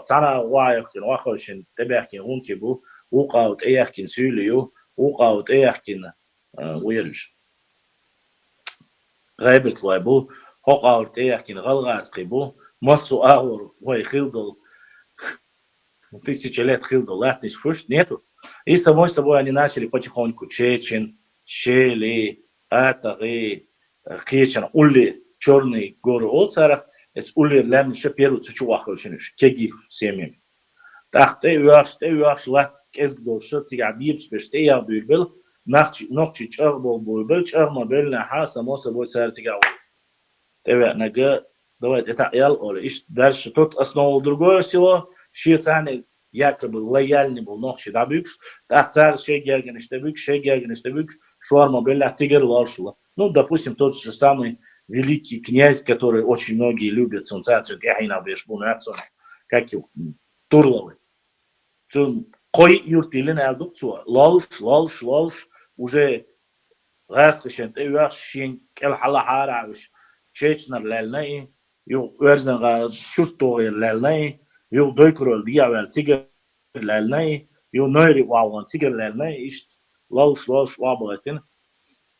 تعرف هذا الدرس حياة سن دعوة يشتغل دعوة متك تشتغل تكون تيجي سؤالي это تيجي عورت بو قيمة عوربوش إنجليزي как такой я цоена тигуа метик бат остается только Чечня да и отношения наши швейцарии дик махалля воем одно юти вот это до сих пор мы не можем разобраться всегда было 7-10 колен сейчас Натаев Сайпудин говорит 4 колена.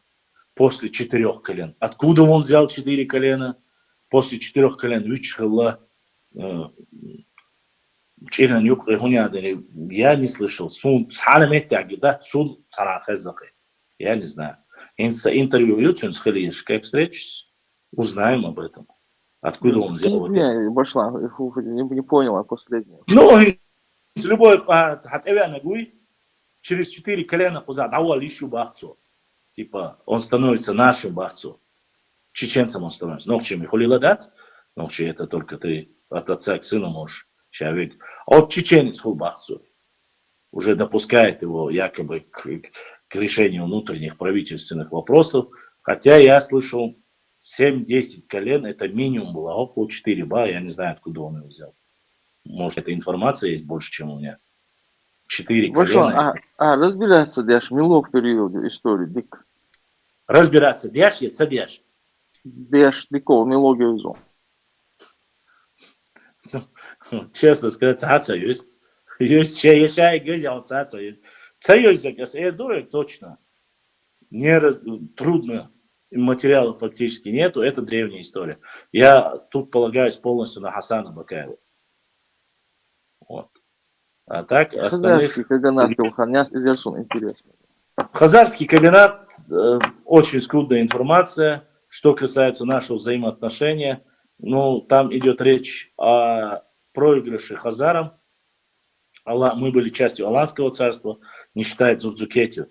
Там разные. Тут у нас с некоторыми учеными у меня не сходится мнение, но да ладно. Но суть не в этом. Почему не сходится? Я считаю и знаю, Дзурдзукское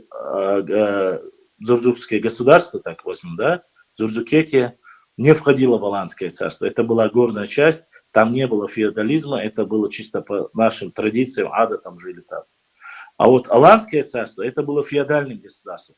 Там были короли, само собой, там были рабы, там элихлатига, лаихлатига. То есть это, по идее, не могло быть чисто нашим государством, национальным блоком.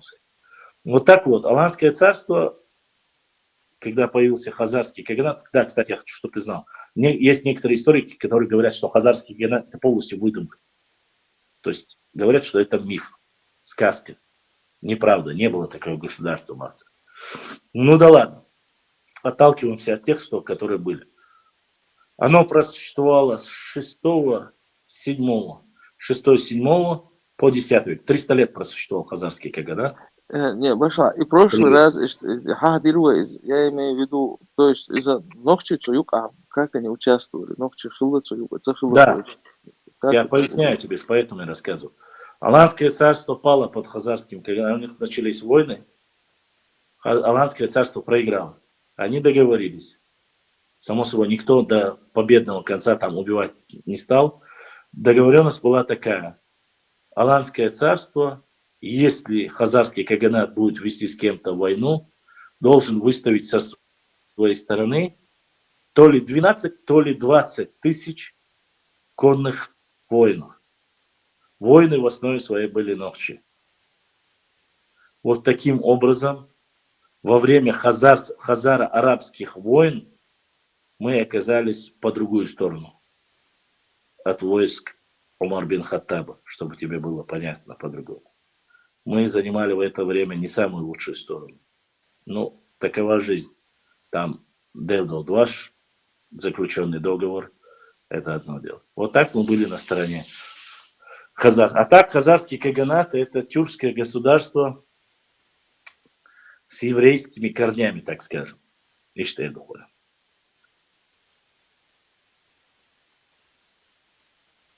Башлам, Аланский царь, ясное Хастаго.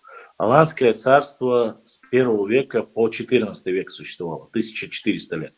А хазарский каганат существовал с 7 по 10 век. Русские говорят, что его они уничтожили. Само собой, арабы говорят, что они его уничтожили, но оно распалось в конце концов, перестало существовать. Золотая Орда пала она просуществовала недолго, 100 лет, кажется, плюс-минус. Она пала под войском Тамерлана. Тохтамыш и Тамерлан. Вот такая вот ситуация. Итак, господа, у нас осталось еще 34 минуты. Если даже столько я смогу продержаться. Понял, под ударами монголов. Монголы были первое нашествие. Прошу не путать. Монгольское нашествие — это когда пришел Сюбеде и Джабе. То есть это были полководцы Чингисхана. А Тамерлан — это уже Амир Тамерлан и татаро-монгольская ига. Это уже другое совсем. Амир Тамерлан не был монголом, он был тюркского происхождения. Поэтому татаро-монгольское — это правильно уже когда после. Второе. И он пришел после смерти. Он не мог унаследовать титул хана, что могли делать прямые потомки Чингисхана, а мог только, само собой, он выбрал себе титул амира, правоверных и так далее. Хазарский с 7 по 10 век ушел, плюс-минус. Там пару столиц. Вы можете посмотреть, там есть очень много трудов. Сюли очень сильно много их себе приписывают. Ну, может и могут, потому что кумыки говорят, что это их прямые потомки, предки, ну и так далее и тому подобное. Сейчас каждый тюрок может сказать это. Башлам, аминьте его барах цанши сам ролика, что хоури вошу цугабах тем бутига был сюли духов был нахуй в Дагестан территории. Я не буду комментировать информацию Амина Тесаева, поскольку у меня таких источников нет. Я пытаюсь максимально абстрагироваться от этого. Почему? Потому что Амин — это Амин, Башлам — это Башлам. Если Амин говорит такие вещи, наверное, у него есть какие-то такие документы. У меня таких документов нет. Я знаю, что Гайрухан воевал против Тамерлана, и то по информации Аздин-Вазара. Но там очень шаткая ситуация с Аздин-Вазаром. Конечно, очень хочется, но 100% Юэл и Абдул-Гилани, Джамо Абдул-Гилани Ори, я этой информации сказал, что нашел в Аляскаре, что это историк аланского происхождения, чеченского происхождения. В Аланском царстве он был историком. Там очень много. Эта тема появилась в 89-90-х годах. Ее опубликовали в газетах и так далее и тому подобное. Но, как говорится, доверяй, но проверяй, бахчане дайна. кроме этого, нам же нужно еще, а si цахиваться бах, и лахлтарло, но сосаин цаунти хавер выжри. Я не хочу, чтобы завтра, послезавтра я что-нибудь расскажу, а это окажется полнейшим, извините, каким-нибудь юажо. Мне не нужно, чтобы вы потеряли какое-то ваше лицо. Я хочу, чтобы шугуттара юахкай доша, шей истории, шей муах, шей кам, деши шухалит. Поэтому фантастический ум, что мне один пришел, начал, хазар, ты ничего не знаешь. Хазария, это хазари, ногчи дуаш, маду. И пошло-поехало, там, часами мне чёс этот гонять, хазарию. Ну, блин, так возьми, блин, про любой какой-нибудь хазари, ногчи дуаш, халита. Но это же не обозначает, что хазарский каганат, которые то ли были евреями, то ли тюрками, мне начерто не нужны, ни жюкты не нужны, ни эти монголоиды не нужны. Мне это зачем надо? Мне бы со своими автохтонными народами нормально себя вести. А вот Тебяхкин был, на Хаги Бяхкин, Лилу Саулком, да, тишь. Вот глянешь, как вот 1000 лет, 2000 лет назад, останки в корёв, они эмигрировать, она хабях, глянешь, канал, хамабях, не, что урар, тигр, хабях, там будет. Ну, тут вопрос, вот это как раз-таки, да, это как раз-таки вопрос по древней нашей истории. Тут очень большие сомнения по этому вопросу. Почему? Потому что неизвестно. Ноев ковчег осел на Кавказских горах, хоть и неизвестно где. Кавказ – прародина всех европейских наций. Их называют кавказцы. Он говорит, что на евразийском пространстве ночи первую поселение. На евразийском полностью пространстве ночи бубах. И камел дина гнилуар коман. Разговор. Да, мадик только, да. Сдохчица. Ну, сон азла, воша. Я так тебе хочу сказать. Давай, чтобы у нас не было петух хвалит кукушку за то, что кукушка хвалит петуха, потому что он цагалит, а? Я тебе вкратце вот по этой древней истории скажу. Если ковчег, а мы считаем себя народом Ноя и несем это название, если на самом деле мы веруем в ислам, а ислам говорит, что у Ноя было 3 сына, от которых зародилось все человечество. Ной, Сим, Хам и Афет. Сим и Хам – это семитские и негроидная и монголоидная раса. От Иофета появилась кавказская раса, к которым относятся ногчи, гюржи, лезгины и адыги. Ну, само собой, остальные уже в Кавказе. Да. Так вот, я почему тебе об этом говорю? Неизвестно, отсюда ушли и там заложили, или оттуда пришли и здесь заложили. Многие из наших говорят, что на самом деле ярчает пространство и войнишхалабаца, начиная от Нахичеваня и заканчивая чуть ли не до Дона. Но об этом тоже есть у Гурама Гумбы. Но он не настолько ой территорию адацию, ёх территорию тига, абхазский профессор то, что написал. Там большие территории. Нахчематьянг, Бар, там многие места есть. Это очень интересная работа, причем никем не опровергнутая. Единственное, цапал буцу тига, нахи алиазинцу, это термин, вообще современный термин, нахи. Не было такого названия. Нахчи есть, а нахи нету. Это Яковлев придумал вместе с этим Мальсаговым. Ингушом. А так нет такого названия. И нахчи был, что гума халса дали ты, чтобы не было вот этого нашего я. Ну ладно, сейчас не об этом. Он на этих территориях указывает это. И вот по этим вопросам, конечно, очень сложно судить, откуда вы произошли. Хасан тоже предполагает его предположение. Ну, что бы то ни было, весь вопрос это Кавказ, Закавказье, и вот этот Северный Кавказ вплоть до Дона. И промежуток Юкабия. Башлам, аль-джудда олаш, перевод, возвышенность, Ираке. Ну, Нет, Иракер, да, Иракер, да, Бароне. Они сейчас, я смотрел, муфти Атиниш, смотри, Марат, ковчег, на босу. Марат, сам, пурга, и суициком, на самом деле. Не, остудицик, цабам. Цигибал, чхана, цигербяхтин, чхана. И достоверно перевод, яри, аджудди бошел, нетик, дари. Там не указано, что это Ирак или Турция. Там говорится конкретно о возвышенности. А где эта возвышенность? Я до этого просто слышал из исламских источников разных, но точно тоже не могу сказать, потому что Шейбуха Болшки Джейн Далил Цагирсон, но еще словесно я слышал, что в Ираке находится. Не. Единственное место, по которым есть, из всех вот мировые то, что говорят, это область Кавказа. А вот где? Ну вот Кейтису Абу Башлам, вот то, что я слышал, 3 версии, да, вот Абу, Нахчиван, там, как ее, Турция, Эрмоцин, одна Турция. Ну, это сейчас Турция, там, в принципе, да. Да, вот эти 3 версии я знаю, просто общие, больше других нету. Какая из них, это Аллах знает лучше. Ни Ирак, нигде, ни в одном месте мира не заявляли об этом. Место захоронения пророка Нуха, алейхиссалам, озеро Ван и место Нахчиван, Нахчиван.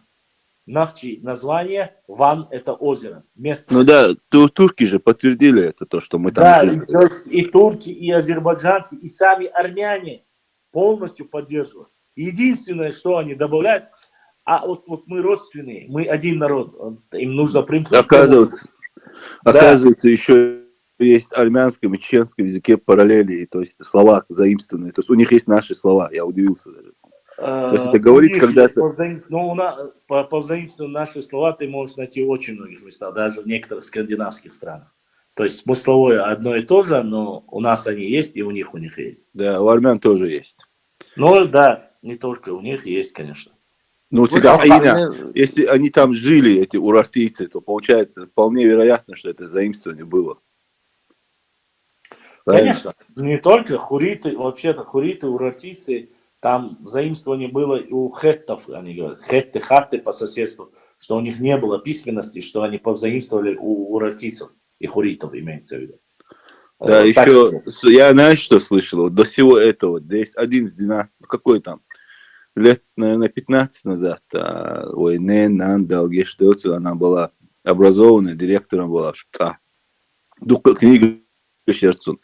Ну, она вот рассказывала одну из версий, да, вот, потом я какие-то параллели нашел на самом деле, что или же Миса Цахасон, короче, Ифрат, дуй Ифрат. Цигаться, государство, Бог, независимый тоже, Войнохча Аш. И она как рассказывала, что фараоны, когда у них народ, там какие-то сражения, мы были наймом, то есть наемниками, военной, наемной силой. Иш дицер, так, деревянный, вот корабль, когда он оплачивал нам за наши действия, нанимал нас, фараон, разные цари, они переплывали вот эту реку Тигр или Худыс, он точно, может, я сейчас ошибаюсь. Ну, или Тигр, или Ефрат, там других-то и нету, в принципе. Вот, и они переплывали, и она рассказывала, Горг, Антияош, Эшелох, Гим, Осхан, да, и сейчас вот я только вот слышу какие-то вещи параллели, совпадают многие. Вот от Хасана Бакаева слышал, что совпало с чем-то, что когда он сказал, что хуриты, вот эти племен приглашали египтяне, и парад делали на колесницах, на этих военной одежде, они были все рыжие, мек, бог, мажбог, то есть рыжие. Да, там есть очень много параллелей. Да, и совпало тем, что она рассказывала, то есть свои устные передания, они не все легенды, то есть очень много совпадений. Ну, вообще-то часть истории это и есть легенды и мифы. То есть, вот она вот такую версию рассказала, но никто не может мне перевести хубоводу, и вот эти вещи, то есть вот это, как это перевод на чеченский, я так и не понял, что это значит.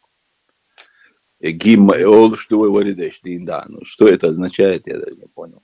Одни говорят, что это был царь Алана Угор, который был непобедим там туда-сюда, и в честь него... Гор вообще-то царь не Алан, Гор это был царем Египта. Богом О, Египта, точнее. вот видишь тогда вообще что совпадать. Донгой, дичь. Ага, подтверждать. Ну, Видишь? да, Богом Египта, причем, если я не ошибаюсь, всевидящий Хлейза, один из богов Египта был Гор. Это во время язычества Гор. они тогда. Да. Ну, получается Ну, опять совпадение, да? язычество Олилда в то время не было еще, как говорится, пророк Шамхула различает Бахти, но это до ислама. Ну, ты же слышал там с Египта папирус, который Нохчемата, я знаю тоже переводы. Там все многое совпадает с Египтом тоже. Они граничили, получается. Асан, я многие вещи очень боюсь. Нам бы по очереди, понемногу, потому что один делает заявление, что троянцы это были мы. Да, это тоже я слышал.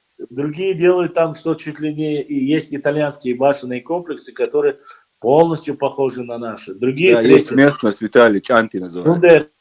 Сундер, это все говорит только об одном. Не, я не за это, я вот за эту вещь. Это говорит о том, что мы все являемся, что они все, мы все являемся первовыходцами именно откуда? Из Кавказа. И все. Да, согласен. Ну вот гендергенойцы, у них была песня «Военный поход моряков», там, ты помнишь же тоже, у них это записано советскими или историками. Теперь мой эшер, то, что у нас были корабли, получается, или что там. Долж молодой момент. Да, конечно, у нас есть морские названия морей, названия кораблей. И есть военные песни, короче, которые ингуши хотят, говорят сейчас, что это их песня, там, туда. Бузуртану хотел себе приписать, короче, гендергенойцы. Да, еще как раз таки не хватало Бузуртанова с морем, блин. Это Назрановское море, что ли? Гендергенойцы, предание от Эйша Люка, записано где-то, я видел в интернете, есть это Эйша даже. Это уже доказано, они поход когда с кем-то в союзе совершали и плыли на чем-то, не помню. Я публиковал его уже, говорил. Вот эту песню уже Бузуртану приписывают себе. Да, давно, причем, давно. Я публикацию сделал. Вошла. Это плагиат, Как Хайнш примерно временной промежуток, я? Хезисо. Хез.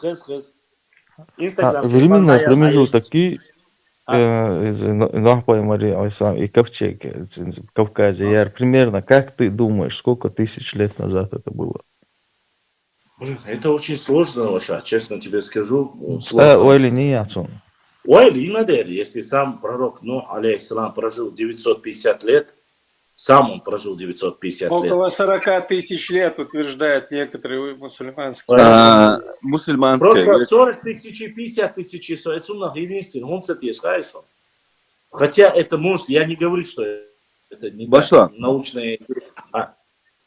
Башла, дошука, да, там исламский преподаватель школы шейха царь хадиса. Сегодня существуют люди 50 тысяч лет, вот так. Но отсюда Мабаяс, я не могу сказать точно. Вот они вот так и сказали, 50 тысяч лет всего. Адмашох, дунича, дахаш, может, джинны, понятно, до них существовали, но Ахнах и 3 миллиона, и там миллиарды лет, боже, это все воздух. Ну, это Адама, 4-е поколение, но, алейхиссалам. Да. Ну, все совпадает, 50 тысяч где-то лет, или шейхс. Ой, ногчи, воры, дешна, воры. Вполне может быть, вполне может. Ну, ладно, плюс-минус. У нас, я просто отталкиваюсь от нашей истории, могу сказать так.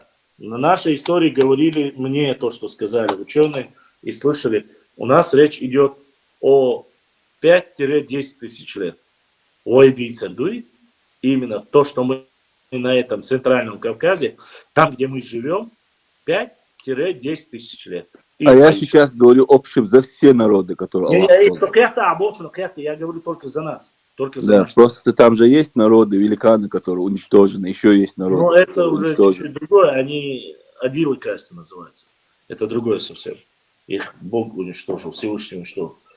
Это рыцарь пустыни Башса, книги Юцуча от Халид бин Валиди, да, он, говорят, гордился тем, что ши Адам пойман, и качется сешне, ши нахуй, да и бойзерцун, и 63 сагукцун Халид бин Валиди, Адам это качется. Эрти, здесь окка очень книги, я тебе сейчас могу зачитать от Адама сил ёшок, они свои книги написали. Серьезно, бам. Хочешь, я тебе сейчас зачитаю? Сомат, душу. Не основа, это был сарказм. Как ты думаешь, люди, которые не могут назвать там, грубо говоря, 100 своих предков, как могут вести свою родословную от пророка Адама, алейхиссалам? Вот в этой книге есть. Ашултан Гайтинов. Просто уавяжир керч. Как такое вообще можно писать, Дейлда?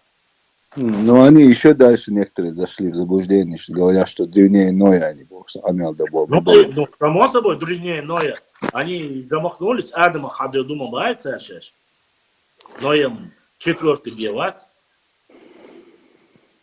Да. От книги Ноха 10-й ух Адам по эморницу не уха их тупыш. 10-й? Да. А разве Ной, и насколько я знаю, 4-й он вел по эморону? Не, Нох по эморони, Адам по эморони уха итца губарас, ит да упыш. Ишба. Пророк Шука был. Пророка вообще, Башлам, пророков было 124 тысячи. Есть посланники, есть пророки. Да, посланники, те, кто пришли с новым законом или и новым книгой, новым шариатом, посланник о царях, их было 313. Всего пророков было 124 тысячи. И в Коране упомянуто всего 25. Остальные нам неизвестны. Но это мы знаем, что об этом пророк Мухаммад сказал, алейхиссалату вассалям. Поэтому многое нам мы неизведанное, мы не знаем. Аллах не дал нам все знать. Да, Аллаху алям или духой.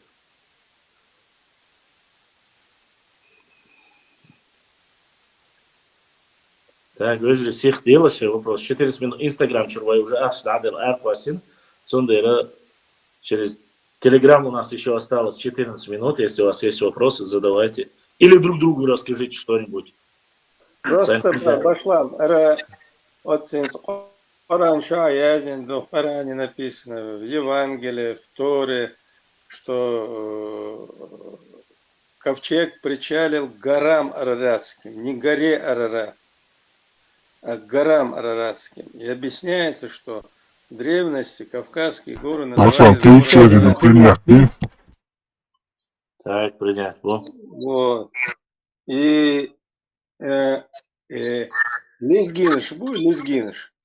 Царь, вот мне Лезгин рассказывал, он с Самура сам, с реки Самур, как ковчег причалил, где, что происходило. Мы-то только знаем, что мы от пророка Нуха берем свое начало, а у них очень подробно все это в народных преданиях сохранилось.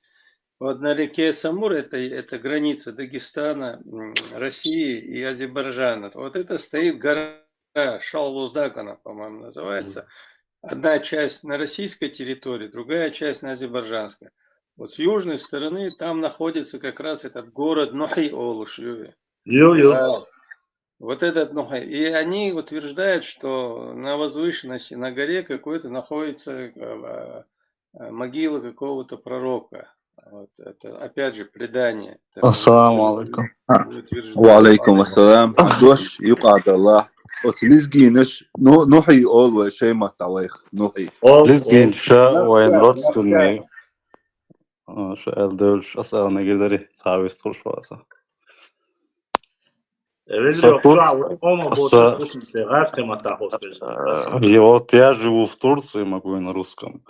Да. Вот в Кайсере, Адана, Силивке исторически издревле армянскими городами считаются. И по климату уже можно определить, откуда человек. Южный он, либо северный. Ну, по цвету кожи, без всякого расизма. Ну, как выглядят люди. И сейчас, где живут армяне, они сами считают, можно у них спросить Восточной Армении. То есть они жили здесь, их отсюда, ну, это обычно либо переселение народов, либо их, ну, выгнали.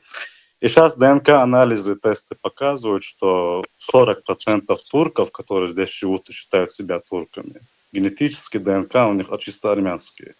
Вот когда пришел этот тюрк, даже своим детям боялись рассказывать, что они армяне, и вырастили их как турков. К чему я хочу прийти? Про название Ереван можно у любого армянина спросить.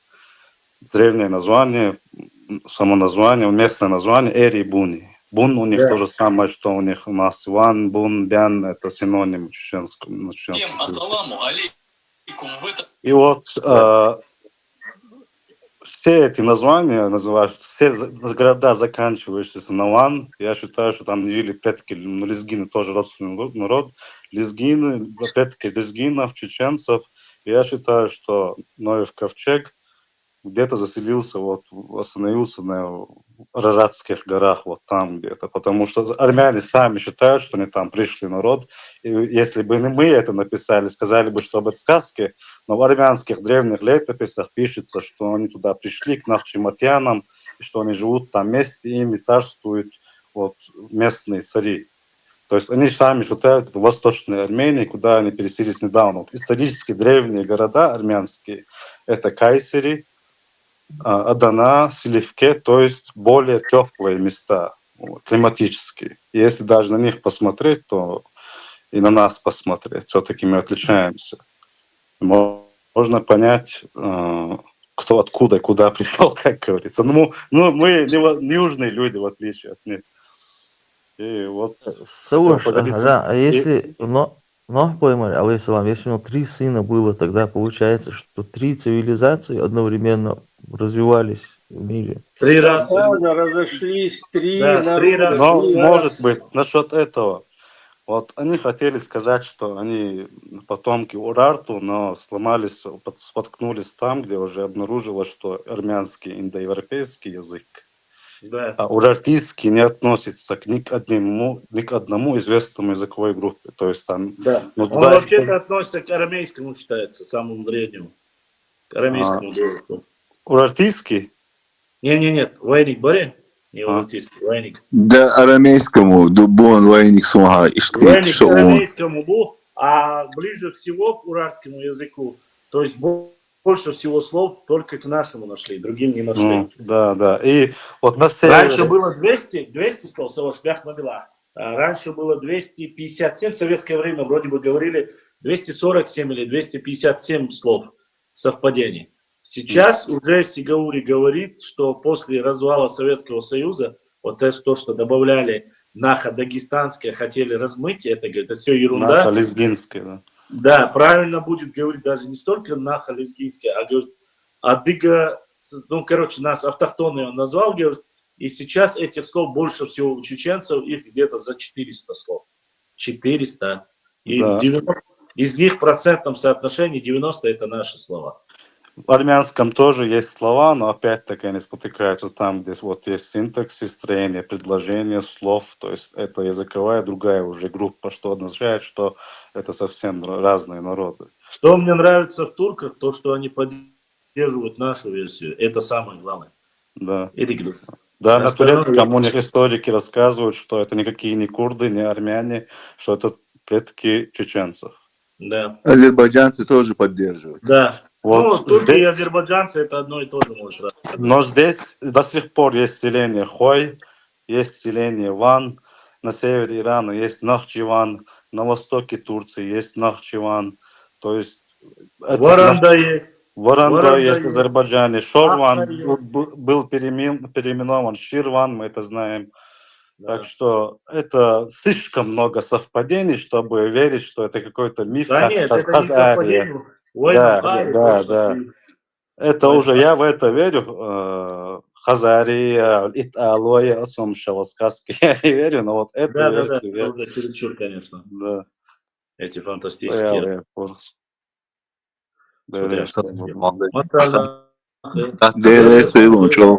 Çok hazırmıştı ya. Вистхаличи. Да, вискал. Я наоборот вас слушаю. Сомияши 900 лет ты был, что ли, умдец. Суна хаздири, да. 9 локтей, дак эдмаш халы. 900 тысяч лет эдами, нуах паямары. Хинц и бол достоверно хадишка дуюзе моду сен саудир хуячоноси. Насчет 900 лет, ду женщина, ду. Достоверно, думаю. Да, просто сам... Насчет 9 тысяч лет я не слышал, сразу массовым хаздацом. Насчет локтей я слышал, Но тут говорится о судном дне, и что каждый человек будет возрастом 33 года и 33 локтя. Ага. 33 года и 33 локтя. 9 локтей я не слышал. А сам в школе с направлением антропологии я изучаю.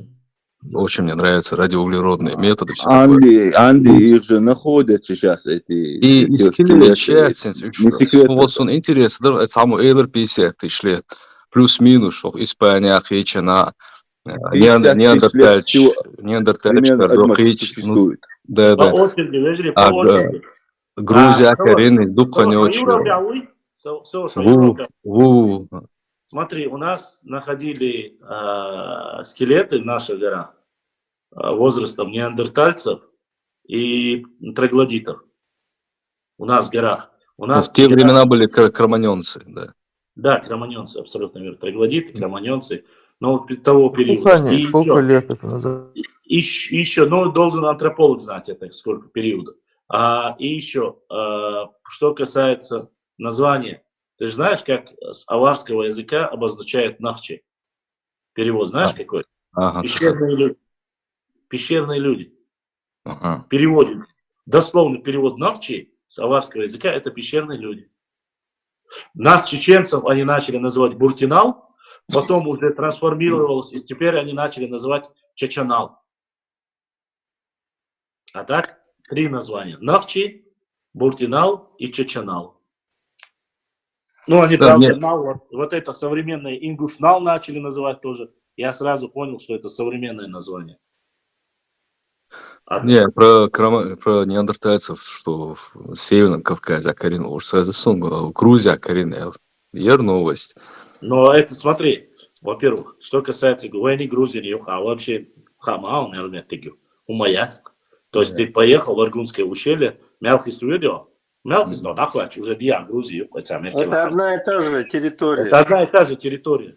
Это недалеко. Не, меня интересует не только рост и скелет шви, а вот это именно хан, age, ну, возраст, как мы, то, что мы знаем, 30-40 лет это был вообще максимум, 50 лет Айсмен, до Каринул Альпе, 5000 лет назад, знаменитый.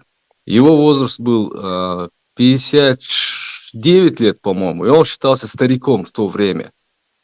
А эти 900 лет, эти научно обоснованные дуя, да, сразу я тебе говорю, смотри, твои суждения, твоя наука, это в основе своей по европейским лекалам, по стандартам дарвинизма, сразу добавляю. А мы говорим все-таки про религиозный фактор. Это разные вещи. Мы тебе говорим про, чтобы было понятно. У нас не дарвинизм. Религиозную тему и священная книга Коран. И плюс еще, насчет ДНК, когда ты заговорил, есть наш Хуай, который сдал ДНК-тест, у него показывает 5000 лет общий предок с викингами. Наш Хуай это Т-группа, которая очень редкая. Их почти нету. Так вот, их общий предок, его и викингов, показывает 5000 лет. То есть кто-то сдал в Норвегии или в Дании, кто-то сдал ДНК, и у него показал ДНК такой же, общий предок у них 5000 лет. Чтобы было понятно. Откуда у нас, или отсюда туда ушли, но оттуда сюда пришли, в Нашхе поселились, и от него появились остальные нашхоевцы 5000 лет тому, маловероятно. Видать, все-таки отсюда переселили. И да, многие европейские ученые говорят, что они относятся к кавказианской расе, то есть белой, европеоидной расы их называют. В советское время Сталин начал это делать, чтобы не назвали кавказианской. А так это, да, нас и в Америке, и в Европе, нормальных местах, там, где разбираются хорошо в антропологии, называют белые расы, называют кавказианской расой. Ну тогда должно было быть, если мы черные, тогда испанцы, итальянцы, они тоже должны быть чурками на самом деле. Ну, насчет испанцев, не знаю. Но испанцы там очень сложная ситуация. Все-таки не забывай, Испанию в основном завоевывали же арабы. Арабы были, там кого-то не было. Да, смуглые, которые с арабами встречались, а вот баски есть еще. Арабы это, мавры и арабы это все негроидная раса, вот, как и африканские. А монголоидная раса, вот, допустим, монголоидная раса, можно сказать, монголы и все. Нет, монголоидная раса, от якутов, японцев, китайцев, корейцев, все узкоглазые, это считается монголоидная раса. Как бы это российское не звучало. Башлам, историк молвуй. Да, специализация истории. Нет, как Испания, Испания есть Каталония, Барселона, есть там есть и баски, есть и каталонцы. Да, очень близкие нам по духу. Да, и каталонцы, они говорят, что они произошли от аланцев. И аланч, хузар был аланч, путишешь, ну они говорят, и гуны, типа, ну гуны это тюркские народы. Да. Так, и аланч, Испания, кэчхельче, получается, это те аланцы из Кавказа, наверное? Конечно, конечно. Они зашли на Кавказ, создали государство и ушли в Европу и до Африки, дошли, через Гибралтар прошли. Итальянцы тоже многие считаются от аланов уже. Да. Не только Башлам, там попали туда, в Италию. Башлам. Башлам. Там вот это споры идут, вот у Вашингтона или Айса, Кавказ, там вся правящая элита Франции, Испании и других стран были по происхождению аланами. И поэтому за это наследство идет спор конкретно. Ты же знаешь, что из истории Европы мы знаем все, как появились немцы, испанцы и французы. Они появились от Карла Великого. Это один человек был, у него было 3 сыновей. Они разбили государство на 3 части. От него пошли германцы, от него пошли французы, и от него пошли уже то ли испанцы, то ли итальянцы, но суть не в этом. От Карла Великого пошло. Если племена разделились на несколько частей. Если Карл Великий был потомком алан, то автоматически все 3 эти нации могут сказать, что они потомки алан, и они не соврут. Так логически, если мы пойдем, все мы прекрасно знаем, что от 2 человек пошло распространение. Важно еще учитывать, что тогда особые понятия, как нация, тогда еще не придерживались. Да, были абсолютно. королевства, жители королевства этого. Да, земли, которые они могли контролировать и в которых были подчинения. Все. Ну вот я Алан, это наши Эрихов, Алан, Шбюцяш. Аланы, это которые вот были Аланское царство и Алан Шбюцяш, от них произошли. Да. 1-14. Была миграция. Это же наша эра, а там же, говорят, Древний Рим, они же жили там еще до нашей эры. А им Нет, смотри, тут речь идет с 1 века по 14 века. Ты имеешь в виду Древнеримская империя до нашей эры Египта, Греция, Италия, Рим точнее. Но Римская империя, не забывай, что это номинальное понятие. Римская империя, она называлась только по завоеванию и по размножению. До них греки могут сказать, это все наше. Греция считается на самом деле одной из... А до них это русские. Да, а эти это русские. А это русские кто? Те же самые. Родственные, народ раса. Они относятся к кавказцам абсолютно. Это русские относятся к кавказцам. Это есть научные работы по этому поводу. Как бы ты ни копался, что бы вы ни копали, все равно мы найдем корни на Кавказе у них. Дальше у них не может быть ничего. Даже по форме правления у них был сенат, и император считался равным первым среди равных. Символ у них волчица, можете еще посмотреть. Да.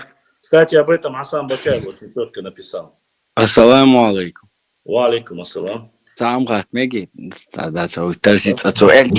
Испания, Иберийский полуостров, Башлам, Грузия, Иберия, Часть Грузии была Иберия. Испания, он метки Иберийский полуостров. И Испания декордус, Иберийский, грузинский юхас, Иберия. А вот является ли Испания... Пиренейский полуостров, Пиренейский. Пиренейский. Пиренейский. Пиренейский полуостров. Испания, Пиренейский полуостров.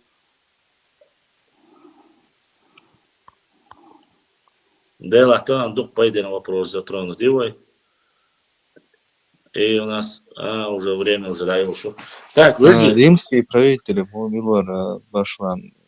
Или бошь, МРЦ, или Этрус, сейчас начали вы, точно начали за здравие, закончили за упокой хушлятвы. Везли, давайте сделаем так, у нас завтра тоже будет эфир, да, Мы завтра продолжим. Я просто боюсь, что в прошлый раз Санна, Соши Баркел Дерес Хила, выставил, что Архуасан Хуэрсу. У нас трафик закончился, я один раз продлил его, а так у нас трафик закончился. Шуна Масана Дерес Хила, ждите завтра эфир, готовьте свои вопросы. Постараюсь завтра тоже сделать сразу одновременно на 4 платформах, таких как YouTube, Instagram, Telegram и TikTok, по крайней мере. Facebook у нас никак не получается подсоединить. Еще хорошо, что вот так вот сохранилось.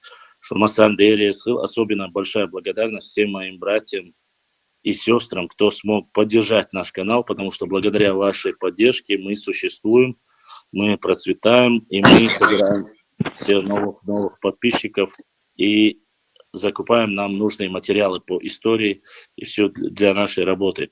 Я еще раз прошу, приглашайте максимально подписчиков, особенно кто проживает в Европе, на Инстаграм-канал, на YouTube-канал и на Телеграм-канал. Пускай подписываются, подключаются. У нас очень много интересного, важного. Неважно, живете вы в Европе, в Америке, в Канаде, разницы нету. Вы можете узнать много очень интересного и оставить много для своих потомков и для своих родных, близких. Тот, кто пока, по крайней мере, не может вернуться, завтра, послезавтра, мало ли, всякое в жизни бывает. У нас очень хорошая, интересная история, только все по крупицам нам приходится. Видите, сегодня один брат, который из Турции, рассказал много интересного, да? Другой брат из Испании тоже нашел какие-то моменты, которые тоже подтверждаются. Вот таким образом мы можем только собрать и зафиксировать. Если мы сегодня не будем это все фиксировать, записывать и выкладывать, то завтра, послезавтра этими прекрасными возможностями будут пользоваться наши недруги и попытаются приписать к себе.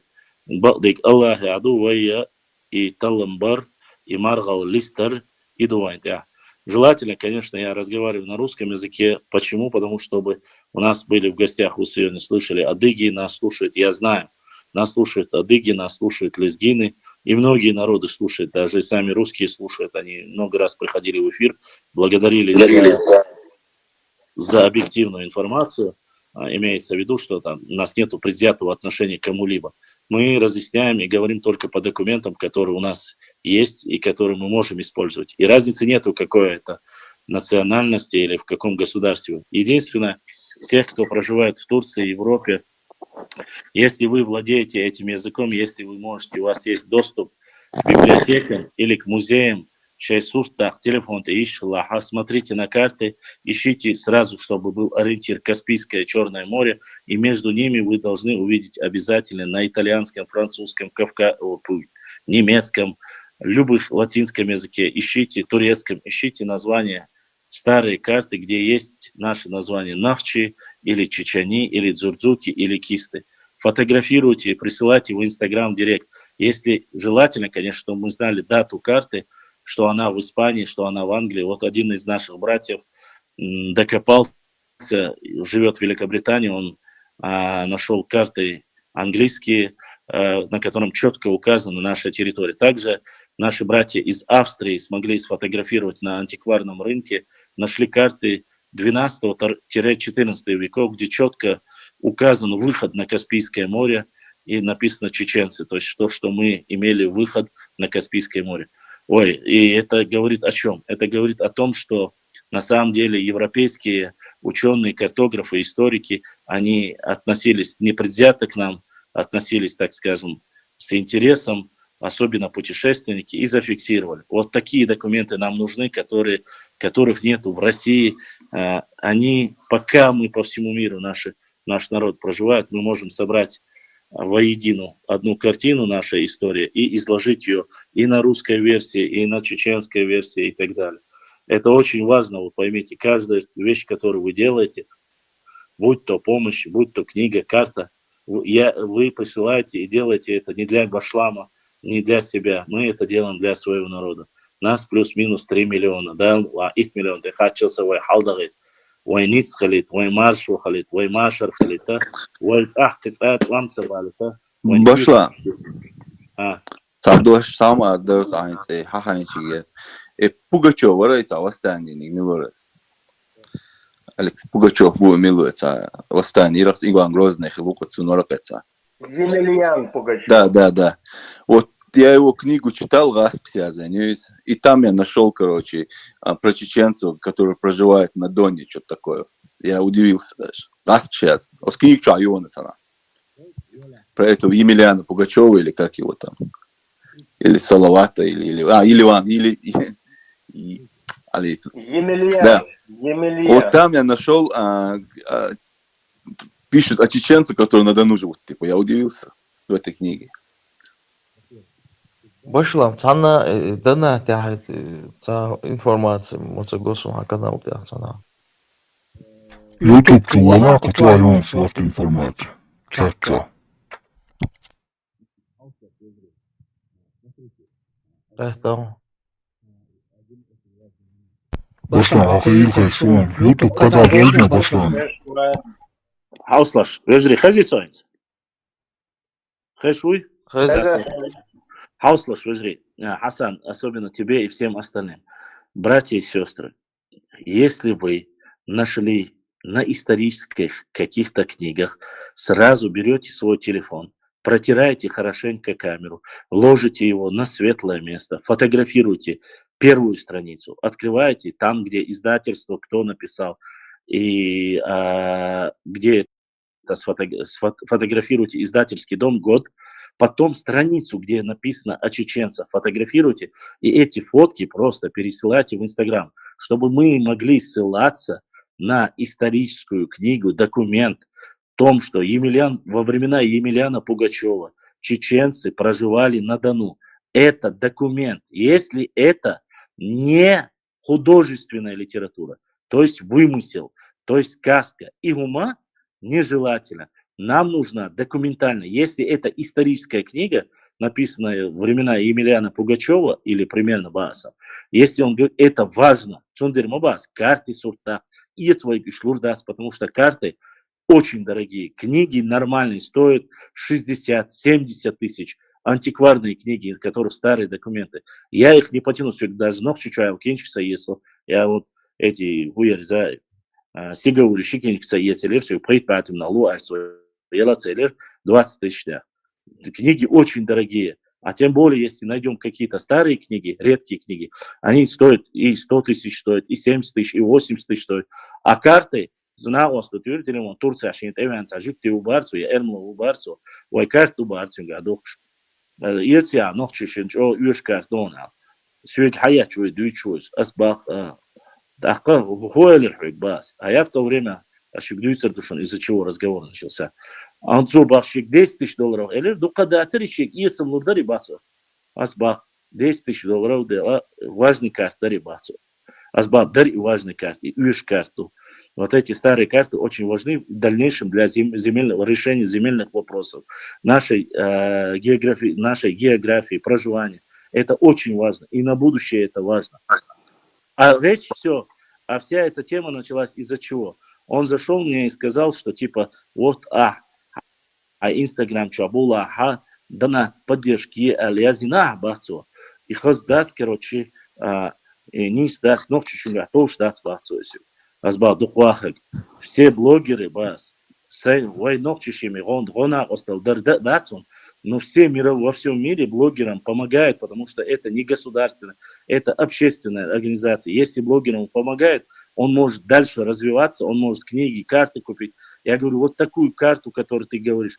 Я здесь хотел купить одну карту. Питер, Ерца, архиверца, на Оскар, Нерсу, Ласка. Обичерк, Мадардичем, Цубелова, Вори, Моцел, Волваш, Вори, вечно. Карт нечтарцин зига. Суртак, хадайта, чацакарт, суртак, старый сунди, что карты. Суртак, хадайта, иттадверцу. Ну ладно, что чхайна, айл кула даду, а ты цинг суртак, ты хадайтерс. А я публиковать и на духоду карч. Югат сосу, короче, а карта это сосу. Это 19 века карта. Чего уштари, причем в большом формате. Азбай, карты изарсун, срочно, чего карты изарсун. Если дух что не бахцу. Ду, Милана дух что и бас. Из дона, в принципе, даст там карта 150 тысяч рублей, двигаться. Одна карта 150 тысяч рублей. А это еще было лет 5 тому назад. А с Богом буду, и вот этот, я ему рассказываю, поясняю, что сам движ вас суну мамадия бас. Я за все всегда отчитываюсь. Асо, хара я цешун, кинчик я цешун, карч я цешун. И карч шун, что керма я, Все, кто со мной с 18 года знает, Стефанар Хаузер, свет халалате хаусел, хоккарт наш, ой ногчи тейп наш гойшен, го, ой мох гойшен, го хокка кистш бушен, хок валямниш тушен, хокка хвай юшен, хокка арцах юшен, хокка ногчиван юшен буш. И дагойче, потому что не все имеют доступ к картам и книгам. Но все имеют доступ к социальным сетям. Если мы зарегистрируем, зафиксируем, и что? Ну, есть люди, которые не понимают это, а есть люди, которые так вот. И что? Все равно сами лузага сундер оластан шозинас, например, донат. Сами лузага сундер банда сунба савал. И шадов муатес бал нябетин чисто цена бал нябин лиршул тагга сунши хусум хаба из сунши ваха весундер эс ячина именно книги карты ЕСЛ дага цадя нақсон он поддержка луш эс бяшбек бал бушу майели бизнес ело ля бал баля кедек да диез голушту именно отчитываться да я оправдываться да не искать захотеть давайте шақиет шхлю шухи адам ша не асам бога вагре худу хайшон асам я даже не про то просто сосвик хату я сосвик бяк боксу я ему поясняю что сун сосуна ваха лурвацун вас Ибраиму in своих чуау Ибраим хаком мы 1 год хотели купить и лямничка рабань шум фиксировать я Мак-3 уж фотоаппарат учо дик качество уж прямой эфир челря самый дорогой я царит своя Мак-5 ерцул крутой Ибраим хаком цаншера свой Ибраим лахда вахири дейлду алама цаделит кошик это $1600 даршун ю давол велит каши кригет Ибраим кард вагдат кон олшах цахет сокиет мялу халвашу ну это проблем чувствуется ой вещи кую инчу шей долдолча лайк комментарий или смайлик или просто плюсик дали размножение, то есть разбрасывать, что мы выходили в топы, и больше подписывалось. И хотя бы, да дальше, это он шботиха, человек халвашу, соцадыша, ки аттокш, да, что арахин, шун ки халду. Я это все, ну хотя бы бег мабака, хаули, вега, то суха, и то шдотиха. Ну как-то мы должны, или я должен под кого-нибудь, оуш хаздаться, или вижу все, или юсу, элла газириос, он хасриет газиряться.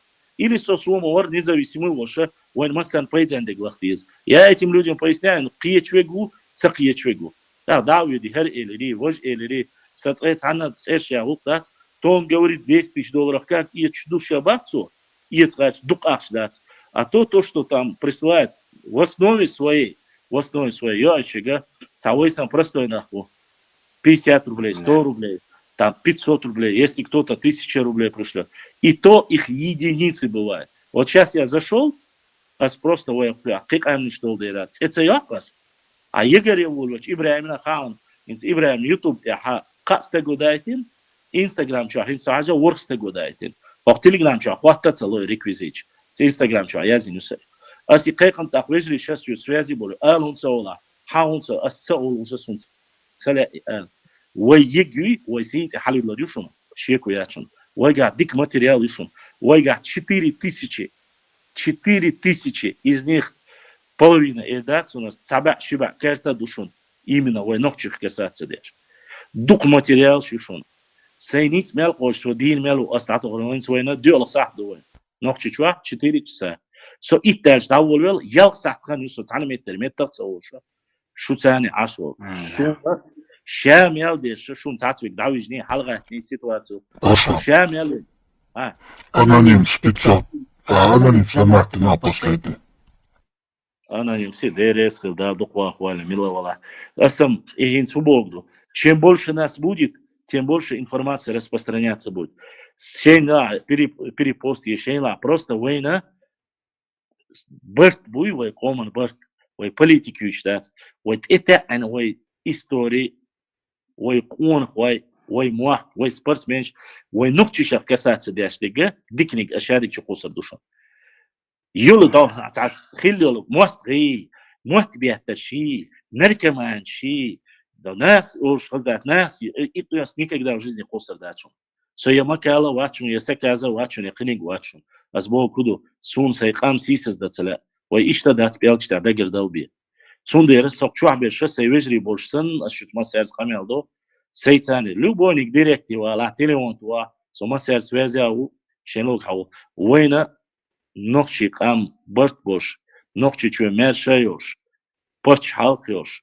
Вой нохчел дош, вой низи, вой цани бол бир бут. Сейези хайла кыда эц ويرز ريستوراني و هايلا اتسي ويرز казино о дальше я кайфовать я суматься каждый выбирает. Я знаю, мне 40 с лишним лет, я знаю, сколько я прожил. Жима хила 19-20 хила он динаши сакира маст хила зудбеч университете конференция шадик лилина. Но есть время, когда ты уже видишь хинсана таланешти на войн. Дадерзуш душун вежри. Таган сана войн марш войош. إن ساوي أنت إخواتين ليش فايز بيات كجبيات تعنا ديت ويبالا بات هاي إستوري تول شوية وحق إستوريكو حق جيوغرافو حق قرا يازينا أبوبليكوي напечатай. Если вы коли дан саниц хала сахили еще техник хала кинчка язурят сей камси создашь. Именно каждый аспект с древнейших по новейшее время. Ну, новейшее, конечно, и царятся, смотришь, новейшее еще пока рановато. Но уже войдан ладиду. Проблем чего согушен, шу любой хаттер на ушун на сушун ваша ушун соц башлам ушун соц берткелар ушун тайпан бато ушун фамилия чимая ушун чимениек ушун шу ушна аспектire он то садек шу до сегдалушта гастиду. Но соц анден мат бячи ямар торши сундо страусины политики эшбари, да вечно куерши, ой цакмади, ой хармади, мне это ерунда не нужна. Мне нужны мои ногчи. Сей ногчи камди, сей ногчи истории есть. Кичер цани цердо герге лоца лилен дика вот есть и дисксу. Вот хан муатакши, укон муатакши, укон хако элери саячуни. Но я знаю тонкую грань, где можно идти, где нельзя. أزيوت أخوة تحنسي نوخش چون كرتر مسقوات زيوزي والله بالله تالله قدم تيسا بوجد هو قدير دوشوسو إيش حي يقع سيكون زلت ناندق زعرلتنا غالي يقول غول اللي رخصت نتولك سقوما سمكة أمس بيرش يعني زيت سخلش يعني وندش الله دان سكير عدو دوالخ دان واسقي باشكوالجي مالوات لامز داش مارق قوبش سيكدوش تكداش وسو متعجيم ألسم أتونش بالحاري докторцы вариантировали, но пока я могу так помочь своему народу. Если каждый суртак, кинчки, карты дала хада и че, кидек диче вадиду. Да это ничего на гона ослячен. Аллах дал садуэл, будущник изачка судолите. Кичерна ладухарна танукчур $10 бюхумш садыч. Уэз хаз вилка шу цанхиларна шу дерескил дал дукдадуэл шу. YouTube чабол вежриш, TikTok чабол чердмасерга. Всем огромная благодарность, всем, кто слушает. Подписывайтесь, делайте репосты, оставляйте 1-2 комментария или смайлик просто оставьте. Продвигайте наши ролики в топ, а то из-за жалоб наших некоторых недругов и недоброжелателей. Мой банчер арцалалуш. Царь ахш, дуешь унядина. А рейтинг поднять тела, ахш ложе, останется луж своими путями бог. Арвалячу.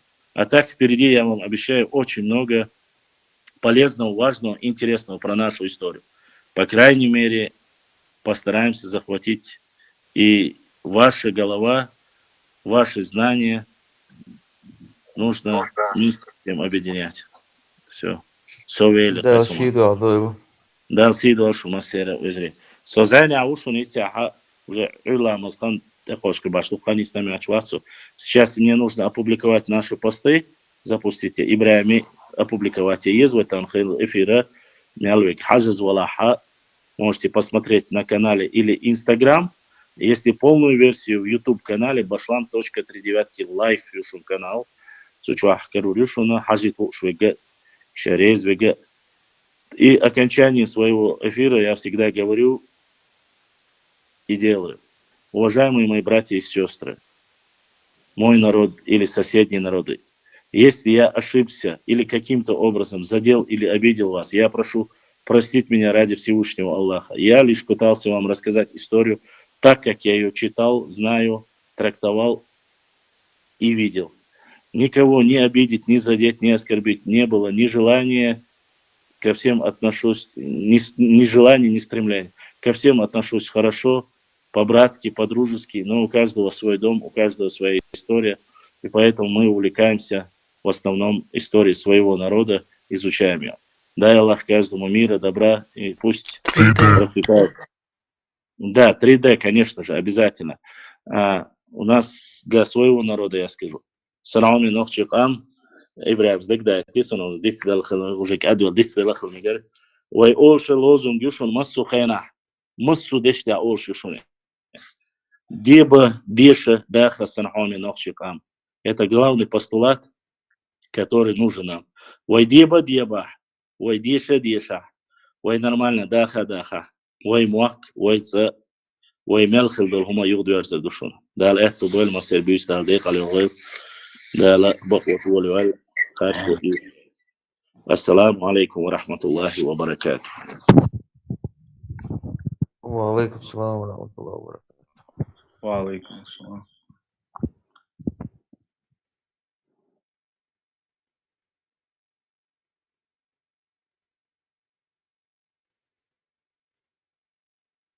Assalamu alaikum warahmatullahi wabarakatuh. Masih bistela dol. Today's school masana. Kana video qadam wa.